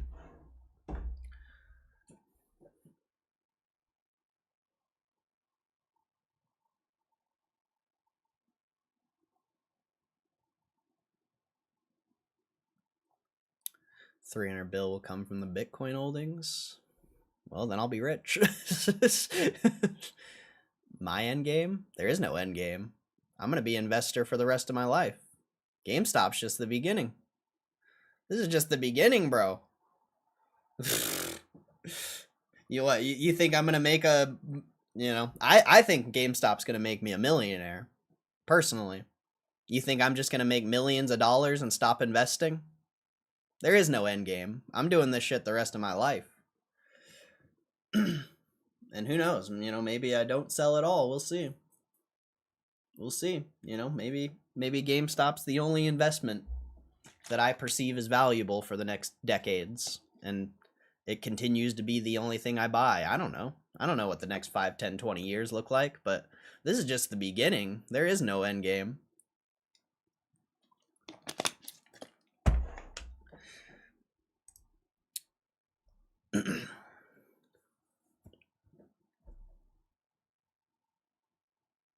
I think if GameStop works, call me crazy, but I think if GameStop works, I mean, when I'm 80, 90 years old, maybe I'll be a billionaire. Who knows? Call me crazy. But this is just the beginning. So anything's possible.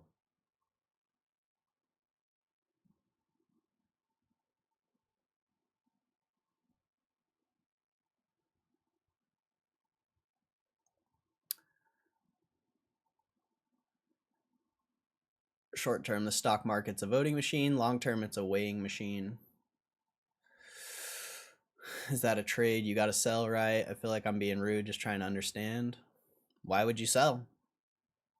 If the stock continues to grow 10, 20, 30% a year, which seems, pretty ridiculous, but if it continues to grow, why would you ever have to sell? Get a loan at 5%, stock's still growing 10, 20% on average. You don't really have to sell.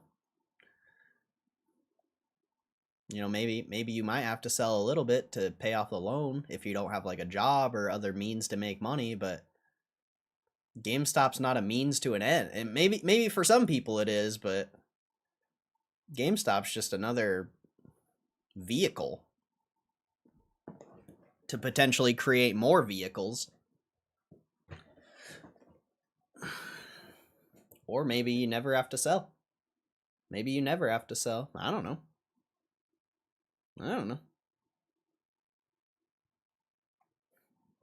If you sell, you have to pay taxes. So that sucks. I'd rather not pay taxes.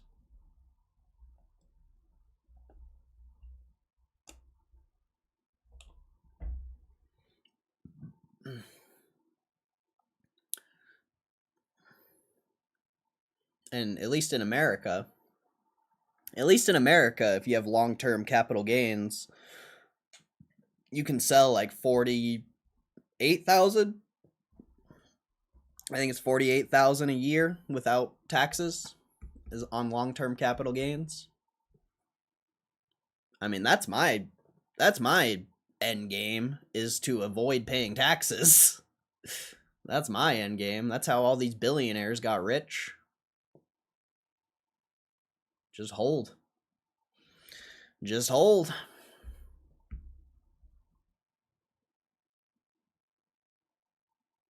A lot of investors say time in the market beats timing the market, and so far that's been true in my experience. Oh yeah, 100%.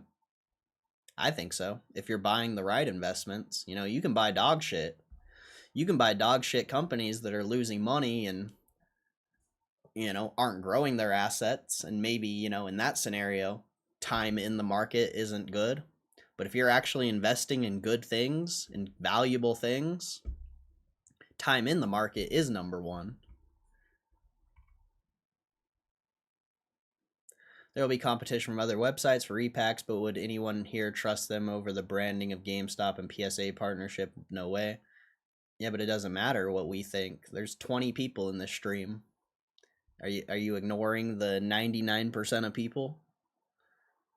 No, most people don't even know what the fuck GameStop Power Packs is.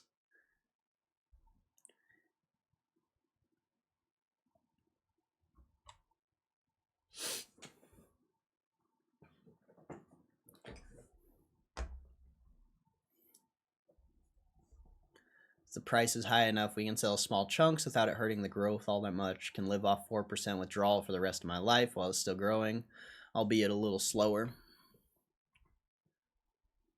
Used to sound so corny or boring, but in most cases it's true. Plus it's not so hectic. Feels much better at the end of the day. Oh yeah, definitely. I hated being a trader. I hated getting on the market and like caring what the price was going to be and, you know, missing the dip or selling too soon. Like, I hated that shit. It was annoying. That's why I don't do it anymore. I could probably make a lot of money trading, but the mental toll it takes, that shit's annoying, bro. The only people who don't agree with that are people who are addicted to trading, which a lot of people are. A lot of people are actually legitimately addicted to trading, and they don't even feel good. They don't even feel good when they're doing it. I would know. I've traded more than anyone. Like, it doesn't feel good. Even when you hit a trade, it doesn't feel good. If it does, then it's probably like the first trade you ever hit. Or it's, you know, in the very, very early stages. But anyone who's been doing this for a long time, trading does not feel good. The past like 2-3 months, I haven't even looked at the fucking market, dude. Like, that feels good. Not caring about prices on a screen, that feels good.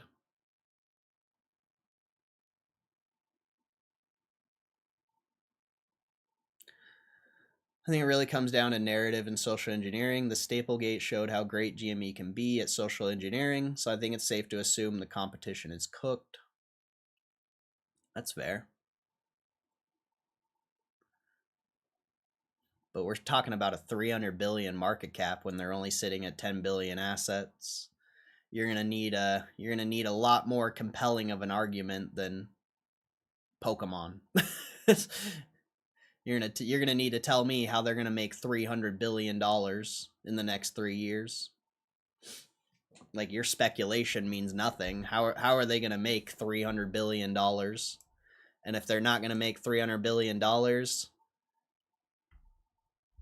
you think the stock's gonna squeeze to 300 billion? And from my perspective, that's a less than 1% chance.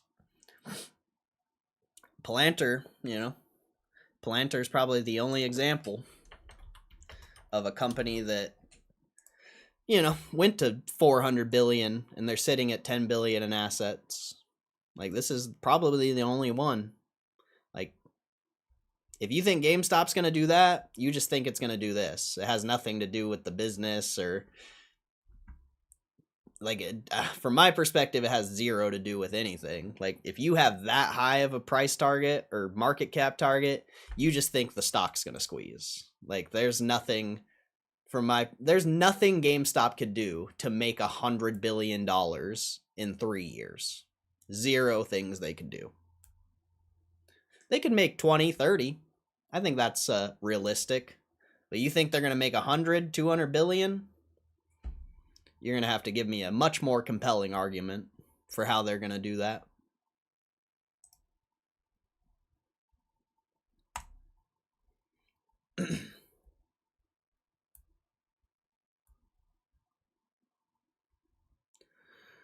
Let's see.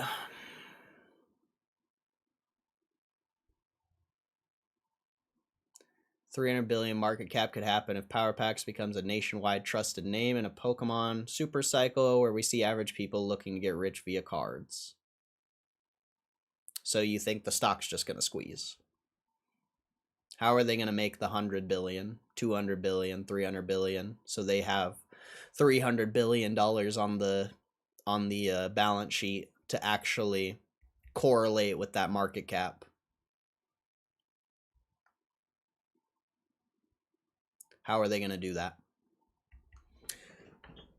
This is a serious question. Because everything you've said so far, it just seems speculative. You just think it's going to squeeze to that price. But how are they going to make the money to correlate with that market cap?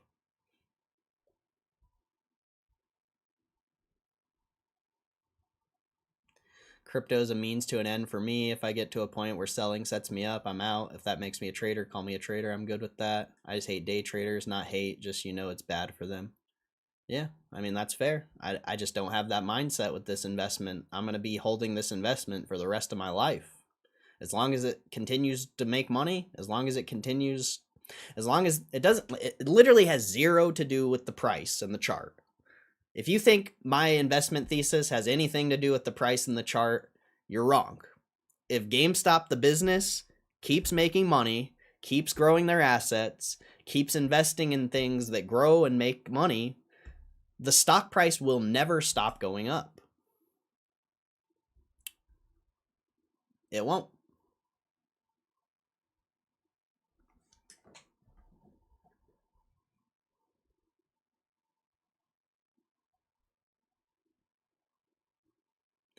I see GameStop as something that will create wealth for the generations to come after me. It's not only about me, it's a long-term vision. Yeah, we're not early, but if you're thinking about a long-term vision and not just a squeeze, we're early. We weren't buying back 200 million market cap when it was 100% shorted, so we're not like early, but as an investment, looking out decades, I would say we're early.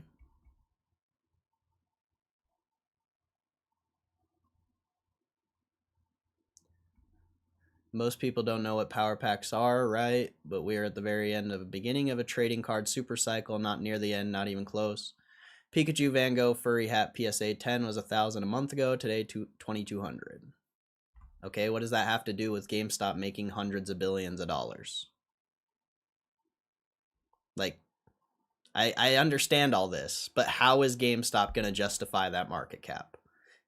If you think it's going that high, you're betting on a squeeze. You're not betting on the fundamentals like I am. That seems unrealistic. How are they going to make 100, 200, 300 billion dollars in the next 3 years? Like, how?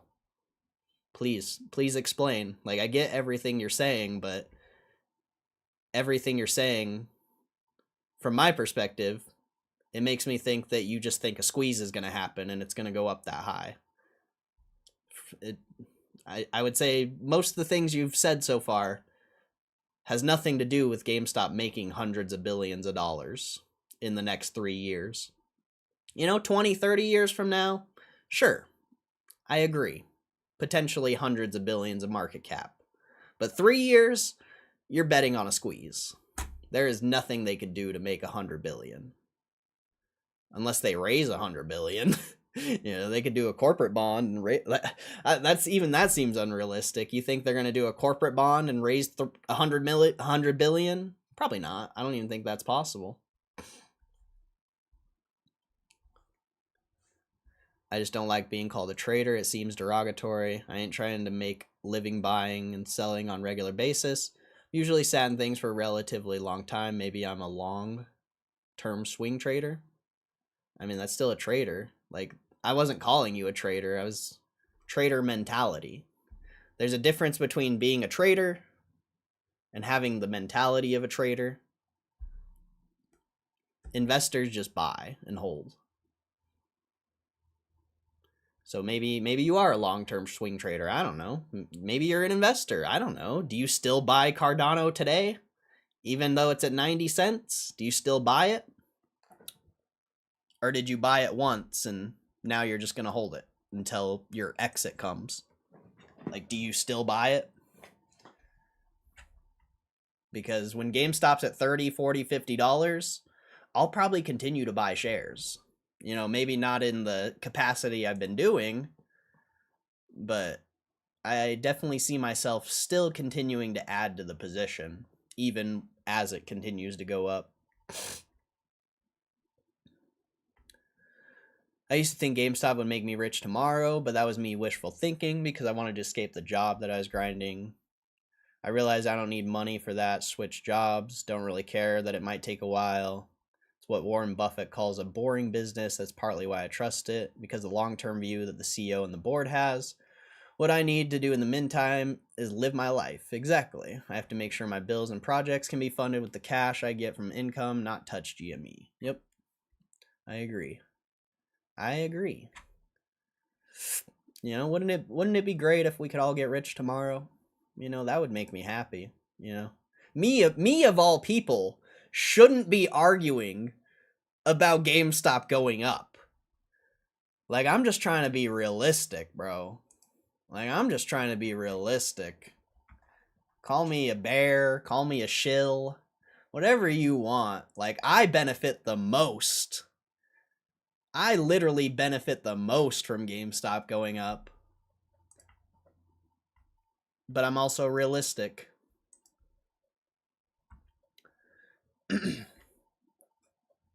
What is GME produced in revenue and profit and just beta alone with, let's say, 1,000 invites out? I don't think there's going to be a squeeze if there's... This number is heavily underestimated in my opinion.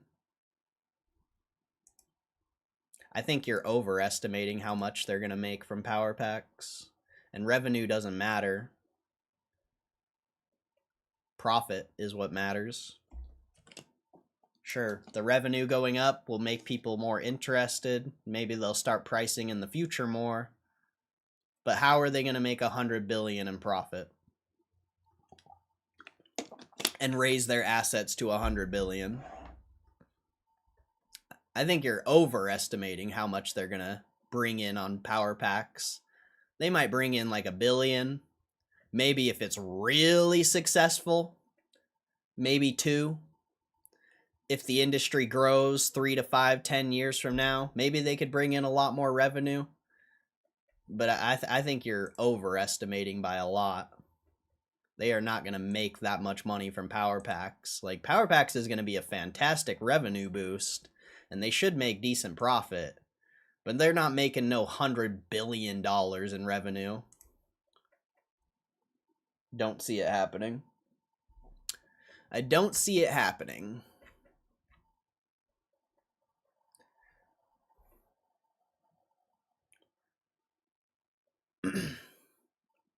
Courtyard just had their best year, or their best month, 80 million in revenue. 80 million. Best month so far. After doing 40 million for 6 months straight. Sorry to say, GameStop Power Packs is not going to be as big as you think it is, unless that industry grows more. And it has to grow exponentially more.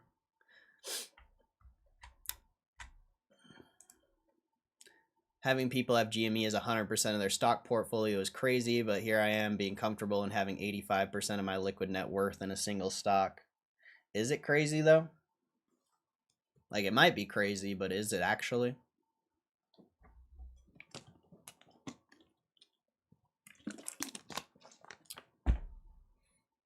I want 1 million real bad just to look at it, which means I need another 1 million to keep invested.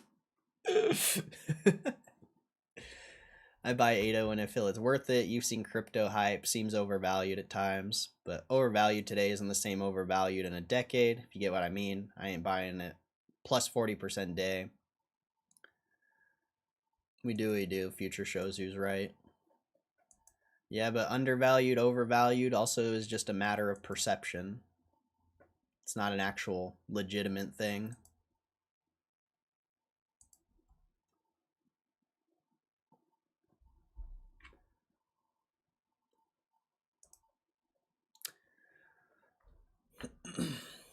You know, of course, you know, from a fundamental perspective, things can be overvalued or undervalued, but even then, it's still a matter of opinion.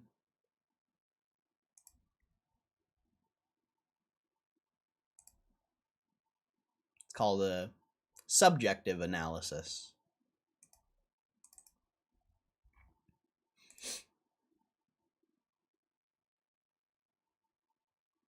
If you can give a reason why you think it's overvalued or undervalued, you know, that's more objective. But just saying something is overvalued or undervalued without any analysis behind it, that's 100% a subjective opinion.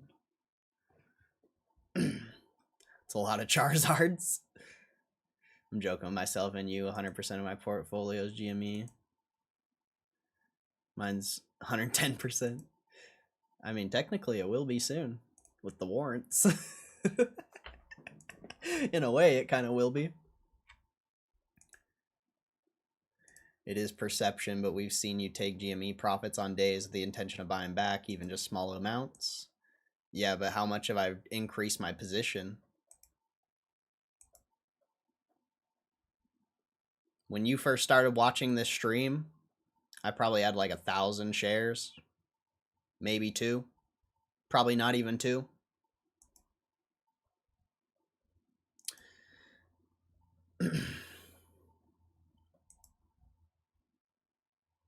And the taking profits is managing the position.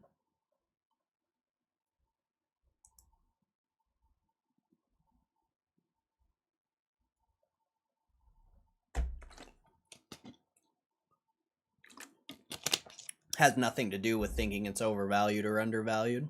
It's managing the short-term price action. You know, I should have took profits today.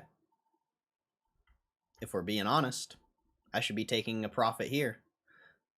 But investment theses change. I don't think it's going back down. It can. It probably will. But things can change pretty quick. I haven't taken any profits today. Or pretty much since they announced the warrants. Like, I have no intention of taking any profits at this point. We'll see, you know. We'll see when it's at like 30, 40 bucks, you know, we'll see. But things change. Theses change over time.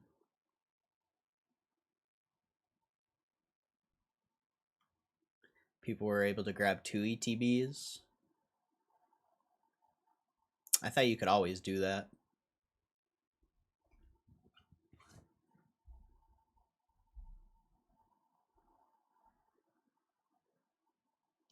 Reason for saying something's overvalued after a 40+ day in crypto is usually just history. There's a good chance it's coming back. I ain't sell either. Crypto's a completely different game. That's all I'll say. You're trying to bring crypto to a place where there's actual legitimate businesses. And sure, you know, some of the crypto coins do have businesses behind them, but it's not the same.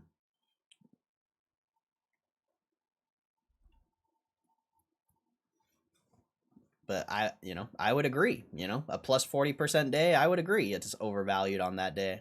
But what happens if it has a plus 50% day the next day? Was it overvalued? Or was it undervalued? Who knows? You're the one talking ADA. I didn't bring that in. Yeah, because, bro, you're like impossible to talk to. You know that? Legitimately impossible to talk to. The only reason I brought ADA is because you were talking about investments, and I said that would you buy ADA now? If you think ADA is a good investment, would you continue to buy it now, or did you buy it one time? That's what I asked. Had nothing to do with ADA, really. It had to do you actually believe in the investment to buy it at higher prices?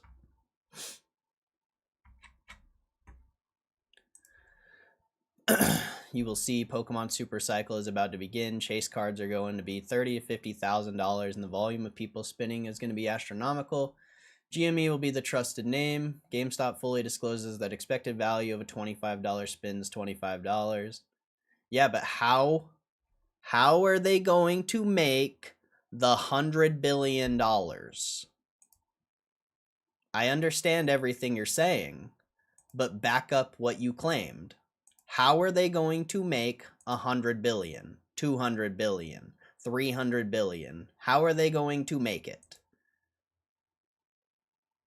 Everything you're saying has nothing to do with them making $100 billion.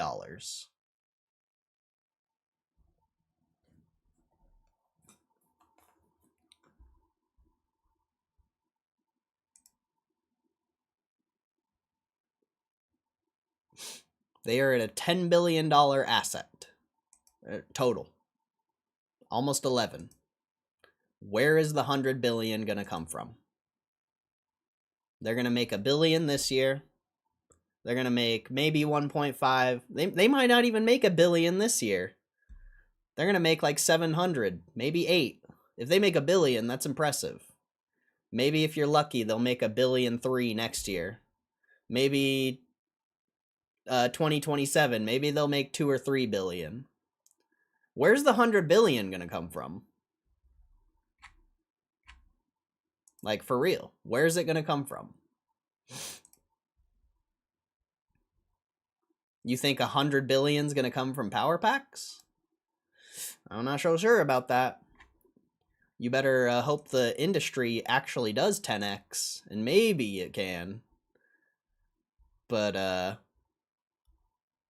I don't know about all that. I don't know about all that.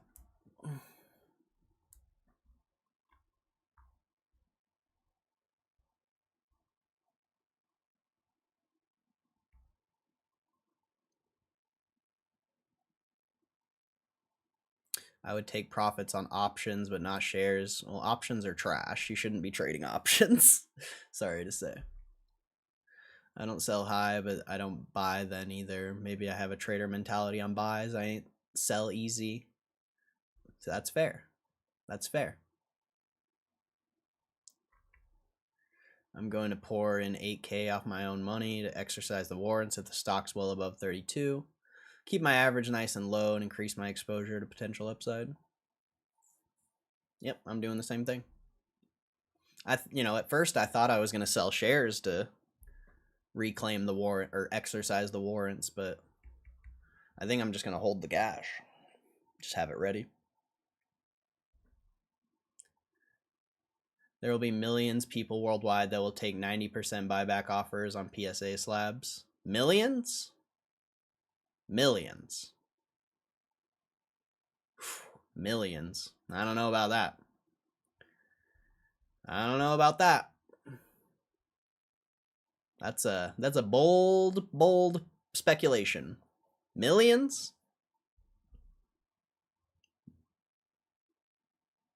That's extremely debatable. Corey's got a hard crowd tonight. Everyone's just too bullish. Like, you guys make me want to sell.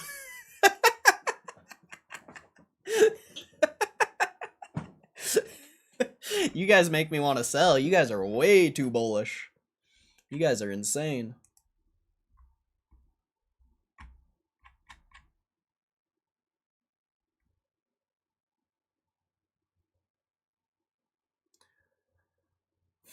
Kevin83, what's your outlook on crypto?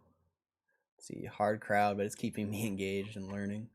I'll say Power Packs is a profit machine, but they haven't started their real transformation yet. Could start this holiday season if we're lucky. What? It's transforming. I don't agree with that. It's already transformed. Now you're just growing.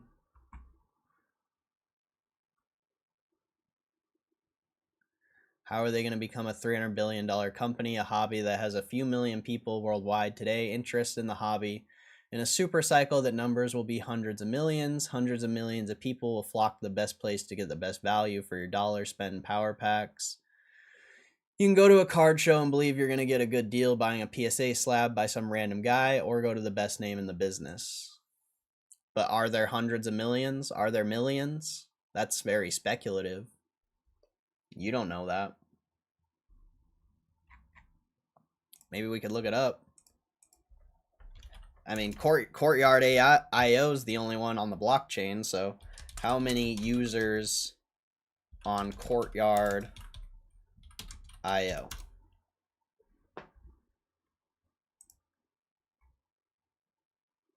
Let's see.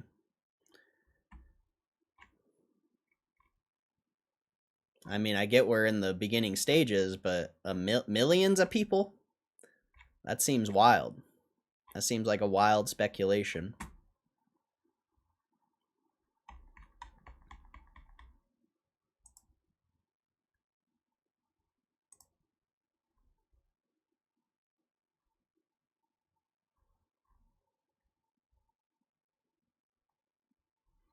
I can't find a website that'll actually give me the info. I mean, Courtyard's just the only one that's actually like has a public database and shit.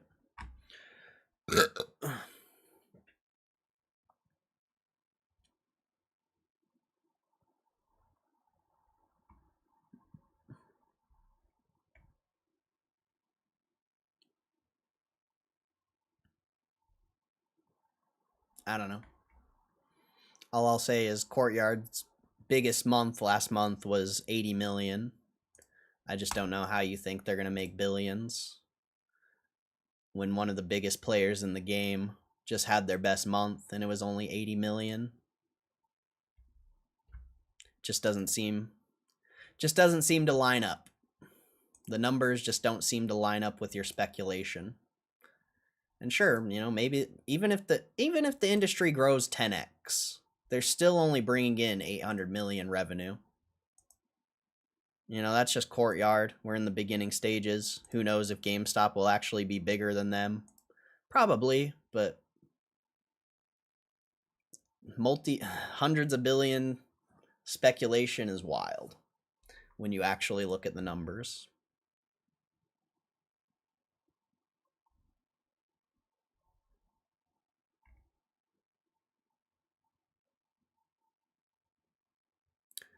Fine with or without them. Problem is turning companies onto trades that maybe can't handle. We don't need them. I mean, the shareholders are the ones who are going to get fucked if it doesn't work out. The businesses will be fine. How big is the graded card market as it is now? I think it's only like 20 billion. It's a good question. I mean, I don't know if you can do the... Let's see. How big is the graded card market? I think it's only 20 billion, if I remember right.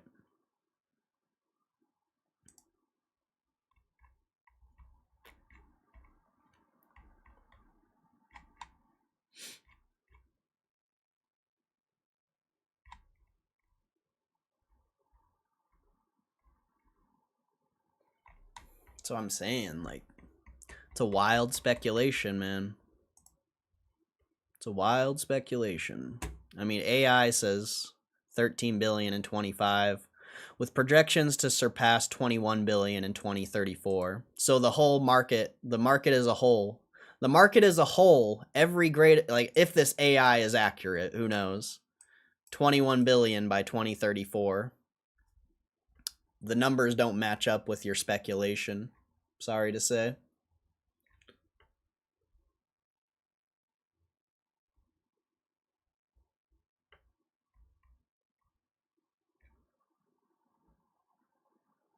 The graded card market as a whole isn't even hundreds of billions. So to sit and say that, yeah, that seems ridiculous. Seems pretty ridiculous.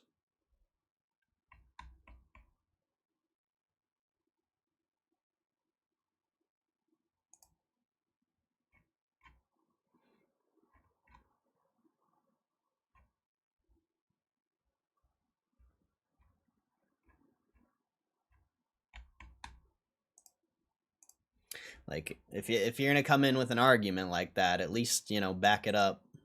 At least back it up with some legitimate numbers. That's all I'm gonna say. At least back it up. Not speculating. Not speculating. Not your opinion. Bring some actual data points. Bring some actual numbers, because the graded market is only 20 billion. You think GameStop and PSA are gonna control the whole 20 billion by 2034? Yeah, no. Not happening.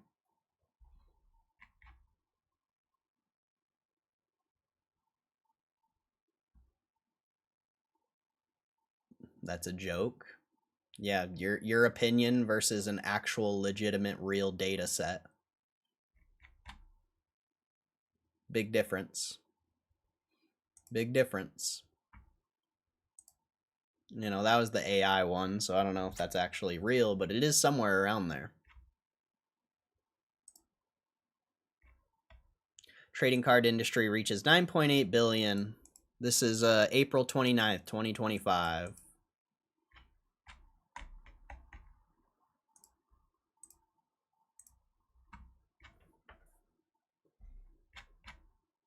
We can all just say things. We can all just say things.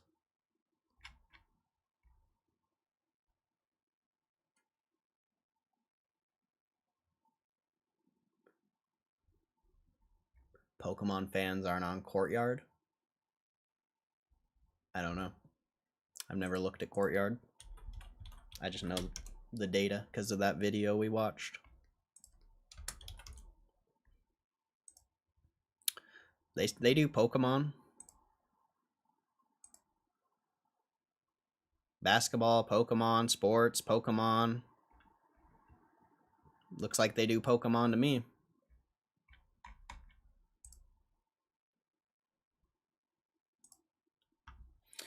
Alright, I'm going to the bathroom. I'll be right back.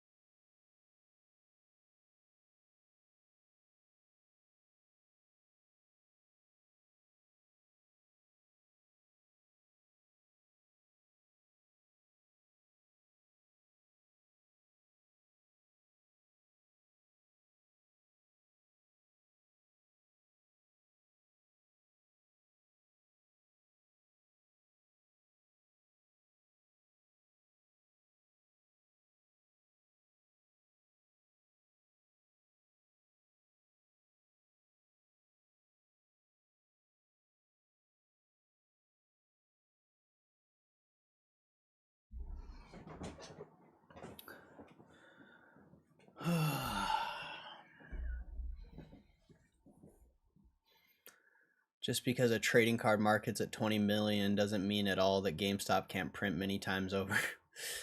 You're too biased, Bob. Sorry to say.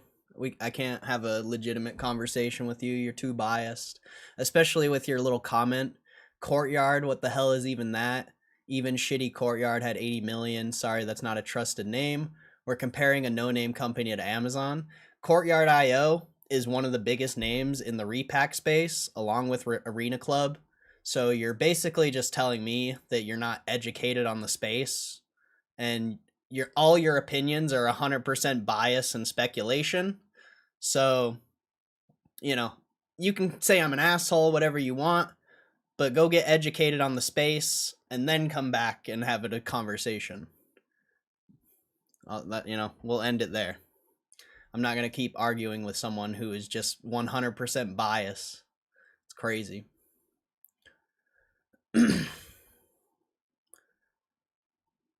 When I say that, I mean blockchain has the transparency, but at the same time takes away the privacy. Do we really want that? When it comes from numbers of the business, I would say it's pretty valuable. It's pretty valuable to know what's going on. Numbers grossly underestimated. Okay, that's your opinion. Doesn't mean anything. Actual data set versus your opinion.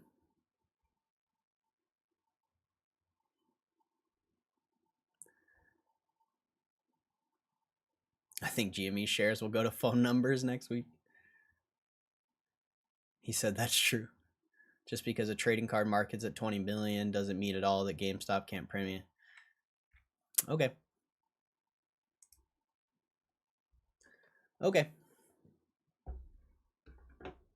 Just because they make billions in revenue doesn't mean they make billions in profit. So, go get educated on the space, bro. To sit and say that Courtyard, what is that? It just shows you're not educated on the space. Courtyard's literally top 3 of the whole space.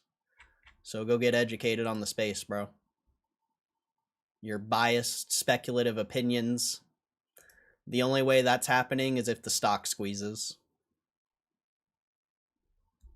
GameStop's not making $100 billion in the next 3 years. No, it is not happening.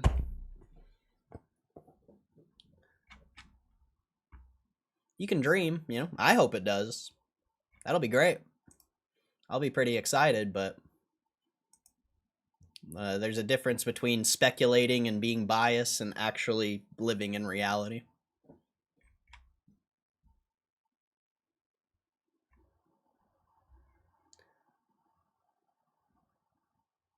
Just waiting for perfect moves.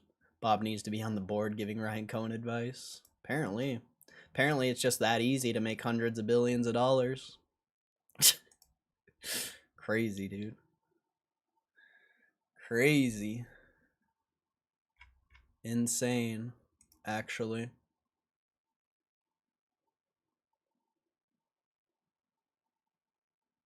I make thousands a year, bro. I sure do hope you have a lot of shares.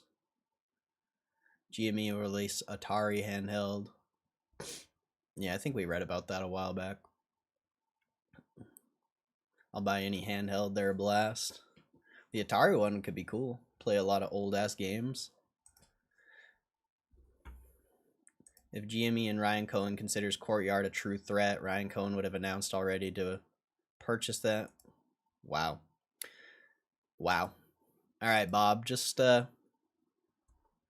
you're in the wrong stream, I'm telling you. You're in the wrong stream, my guy. Doesn't mean Courtyard's a threat. It's the competition. It's a direct correlation. Whatever Courtyard's revenue and profits will be, Power Packs will likely be pretty damn close. But just drop it, Bob.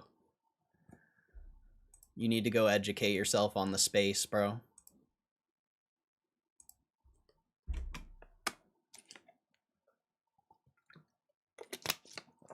I'm relatively new to the space, and everything you're saying is pretty ridiculous. So, go get educated on the space, and then come back. and then have like an actual conversation grounded in reality and not just speculation because you think you're going to get rich in 3 years.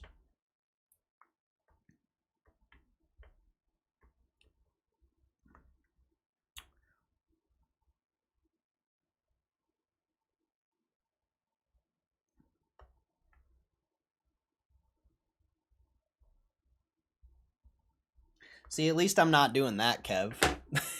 At least I'm not over here. It's going to hundreds of billions of market cap. At least everything I talk about is actually like legitimate and like grounded in reality.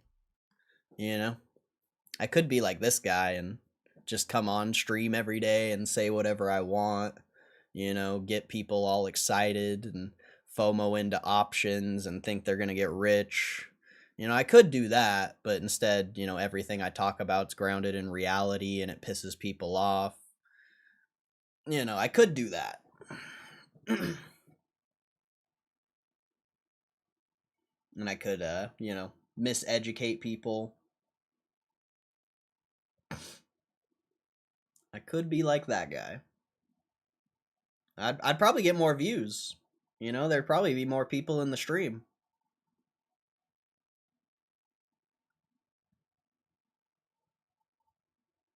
There'd probably be more people in the stream if I just fucking said whatever. If I just made shit up.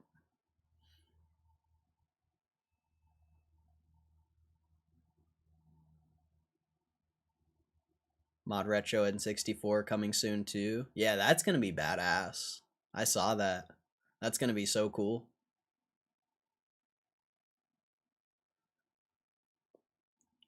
Too bullish, GME selling off now, dang it.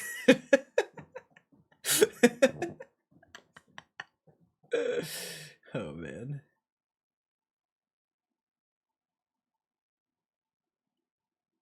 Corey, let me tell you, you've not pissed me off, not even once. Well, good. Good. I appreciate it. Because I piss a lot of people off. On and off stream.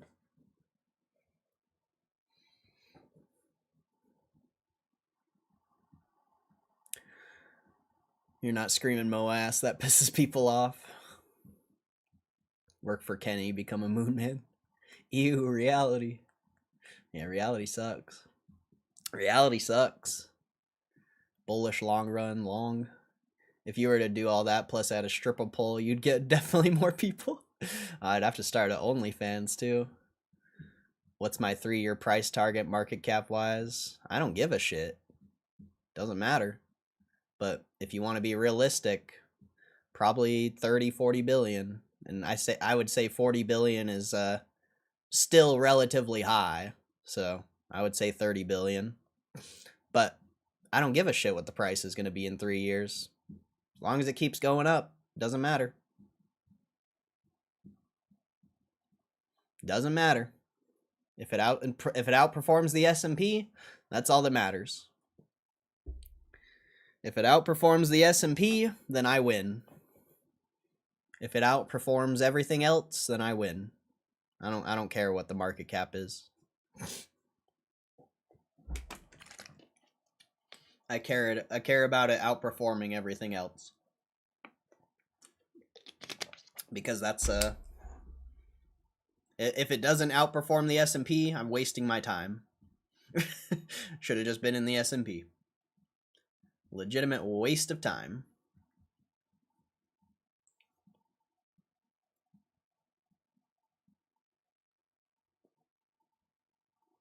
$30-40 billion is what I'm thinking. Yeah, I mean, the only way it's going to be higher than that is if the other thesis is true and shorts closing artificially raise the market cap. It's the only way it's going much higher than that.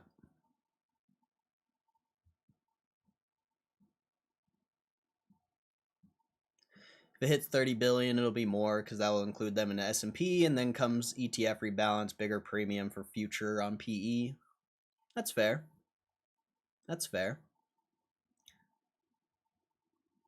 That's definitely a fair thing to say. But then, you know, you're just saying the market's going to price in the future. Like GameStop's still going to only be sitting at like 30, 40 billion in assets. Just the only thing that will change is the market's going to price in the future more. But that, you know, that still has nothing to do with them making $100 billion or $200 billion. Like them getting in the S&P has nothing to do with them making more money. It's like maybe it happens, and then maybe the stock starts getting priced in more, or the future gets priced in more. Like, what does that have to do with them making hundreds of billions of dollars? I do agree with you. I do agree with you that when that happens, you should get some more future pricing, but they're still only going to be around 30, 40 billion in assets. Like them getting in the S&P isn't going to magically raise their assets by tens of billions of dollars. It'll raise the market cap, you know, it'll raise the stock price, but we're talking about the business. I don't care. Like, you guys care way too much about the stock price. You know that? You guys care way too much about the stock price. Look at the business. Look at reality. Who cares what the stock price is?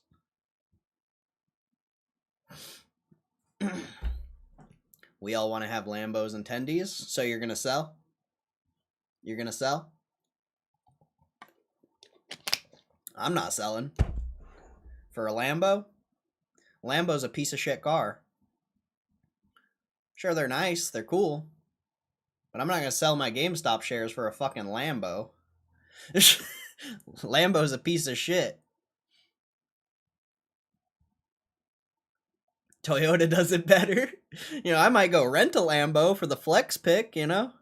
Go rent a Lambo for the Instagram, you know, get some flex pics. You know? I'm not buying no fucking Lambo. No way.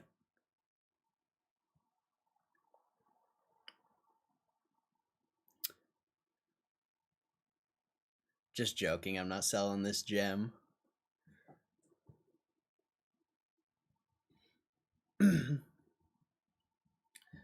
Selling buy us all Lambos, Arca? I don't want a Lambo.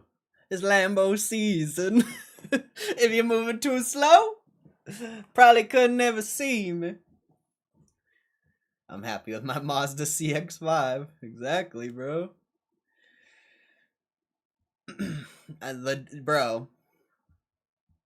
Bro.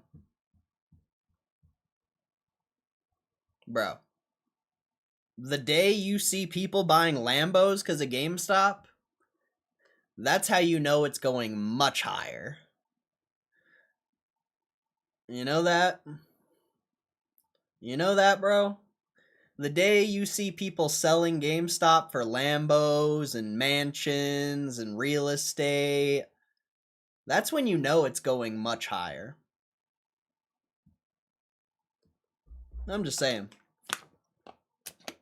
Unless it squeezes, you know. Then they probably just got lucky. But, man, I can't wait for that day. I hope everyone starts buying Lambos.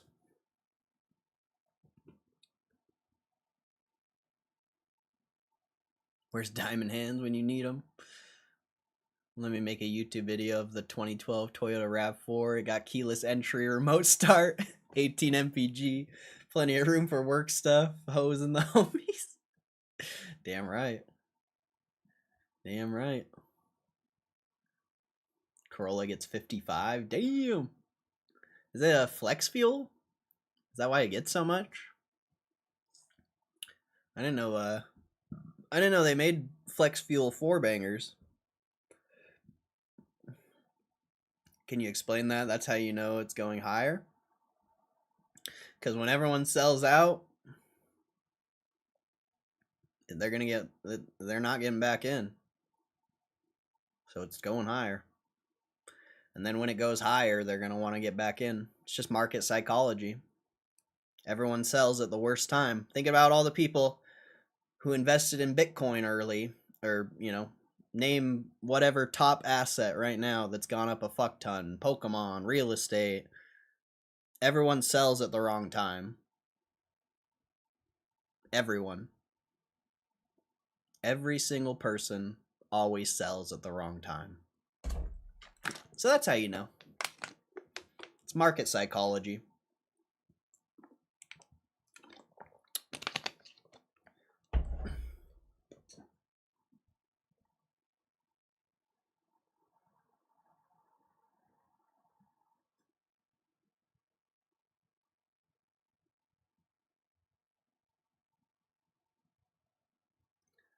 And then we're like, Prius, best part of the RAV4, it's paid off in low miles. Amen. Amen. Fuck, man. You got to get some brakes fixed on. You got to get some brakes fixed on a Lambo. It's gonna cost a RAV4. It's gonna cost a RAV4. You could buy like 2 RAV4s for the price of Lambo brakes.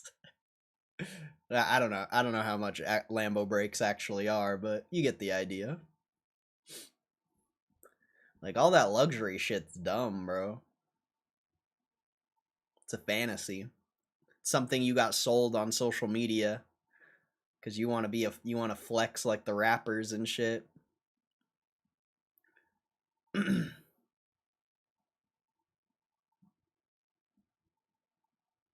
Luxury goods are... I don't like luxury goods. Not a fan. Not a fan.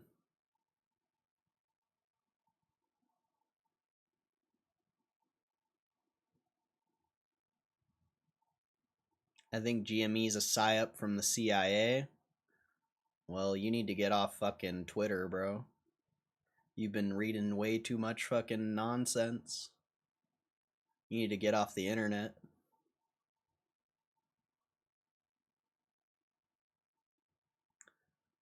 Toyota's #1. My mother has a Toyota. Never had a problem in these 10 years of ownership. Yep, the older Toyotas are nice, bro. I mean, I'm sure even the newer ones are, but man, some of those old Toyotas are fire. Like my little cousin has a, I think it's a 2000 or 1999 Tacoma, like over 300,000 miles, still original, like everything. It's fucking sick, bro.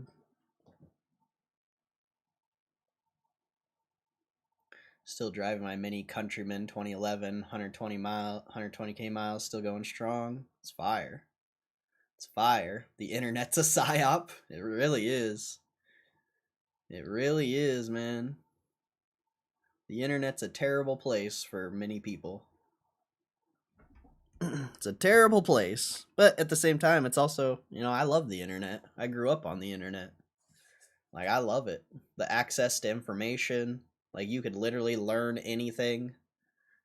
You got to be consuming the right information, or else you become a tinfoiler and speculate way too much. But the fucking... I love the internet. Kind of want a cop car. I think it'd be a fun meme to drive. The people be confused. O2 Camry. Yeah, that's fire. What about all these new cars having computer-sized screens in them? Yeah, I don't know, man. I mean, it's just people like the tech. People like their tech.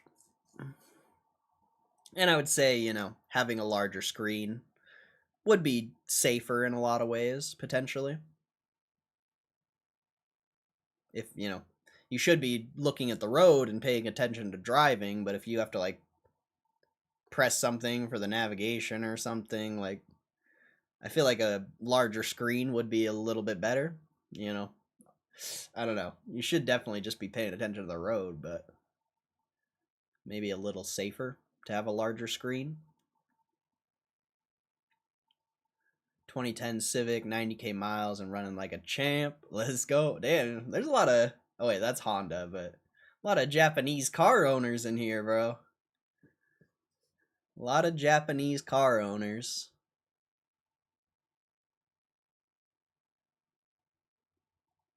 Tinfoiling is fun so long as you recognize what it is. If it's your truth, that's something different. Yeah, I agree. I agree.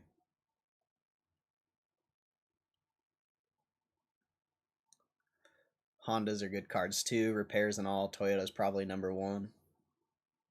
Yeah, Honda's got to be up there though.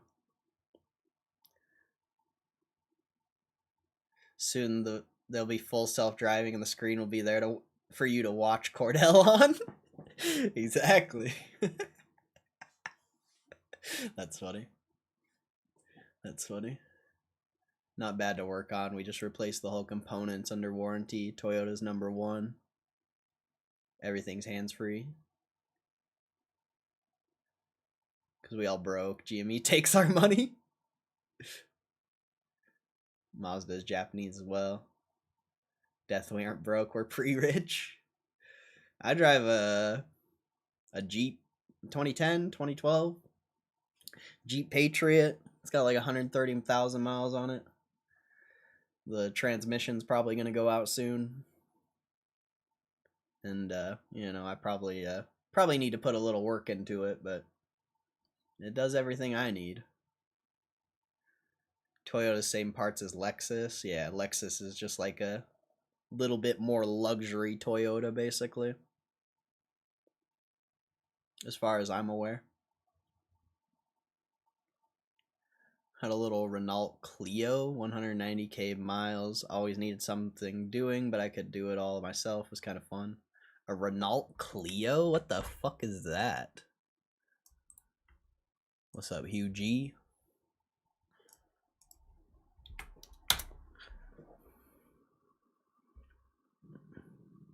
Super mini car produced by French Renault? I've never heard of Renault.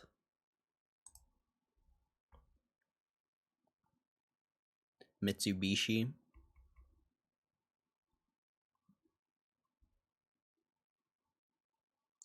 Clio is only one of two cars, the other being the Volkswagen Golf. Oh, voted European Car of the Year. A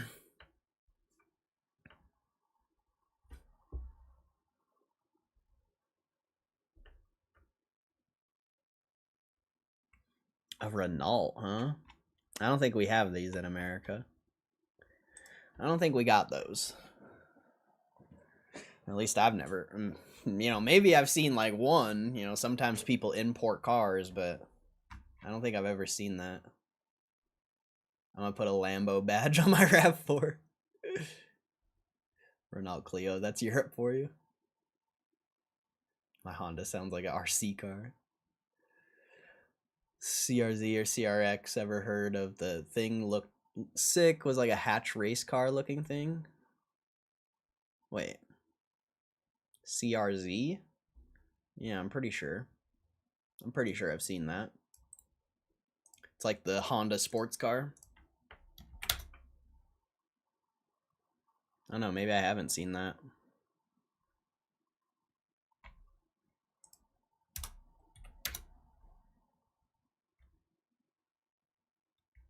No, they probably don't make those anymore, huh? I think I've seen I don't know. It looks familiar, but I can't recall. I can't recall.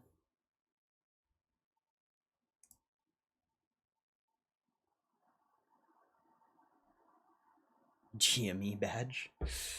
I'll be right back. I gotta go check this pizza, bro.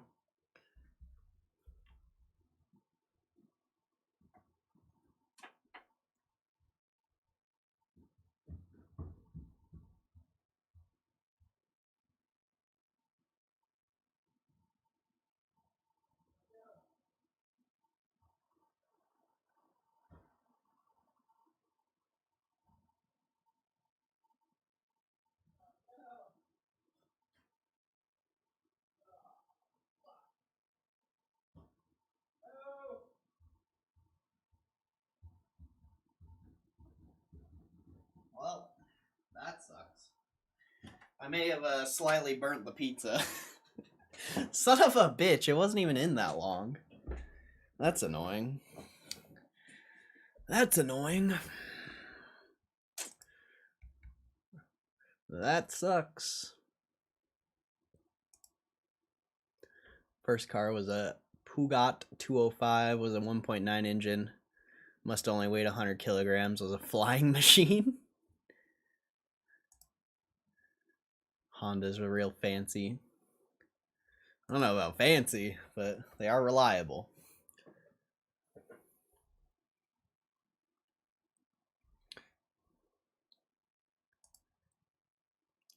Rip pizza. Yeah, that shit sucks. I'm kind of sad that I burnt my pizza. I mean, I don't even know what it is actually. It's like I don't know if it's like stuffed pizza. It's like a calzone type thing. I actually have no clue. I guess I'll find out if it doesn't taste too burnt. It's not like completely burnt, but it's definitely it definitely got cooked too long. So we'll see. I missed your oil change story. Let's see. Change the oil, put in recommended amount, but when I looked at the dipstick, it was always high. I just cut the dipstick down to suit it. That's some MacGyver shit, bro. Some MacGyver shit. Yes, well done. Well done, pizza. Exactly. Very, very well done. Not completely burnt, but I mean, we'll see. We'll see. If it tastes like ass, I'm probably just gonna throw it away.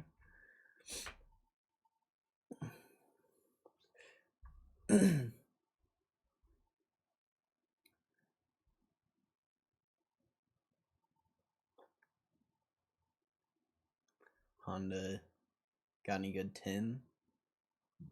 Wait, what?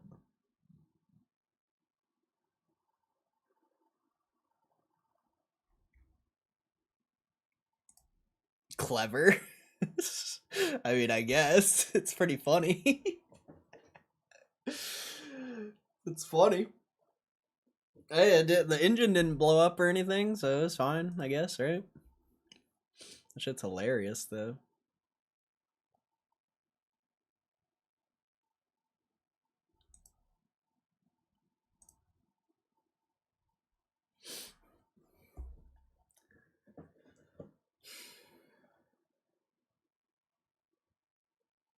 Shit's whack. Damn, it's already 1? How long have we... Holy shit. Holy shit. You guys, like... You and your arguments... we just killed 3 hours. I just killed 3 hours arguing with people. Holy. That's crazy. That's crazy.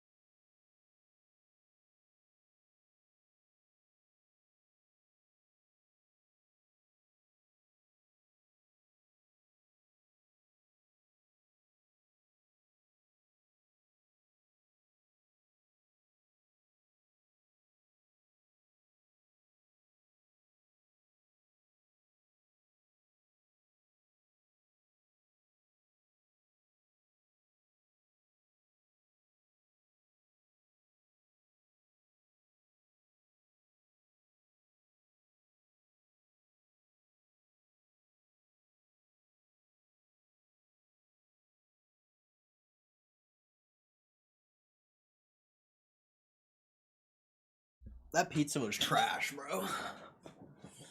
That pizza was trash. I don't even think it had cheese on it. I think it was literally just like the smallest amount of cheese, dough, and like the smallest amount of pepperoni. Like, what the hell was that? It's like pepperoni and dough. That was terrible. That was quite terrible.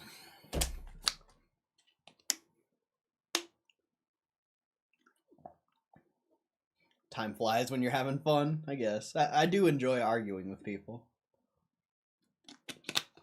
I won't lie. Even though it's a waste of breath, it is fun.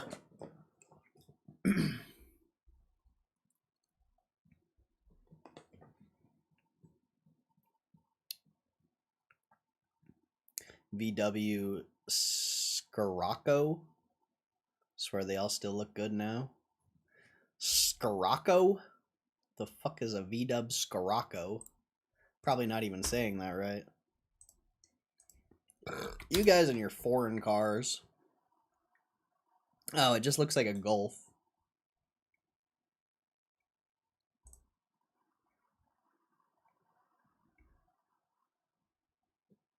That thing's sick.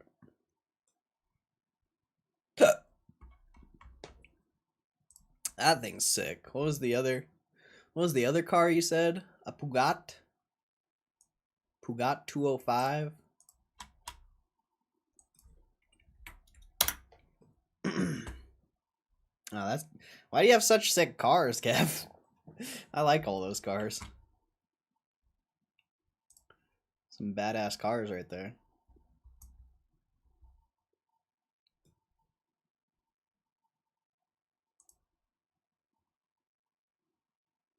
American cars probably can't fit the roads.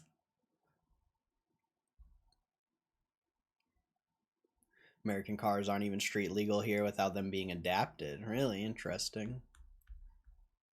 Not allowed because of emissions, I think. I could see that. What's with the blinkers not being orange in America? Wait, what? They are. Well, they're yellow.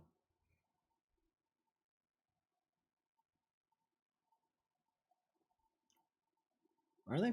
Maybe they're red. I don't know. I don't use my most people in America don't use their blinkers, so hard. I couldn't tell you. I'm pretty sure they're like yellow or maybe orange, but most people in America don't use their fucking blinker, bro.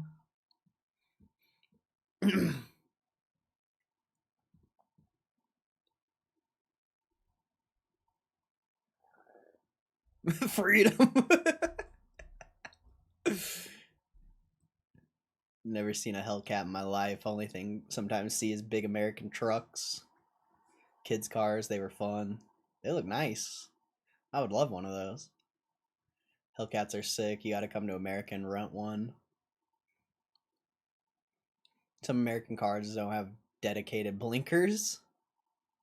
They just turn the headlight off and on instead of separate turn signals. Wait, what?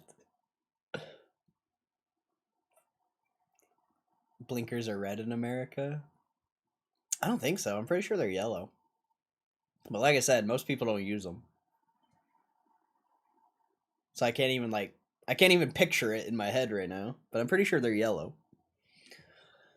And you can also customize them, you know. If you got like a yeah. You can like tint the tail lights and shit like that, even though yeah, that's a whole different thing.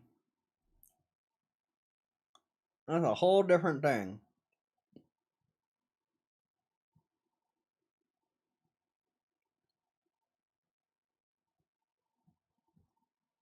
A blinker? Who's that for? I just ripped my blinker, jeez.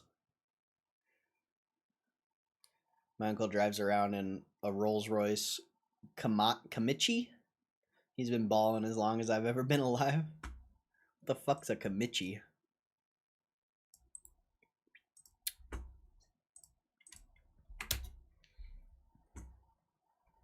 Oh, I've seen, well, maybe. I think I've seen one of those. Unless it's just a European thing. I swear I've seen one.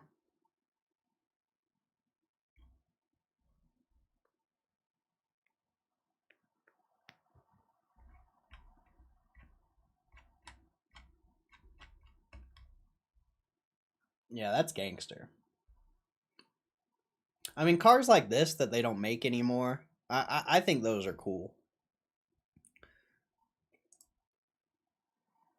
you know, you're not only are you buying like a vehicle that you can use, but potentially, you know, potentially things like these could be an asset as well.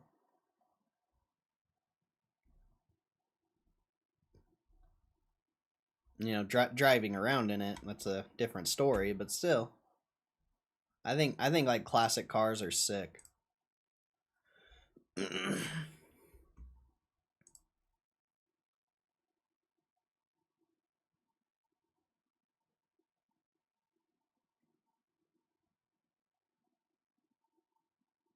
You tell someone get blinker fluid and they'll believe you in America. Your blinker fluid's out. Rolls Royce, that's a gangster whip. We had a work van with a hole in the footwell. You could see the road. Police pulled us over and said, "What the hell's that for?" The driver said A66. That's what the motorway was called. I don't know if I get the joke. If that was a joke, I don't get it. Some Al Capone. PSA graded cars.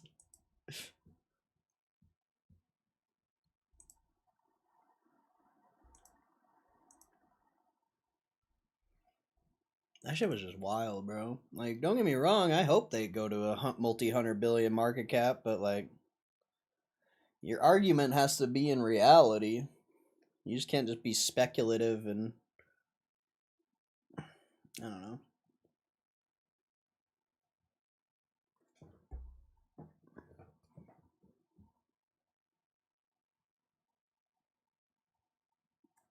If the argument was grounded in reality, it would have been a different conversation.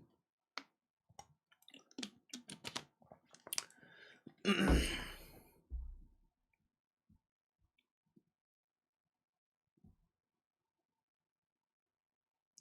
pointed at the hole and said, "What is that?" And the driver said the name of the road. Oh, okay, okay, I get it. Okay, I got you. It's not funny. You explain the humor out of it. Well, he had to do it for me because I'm dumb and I don't understand jokes. I need to be like spoon fed the joke so I can understand it. Here comes the plane. Oh, you didn't get the joke? Here comes the plane. Monthly bull flag brings us to 3K. Very debatable. That'd be like $1 trillion market cap. Probably not happening. Maybe 50 years from now, potentially. Best jokes are the ones you have to explain. We call roads like A66, A19, B123, blah blah. Okay. We do that. Well, not really like that. It's more like highway, like 69 and stuff like that.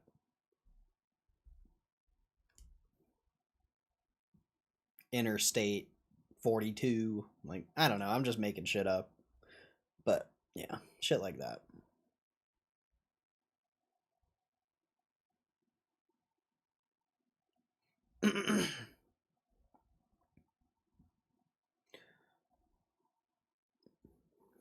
That's kind of funny though.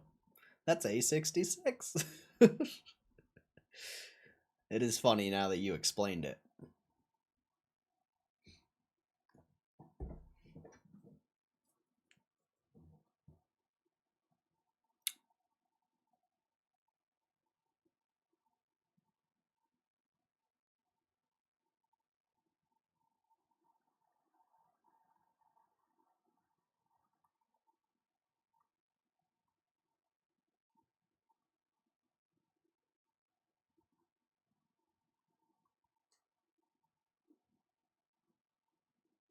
I don't know. What really got me with that last argument with Bob was when he said, "What the hell is courtyard AI or IO?" Like that part really like bugged me because it's like you're just like truly not educated on the space if you don't know what that is.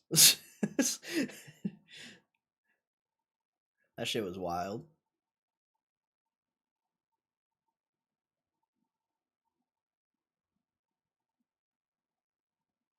The cop didn't think so, but you know, cops, miserable jits. I couldn't take your cops seriously. They look goofy. Wait, what? All right, license and registration, mate. You got a license and registration? What? Ow.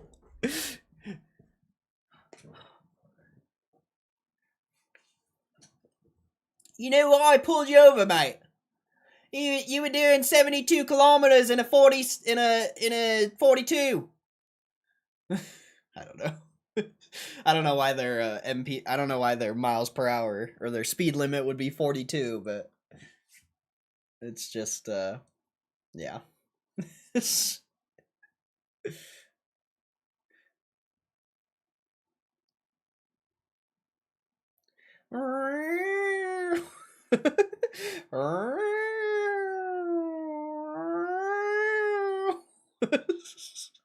They don't even have sirens on their cars. They got a little like wind up siren.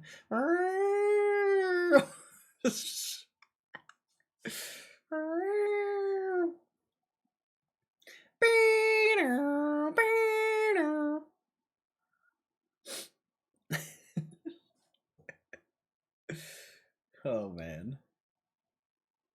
Is my whole chat fucking foreigners, bro? Is it like, I know there's a couple people from America here, but is it like 80% foreigners in my chat, dude?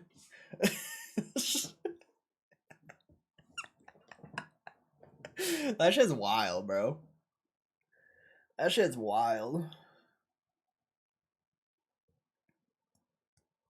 Diversity. Yeah, this is a DEI stream, bro. This is a DEI stream. No one in America likes Cordell. Good. On God, good. They're probably all sensitive little babies. That's probably why there's no Americans in here. Because they're little pussies.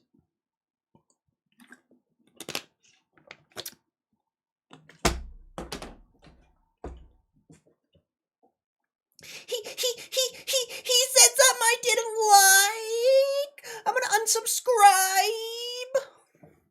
I'm gonna tell him.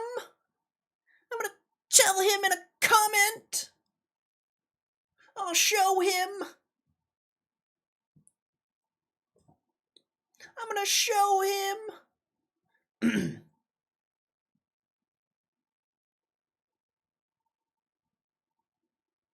Another law, it's illegal to handle salmon in suspicious circumstances? What?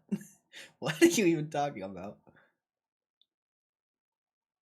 Japan, I heard they can't have bubble gum. They don't even sell it. You gotta smuggle it in. Really? Is that real? That's wild. I mean, I could see it. They probably don't want it all over the streets and shit. So I could definitely see it. But I didn't know that was a thing. What is... What are you doing with the salmon? What's suspicious about handling salmon? That's confusing. You gonna fuck the salmon? Like, what is that? You got OnlyFans for your salmon? Salmon fans? Only salmon? Thought that was Indonesia, but maybe Japan. Hey, what's up, Rosh? How you doing, bro? We just have loads of weird old laws that haven't been repealed. I see.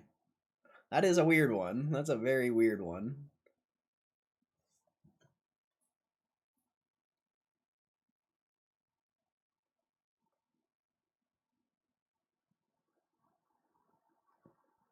Like, we can't walk cows down the street in daylight? What? That is a random law, but you can do it at nighttime. There's a there's a midnight cow walk. A midnight cow walk. The March of the Cows.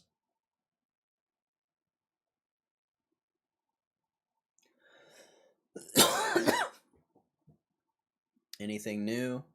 Not really. I don't think so. Just chilling, but I'm doing good.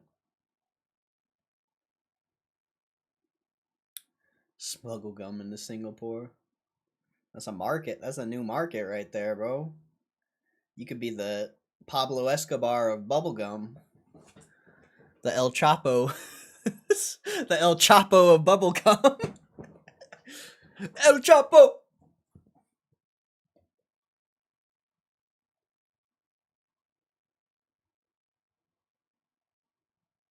He burnt his pizza. Yeah, that did happen.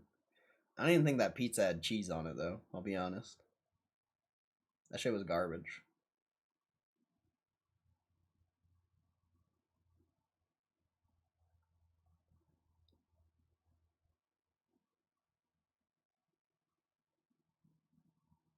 We can't fire cannons in residential areas? Bro, what? Where do you live? Are you like from the past? Like, what the hell, dude? Those some random laws, bro. The most random laws ever.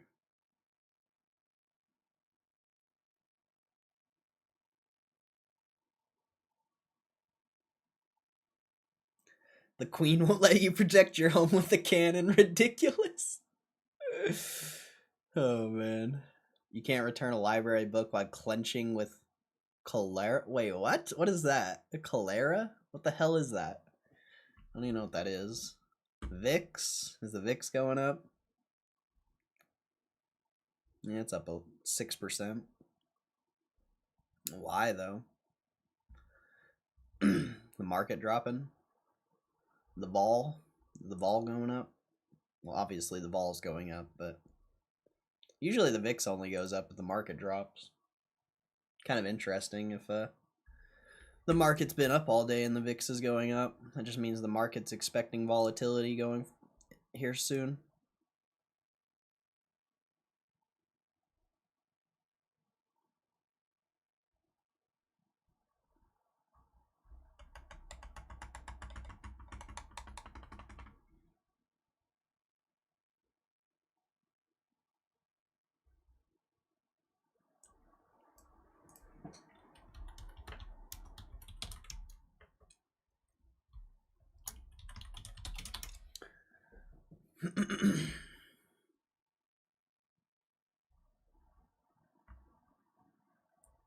I don't know why the VIX would be up so much. Unless it's because of gold. Gold's been ripping, I think, all day. Yeah, gold's on rip mode. You got the breakout. Gold be on rip mode. That could be part of it.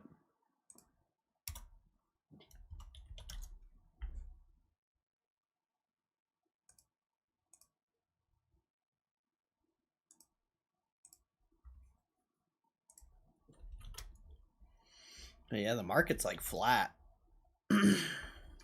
I mean, not flat, it's up, but I don't know, that's interesting. You don't usually get moves in volatility like that. That's pretty wild.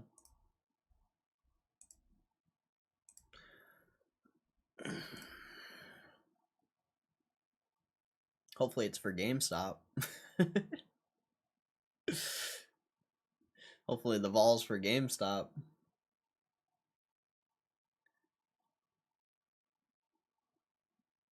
Clenching should give you a clue. Bob was really bullish on GME, made the VIX pop. We actually have a law saying you can't be drunk in a pub? How does that work? You ain't been trimming? Nah. I don't think I'm gonna sell anymore. Like, this is a good profit-taking spot, of course. But I don't know. I just got a funny feeling.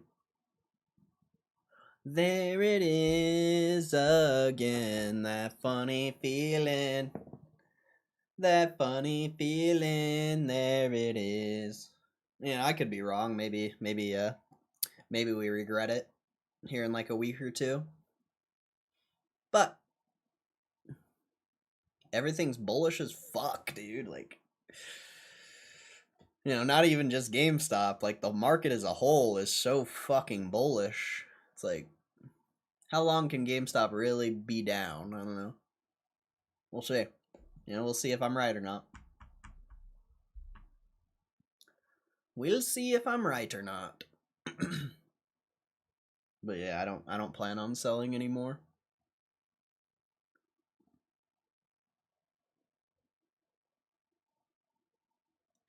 I got a TikTok tinfoil, but if GME doesn't raise more cash, it's useless. Well, what is it? Well, we're waiting. We're waiting.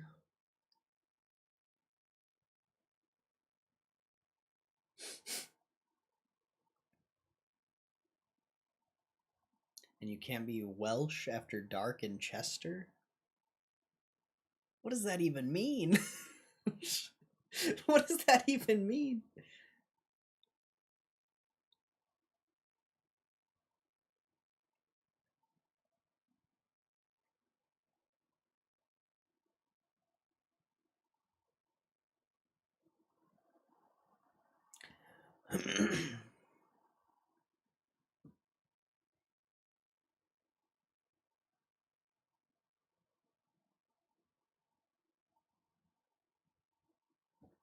What are bond yields doing?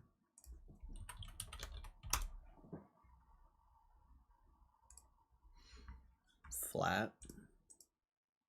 Crypto's flat.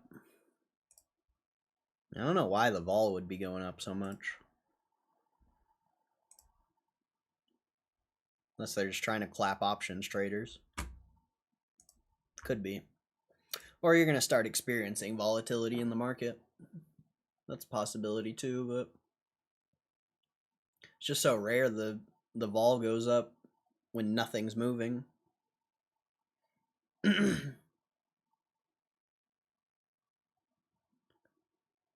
know, Wales, country in the UK, we're pretty diverse. Have a law at the longest town name in Wales, but you can read it? Can't read it?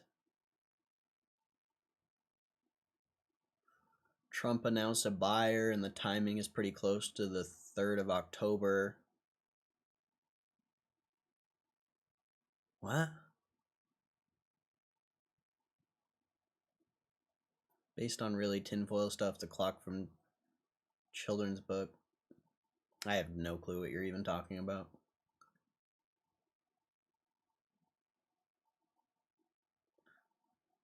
I don't even understand it. I don't even understand the tin.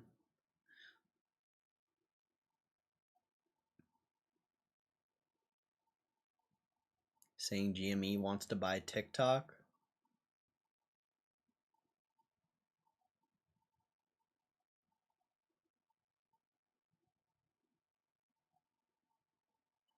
Yeah, I guess. I mean, I didn't even understand what you said, but is that what you're saying? Is they want to buy TikTok?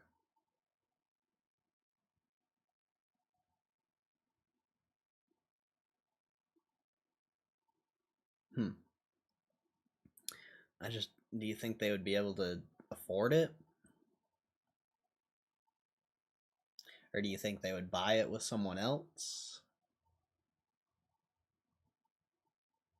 Doesn't seem like they'd be able to afford it.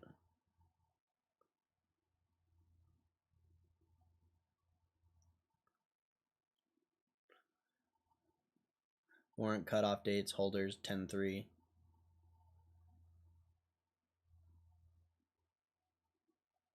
Town in Wales is called Llanfair Pilwingeni. Yeah, I'm not going to be able to pronounce that.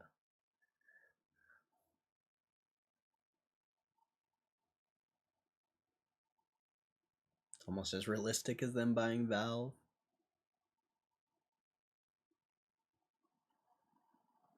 I feel like TikTok would be like expensive as fuck, so I don't know.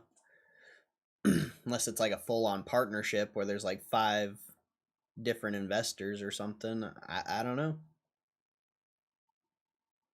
I don't know.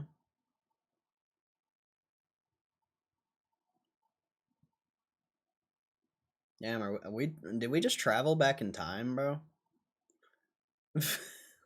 Legit, did we just travel back in time? Like a year ago, everyone was speculating on what they would buy.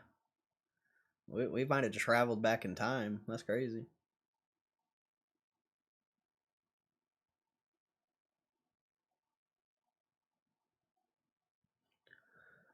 Either way, I just don't see TikTok as good value. Maybe Funko or something more in their wheelhouse. I mean, Funko's a trash company, so I don't.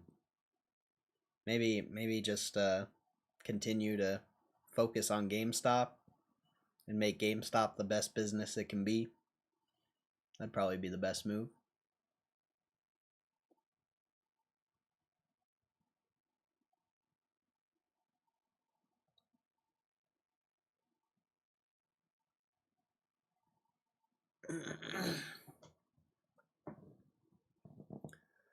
Travel 50 miles in the UK and people speak a different language. They could buy way more smaller companies and diversify.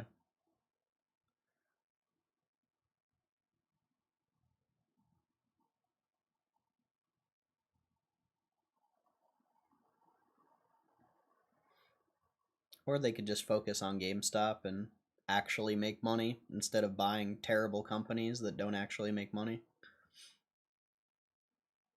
Like, is TikTok even profitable?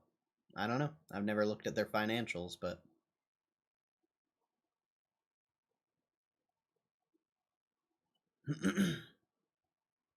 probably be better just to focus on the thing that's actually profitable and actually makes money rather than changing your focus.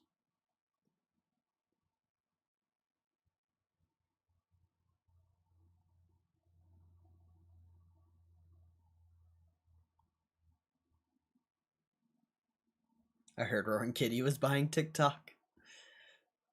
Yeah, bruh. That's funny. We're traveling back in time? I guess so. I guess so. Must be time to sell. Must be time to sell.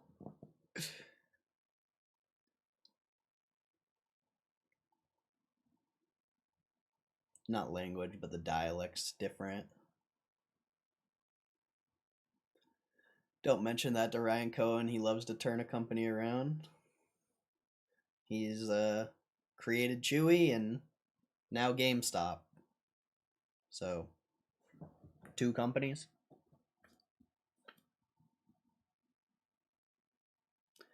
How do you put value on an app that can spy on every country in the world? Gotta be priceless. I don't know. Is it spying on you or is it just collecting your data?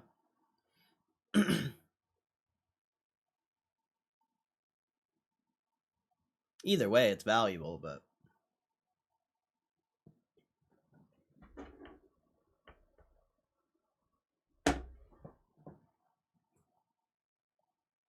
I have no clue. I don't know how much TikTok's worth. Never researched it.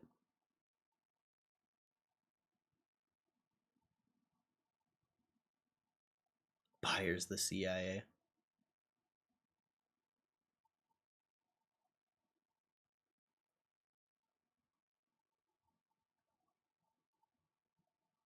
Y'all wildin', bro.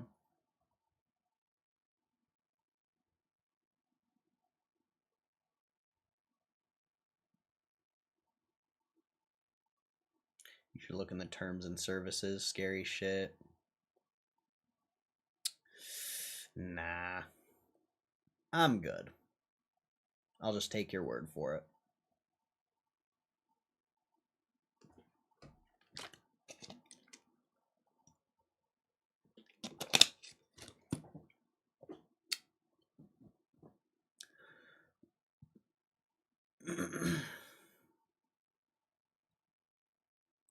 Damn, you still think Mark Zuckerberg's a lizard, bro? You need to grow the fuck up.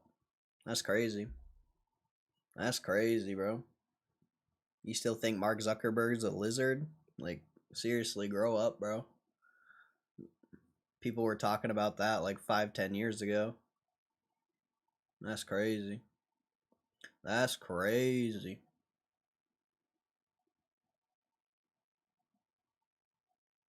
Honestly, just look into it. They take it to a new level.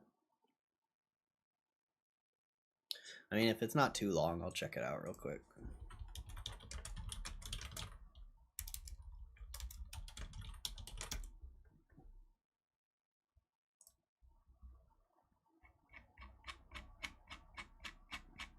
Yeah, I really don't want to sit and read all this, bro.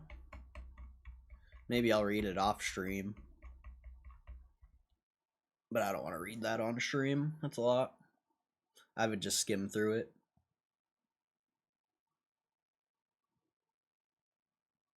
If it's not too long, I'll check it out. I wish that's what she said.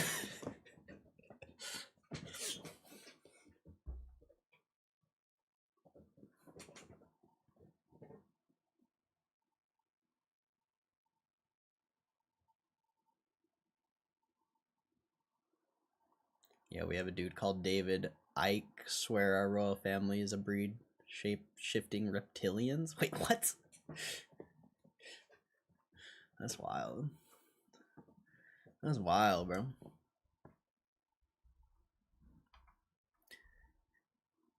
Is it a trap to buy stum? There's a lot of stocks at all-time highs today.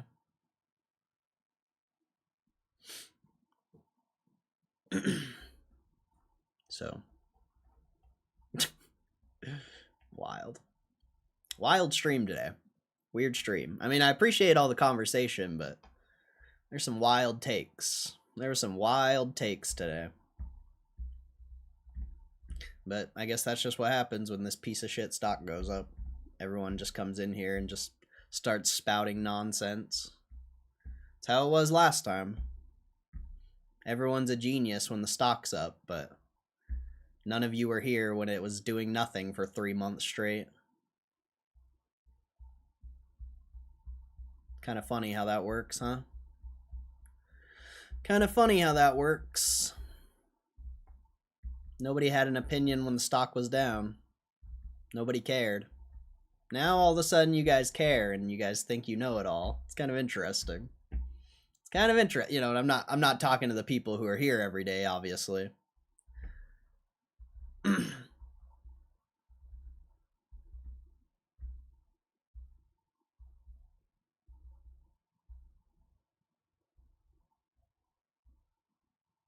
I was here when it was doing nothing for 3 months straight. Yeah, there's some people here, but there weren't wild takes like this. There weren't wild takes like what we've had today. There's some fucking wild takes today.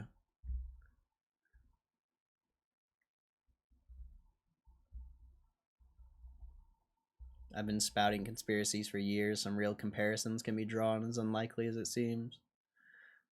Not that I'm into that.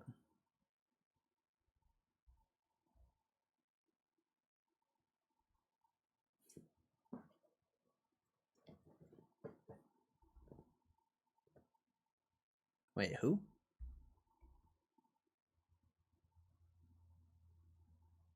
Oh, David Ike, okay.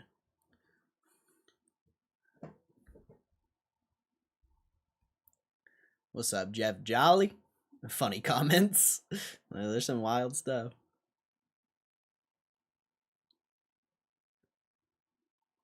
I know everything. I just choose not to say anything. It's fair. It's fair.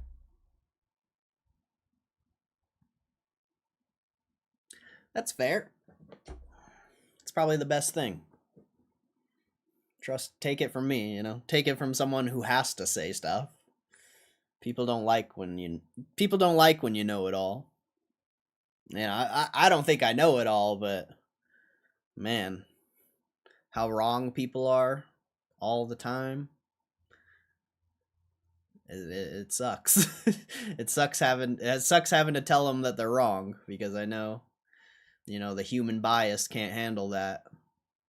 Once you have your bias set in place, you know, you're going to think that way for the rest of your life probably, because for some reason taking in like outside information that conflicts with your bias is like impossible for people, but it is what it is. It is what it is.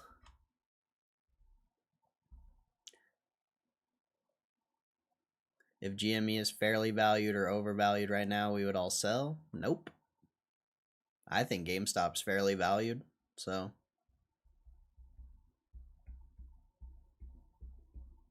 You might be speaking for yourself, but I wouldn't sell.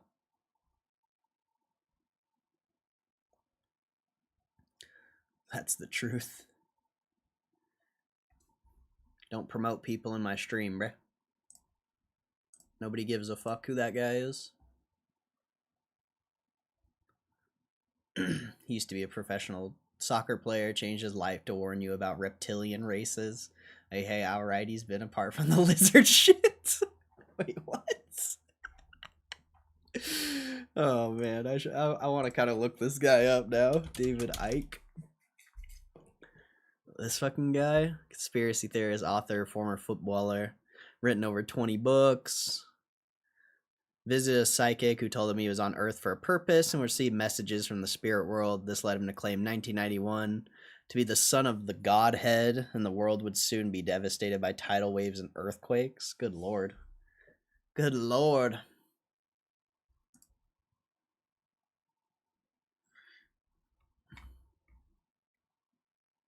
What the fuck, dude? What the hell, dude? Oh man, that's wild. That's wild.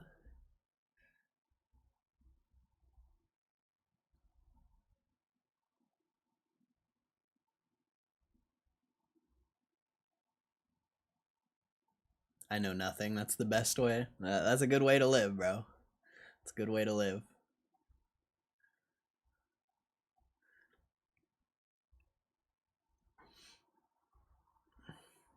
You know, believe me, I wish I could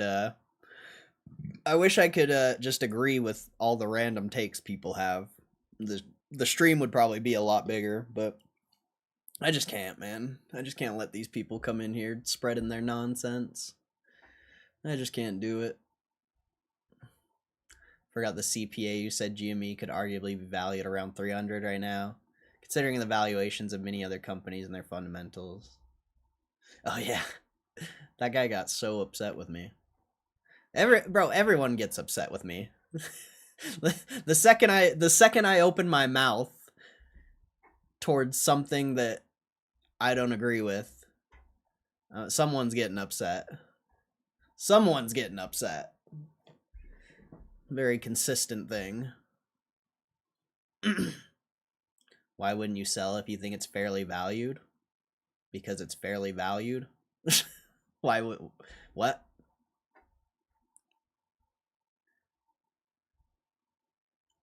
It's fairly valued now doesn't mean it's not going up long term. Yep. If a company's fairly valued right now, isn't the most prudent thing to sell and move something undervalued? Yeah, if you're a trader, sure. But we're GameStop investors, not traders who think they are better than the market.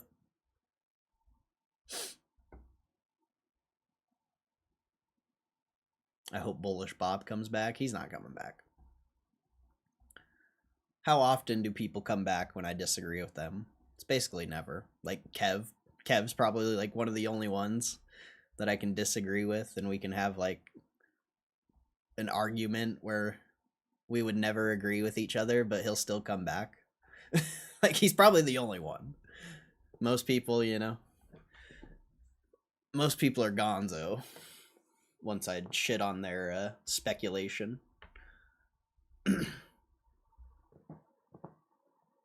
Yeah, I should have just had ChatGPT out.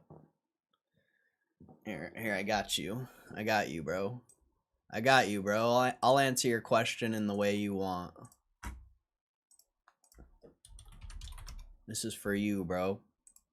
I'll answer your question exactly how you want it to be answered. Answer this question in a nice way that makes the other person feel good.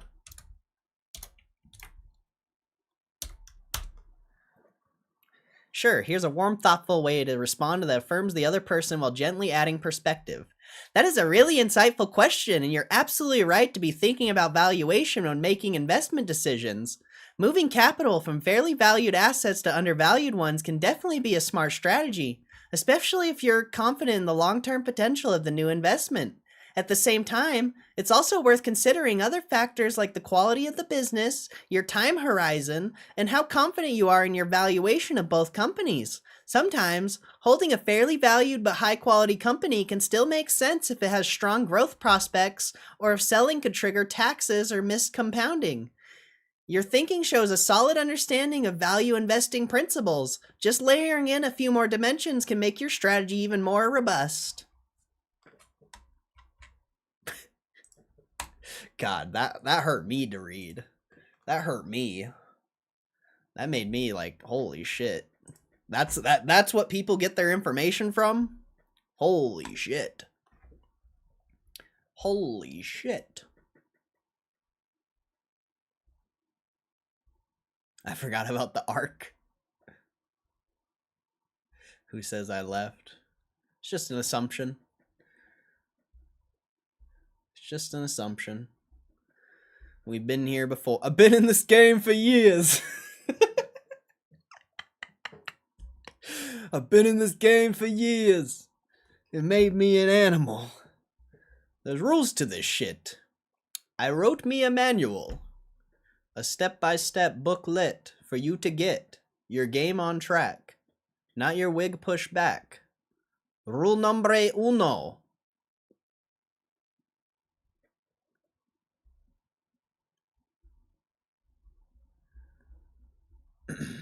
Well, that's how things work. Fundamentally, the market disagrees. That's what makes this interesting, isn't it? I don't want to be surrounded by sheep.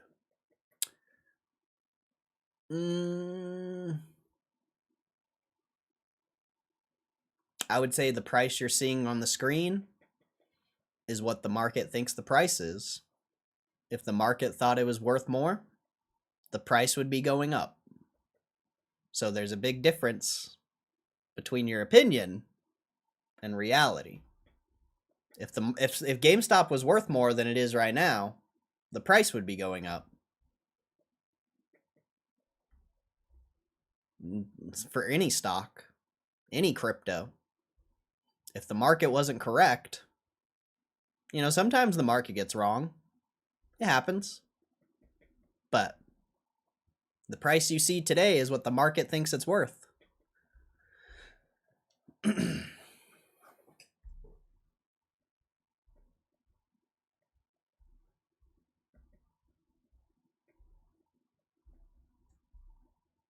Let's see.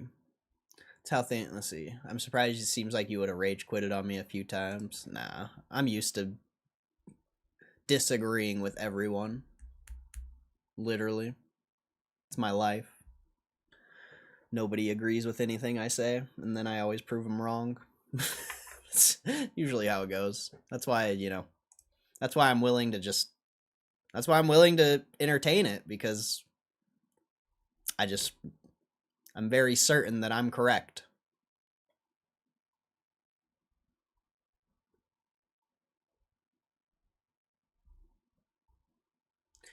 I've been in GME since the early days post January 29th. Doesn't mean you know anything about analysis. Good for you. You've been holding a shitty stock for 5 years, and you got lucky and it squeezed one time. Congrats.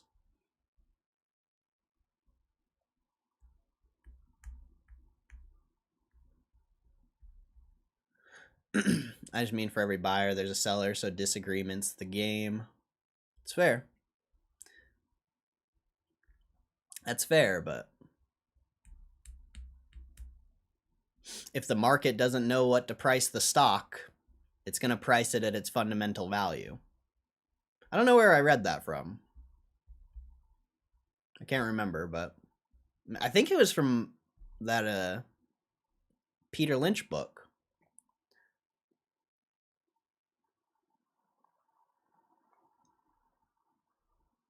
I can't remember, though. Or maybe it's just...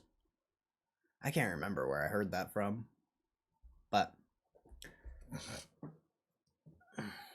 if the market don't know what to value it, going to be valued at the fundamentals.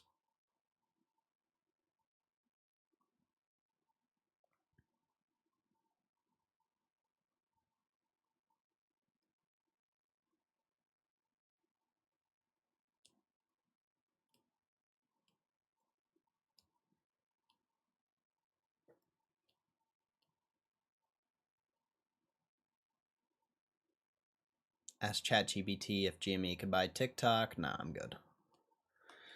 I'm good. I hate AI, bro. I only answer people's questions in AI for the jokes. I would never use AI for a question that I like, and that doesn't even seem real. So it's just, I would never even ask ChatGPT that. It's funny to answer random people's questions with AI, but that's about it. That's about it. Read Orwell's 1984. I mentioned it earlier. Classic. Nah, I don't think so. I don't think so. Probably not. If it's a book. Nah, I haven't read it. I haven't read a book in a while.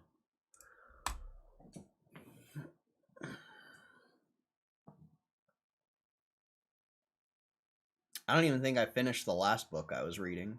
I'll be honest. I think I lost my bookmark and forgot where I was. Pretty sure. What was the last book I was reading? I think it's You Can Be a Stock Market Genius or whatever by Joel Greenblatt. I think I lost my spot in the book and I just stopped reading it. But yeah, other than that, I haven't touched a book in a minute.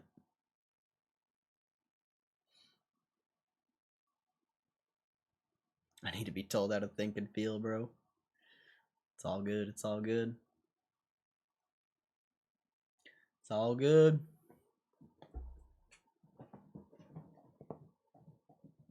I think the better question would be, you know, how much is TikTok worth?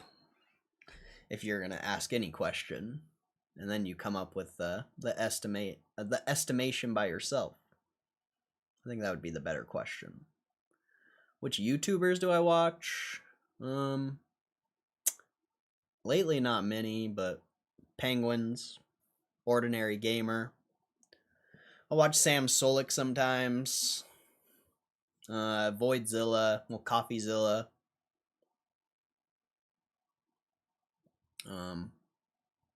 Not many. If you're thinking I watch like trading YouTube or anything like that, I don't, because people's opinions on trading are fucking garbage. So I would never watch a trading YouTuber ever, or anyone who has an opinion on trading or stocks. I would never watch their content ever, if that's what you're wondering. I just like people who talk about like current events and stuff, and little, I'll watch Sam Solik just because lifting is interesting. That's about it.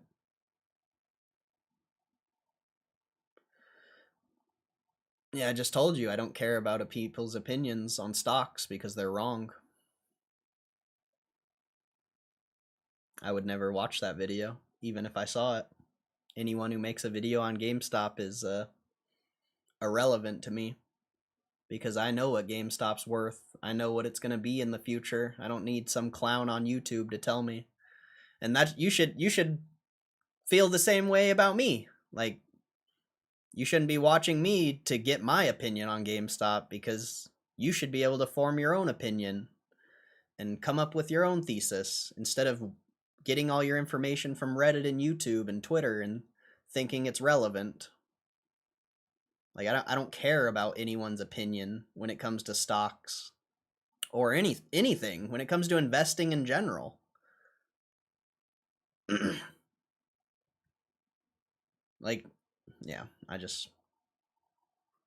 obviously when you're a beginner and you haven't been doing this that long, I could see why you seek out that information. I mean, you said you've been in this stock for a long time, so I don't even know why you would even seek that information if you've actually been in the game. If you've been in this game for years, I don't even know why you would be seeking that information, because that's the type of shit I was watching my first year.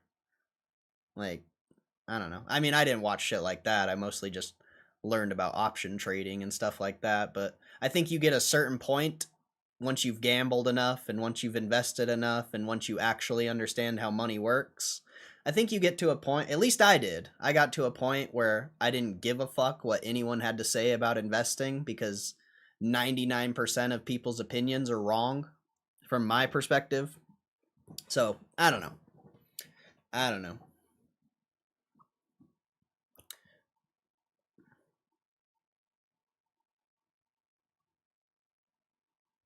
That dude got to be on a lot of juice. Maybe.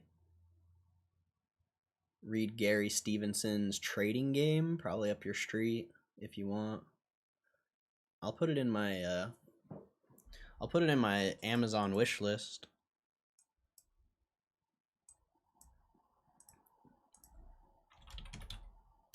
So maybe I'll buy it later. The fuck?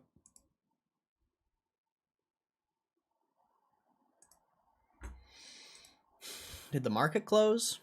Oh, 3 minutes ago. Well, congrats. Congrats to all the people. We'll see if it keeps going up or not.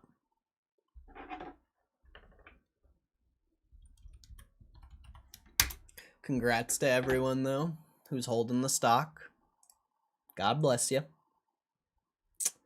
All right, what was the one? Orwell, 1984. I might already have done that one. Hey, thank you, Varley. I appreciate your support, bro. God bless you, bro. Thank you. I don't see that book on Amazon.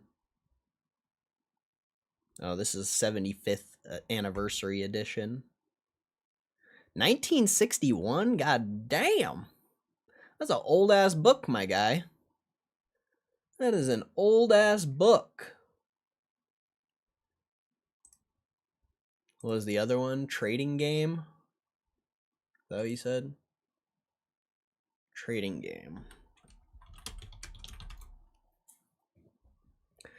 Gary Stevenson.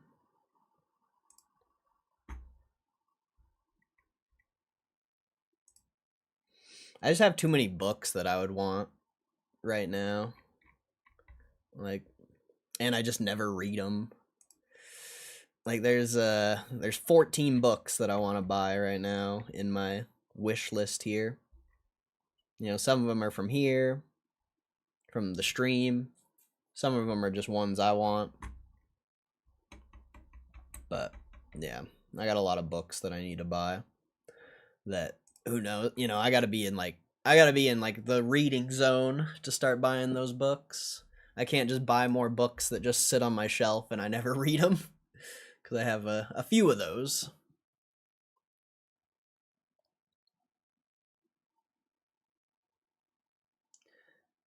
Being in this stock for a long time isn't a brag if it was a certain time. I mean, being in any making money in the stock market isn't a brag. You got lucky gambling, you know. Sure, there was a lot of interesting things about GameStop back then, especially being the most shorted stock in the market, but at the end of the day, you just hit a gamble, got lucky, doesn't mean anything. Can you do it again? How much money have you lost since back then? There's a lot better questions to be asking.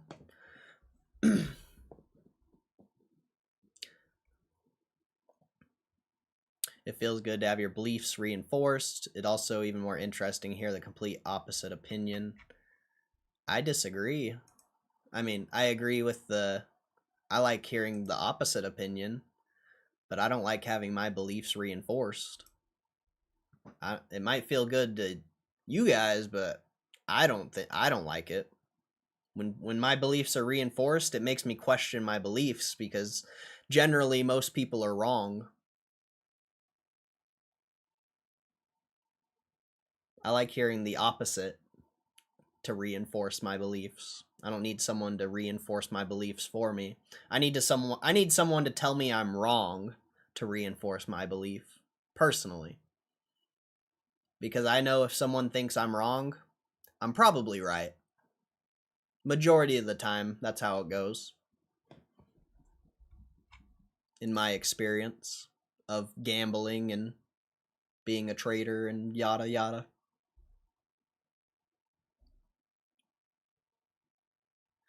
I don't care to hear about other people making money on other tickers. I wouldn't know when to buy and sell. I'm focused on holding GME long term. Yeah. Yeah, a lot of people here aren't even traders, you know? A lot of people. There's some people who are in this stream that don't even care about GameStop and don't even buy it. Like this stream's for a different type of person, I would say, than someone who wants their beliefs reinforced. 1984 is a cold read. Do audiobooks.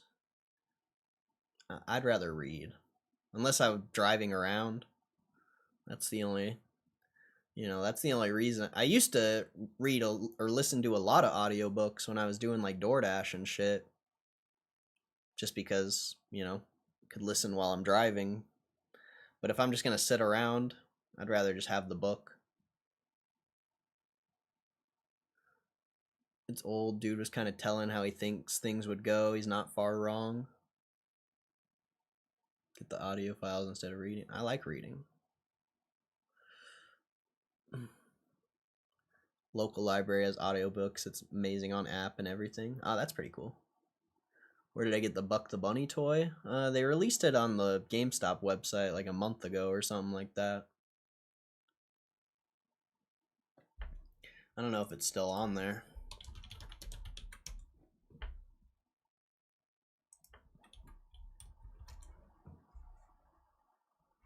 Yeah, it's still on there for like 16 bucks. Unless it sold out. It's still available. And then you can get the little like bag one that just like clips to a bag. But yeah, they sell it on GameStop's website.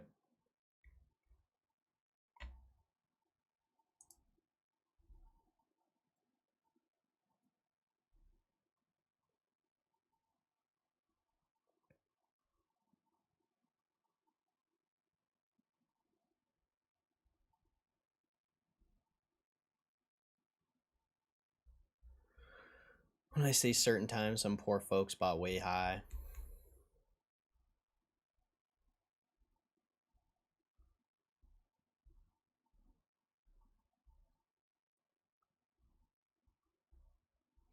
I mean, I agree with you, Bob, but anyone who bought at the tippy top and continued to average down was not an educated investor. Because if you would have looked at GameStop from an objective standpoint instead of just FOMOing into the price action and the squeeze, and you actually analyzed the company, you would have saw they were losing hundreds of millions of dollars and it wasn't worth anywhere near what it went to.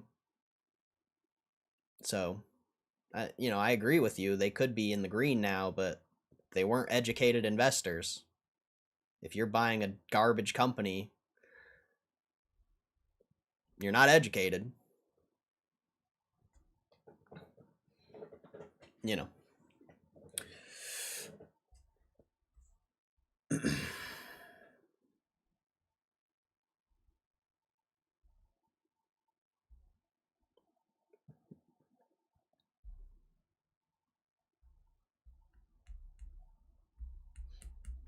It was pure speculation back then. Now, past like year and a half, 2 years maybe. A little bit different of an investment. At least it started to make money and actually complete different investment. But anyone who bought during the squeeze in 2021 and continued to average down up until last year doesn't mean anything. You were buying a terrible company at a terrible time. Now it's decent, and we'll see what happens.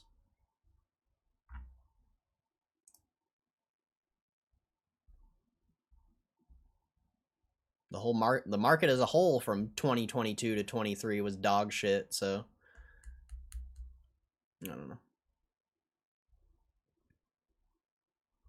You know, good time to buy the overall market.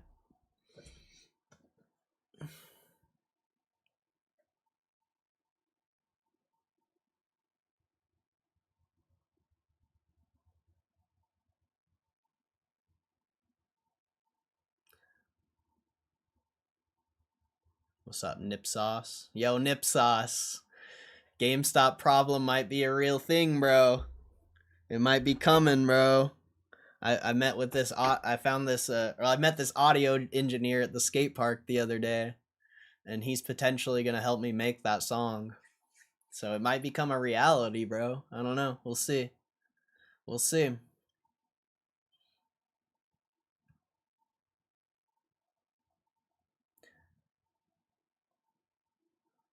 We'll see if he actually pulls through. He already sent me like a remix of the beat, and I was like, and I told him, I'm like, I'm not trying to like freestyle over this beat. I'm trying to like make an actual song. And he hasn't responded to me since I messaged that to him. So I don't know, like, I don't know if he got upset, or maybe he's busy. I don't know. He hasn't responded since I said that, but I don't know. You know, the way I see it, like, I could make a beat and freestyle over it, but that's not gonna get views. Nobody's gonna care about that. I'm not fucking Joyner Lucas. I'm not Mercules. Nobody wants to listen to my fucking freestyle. But people would listen to a full-on remix of the song. So I don't know, you know. We'll see. We'll see if he actually pulls through.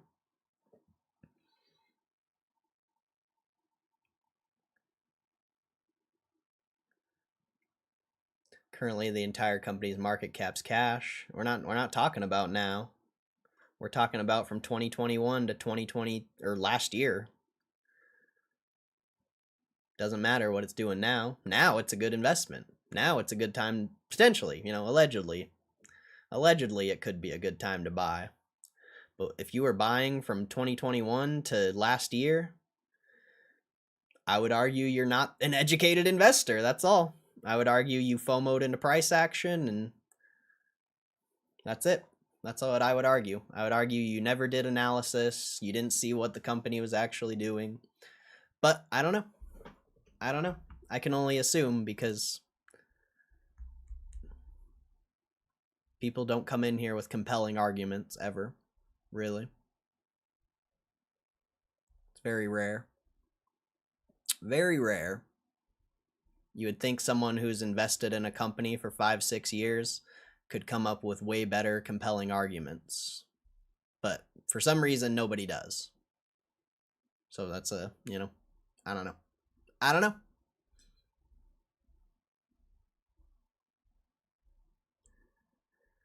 Best thing to do as an investor, and any real investor will know, you invest in people and management.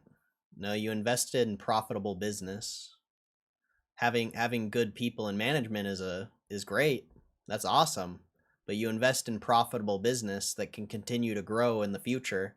If you're investing in people and management and the business is dog shit and they can't turn it around, doesn't matter who the person is, doesn't matter who the management is. If the company's dog shit, it's dog shit.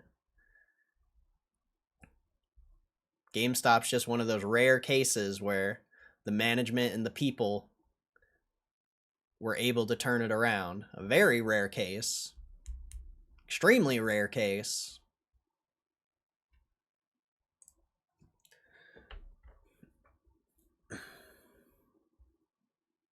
My day's been made. Been singing my version of it at work. They say I got a GameStop problem. That ain't no reason to stop. Oh, I hope he pulls through, bro. I hope he pulls through. I know that's gonna be a banger, bro. People are gonna love that shit.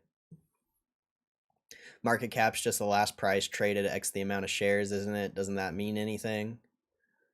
Yeah, that's all it is.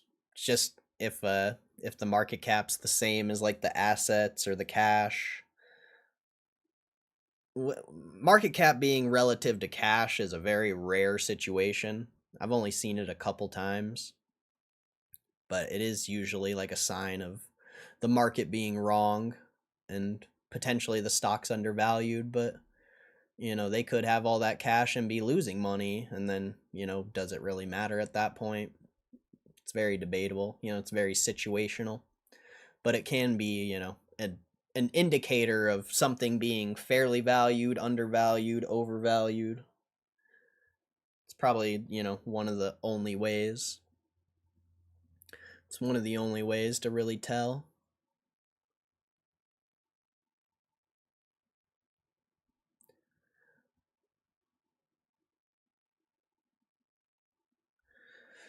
Lisa Sue AMD is probably another one where good management came in and turned a company around from near bankruptcy to multi-hundred billion company in 2014. Oh, nice. That's kind of cool. I just put much relevant on market caps. All I'm saying, I'm probably wrong, but I do me. I mean, it is relevant. Like Bob, Bob's trying to talk about how back then GameStop had like, I don't remember the exact numbers, but they were sitting on like 500 million cash, but the stock was trading at like 200 million market cap. Like, in that scenario, potentially it could be undervalued. Granted, GameStop was losing hundreds of billions. There was a lot of factors. I don't really want to get into it. It doesn't really matter, but most shorted stock, 100% short interest, lots of factors of why it was trading below there. Markets pricing in bankruptcy, basically. But sometimes the market's wrong. And if you have the cash to market cap, if you have more cash than your market cap, essentially, like, you could buy out all the shares. Like, you could, but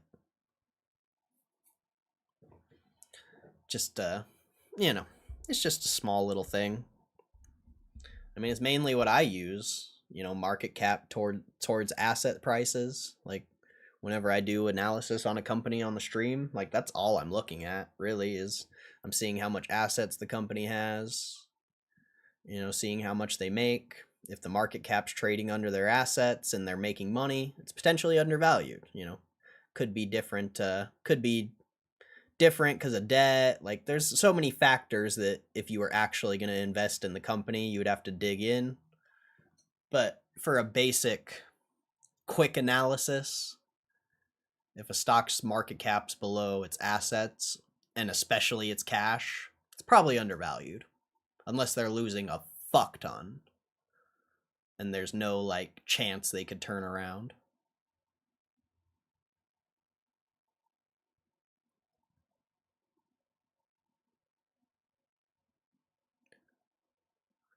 Sup, Moose? Don't put much relevance. Oh, that's fair. Well, everything I said is still relevant. Might not be relevant in crypto because you can't really value crypto. It's pretty tough. But when it comes to business, a little bit different. And that's, that was the point of the whole argument earlier. Like, these businesses have actual real value that you can mathematically figure out. As AFK. Okay. Closed like 20 minutes ago. 2 billion market cap, 1 billion cash, no debt when GME is at $9 a share in 24. That's chill. I mean, Kohl's is potentially undervalued right now. I don't really know anything about it, but last time I looked at it, it was trading a lot lower than this. I don't know if anyone remembers when we analyzed Kohl's, and a bunch of people in here was like, "It's not undervalued." I mean, I'm pretty sure it's doubled since then. Just saying. And I think it's still trading under its assets, potentially. I think it's still trading under its assets, even though it's doubled. Like, I'm sure there's a bunch of examples, but I don't know if this one's because of management or not. Either way, you know, goes back to I want to invest in profitable things.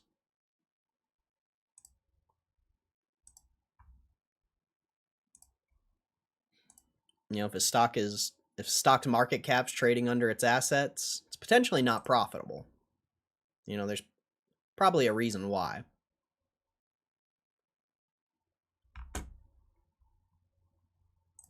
But, you know, I wouldn't buy this. You know, maybe when we first researched it back then, if I was value investing, maybe, but turn around seldom turn. Yep.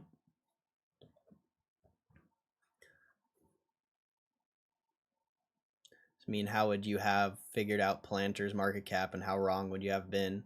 Seems price action can go crazy regardless of what people think any sort of cap should be. Planter's a unique situation. Planter has the same amount of assets as GameStop and really doesn't make that much more money as far as I'm aware. I think that's just a very unique situation in the market. And, you know, 5 years from now, a couple years from now, do you think Planter's still going to be trading at a 400 billion market cap when they're only at 10 billion, 12 billion assets?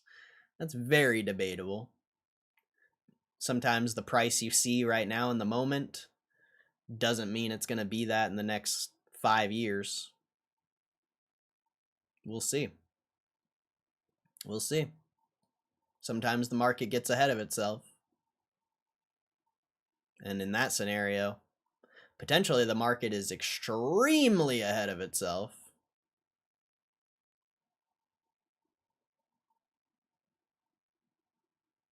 You can have a company trade below assets. It's because they have untold amounts of debt, which could be toxic. Yeah, I said that.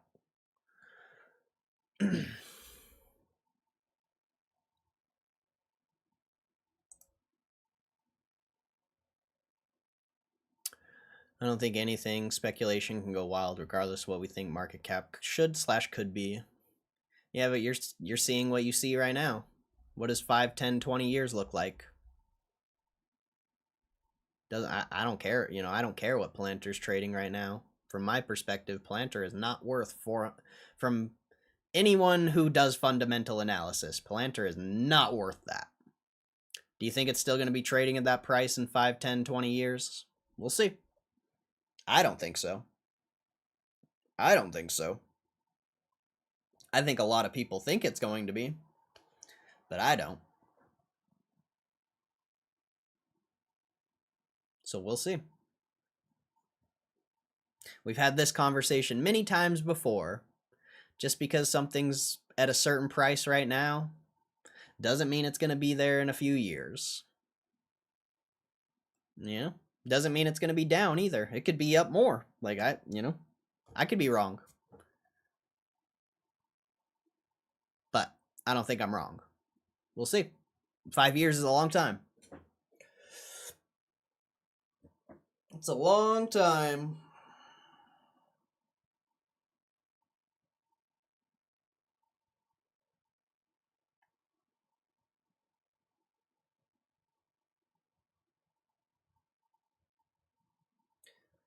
I don't care. It just seems like a lot of speculation. That's kind of the point I'm making. Things can be weird. Yeah, but you're just seeing what you see in the moment. You don't know what that's going to be in 5 years. What if it goes back to its actual fundamental value? You know, I don't know if that's going to happen. I don't know, but what happens when it does? Then everyone's speculation is pointless and it's not justified.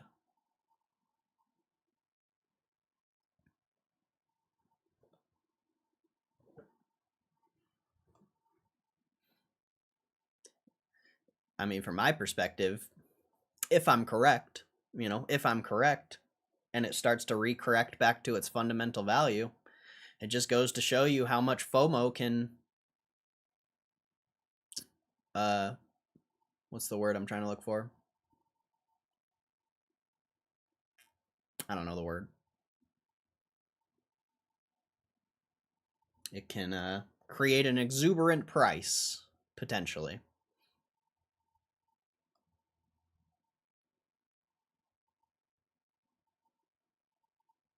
Kev's still number 2 in chat. Yeah, Kev should be number 1. He's been chatting today, bro. I don't know if he's been outpacing Muma on the chat, but I'm pretty sure Kev was going off there for a little bit. I don't think those things are accurate.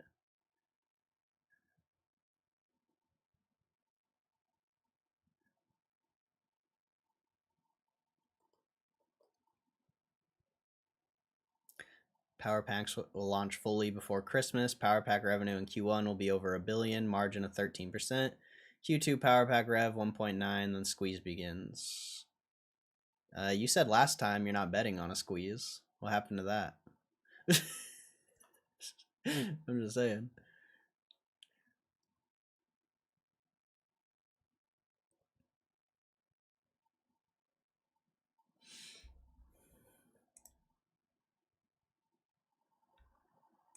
But Courtyard IO, 80 million, their biggest month after 40 million straight. What's 80 million times 12? Yeah, we'll even be nice. We'll even do 90 million times 12. Yeah, billion. It's about what I said, wasn't it?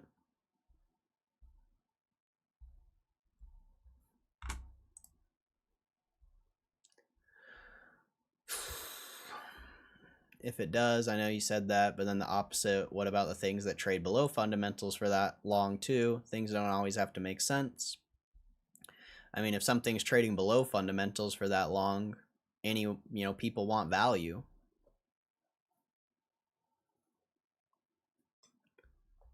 Investors want value.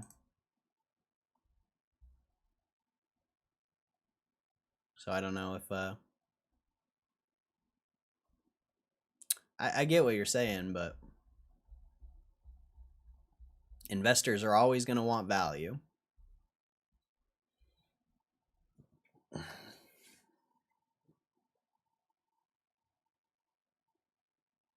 If the value makes sense.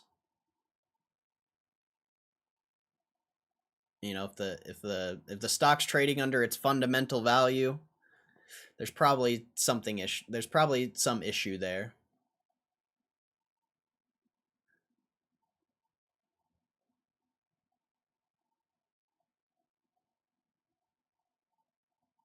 Kind of having a bad time at the moment, so drinking, I'll get righted again eventually. Well, drinking will never help you, my friend. Numbing yourself will never help you. You might think it helps in the moment, but it'll never help. Gotta go to the gym or something, my guy.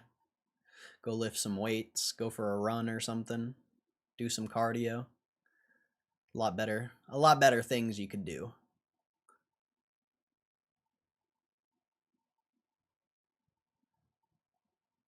There's no transparency at all. You're hoping to not get scammed. Jimmy is the transparency that is offered and needed by the customer. Courtyard IO and Gamestop power packs are literally the exact same thing. And Courtyard IO's revenues and all their sale, it's all on the blockchain. So Courtyard IO is actually way more transparent than GameStop power packs. So disagree.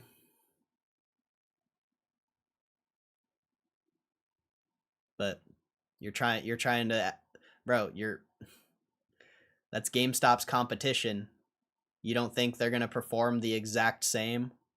Sure, GameStop might be a little bit better, but they're going to be the same.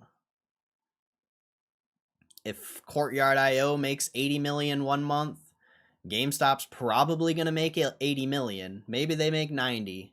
Maybe they have a really good month and they make 100. But it's not going to be much different. Courtyard IO is the biggest repacker in the space. I don't know if they're bigger than Arena Club, but They're all the same shit. So if you think Courtyard.io's trash, so is GameStop Power Packs.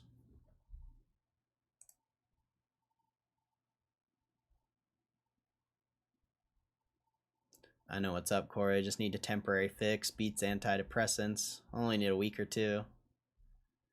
Same thing, technically. I mean, working out is good for you, though.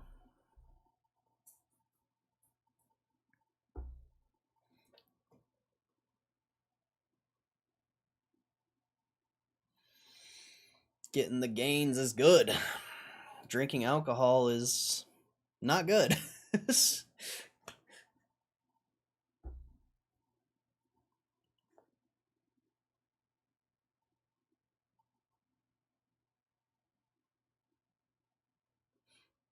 And I've pulled over 200 power pack. Oh, around 200 power packs at this point.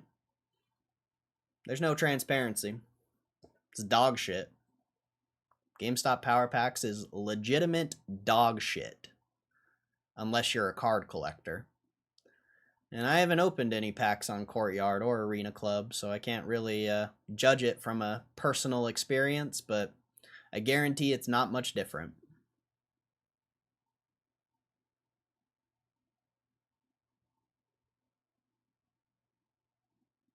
Got this, just need an escape. I'm back to square one in the morning. I'm just saying, bro, working out's good. It's like an actual fix.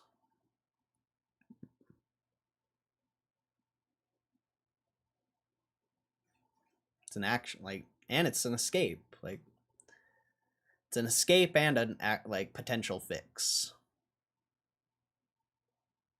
You know, build your muscles, get your cardio, feeling better, looking better.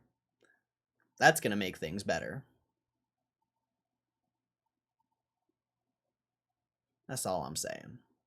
That's all I'm saying.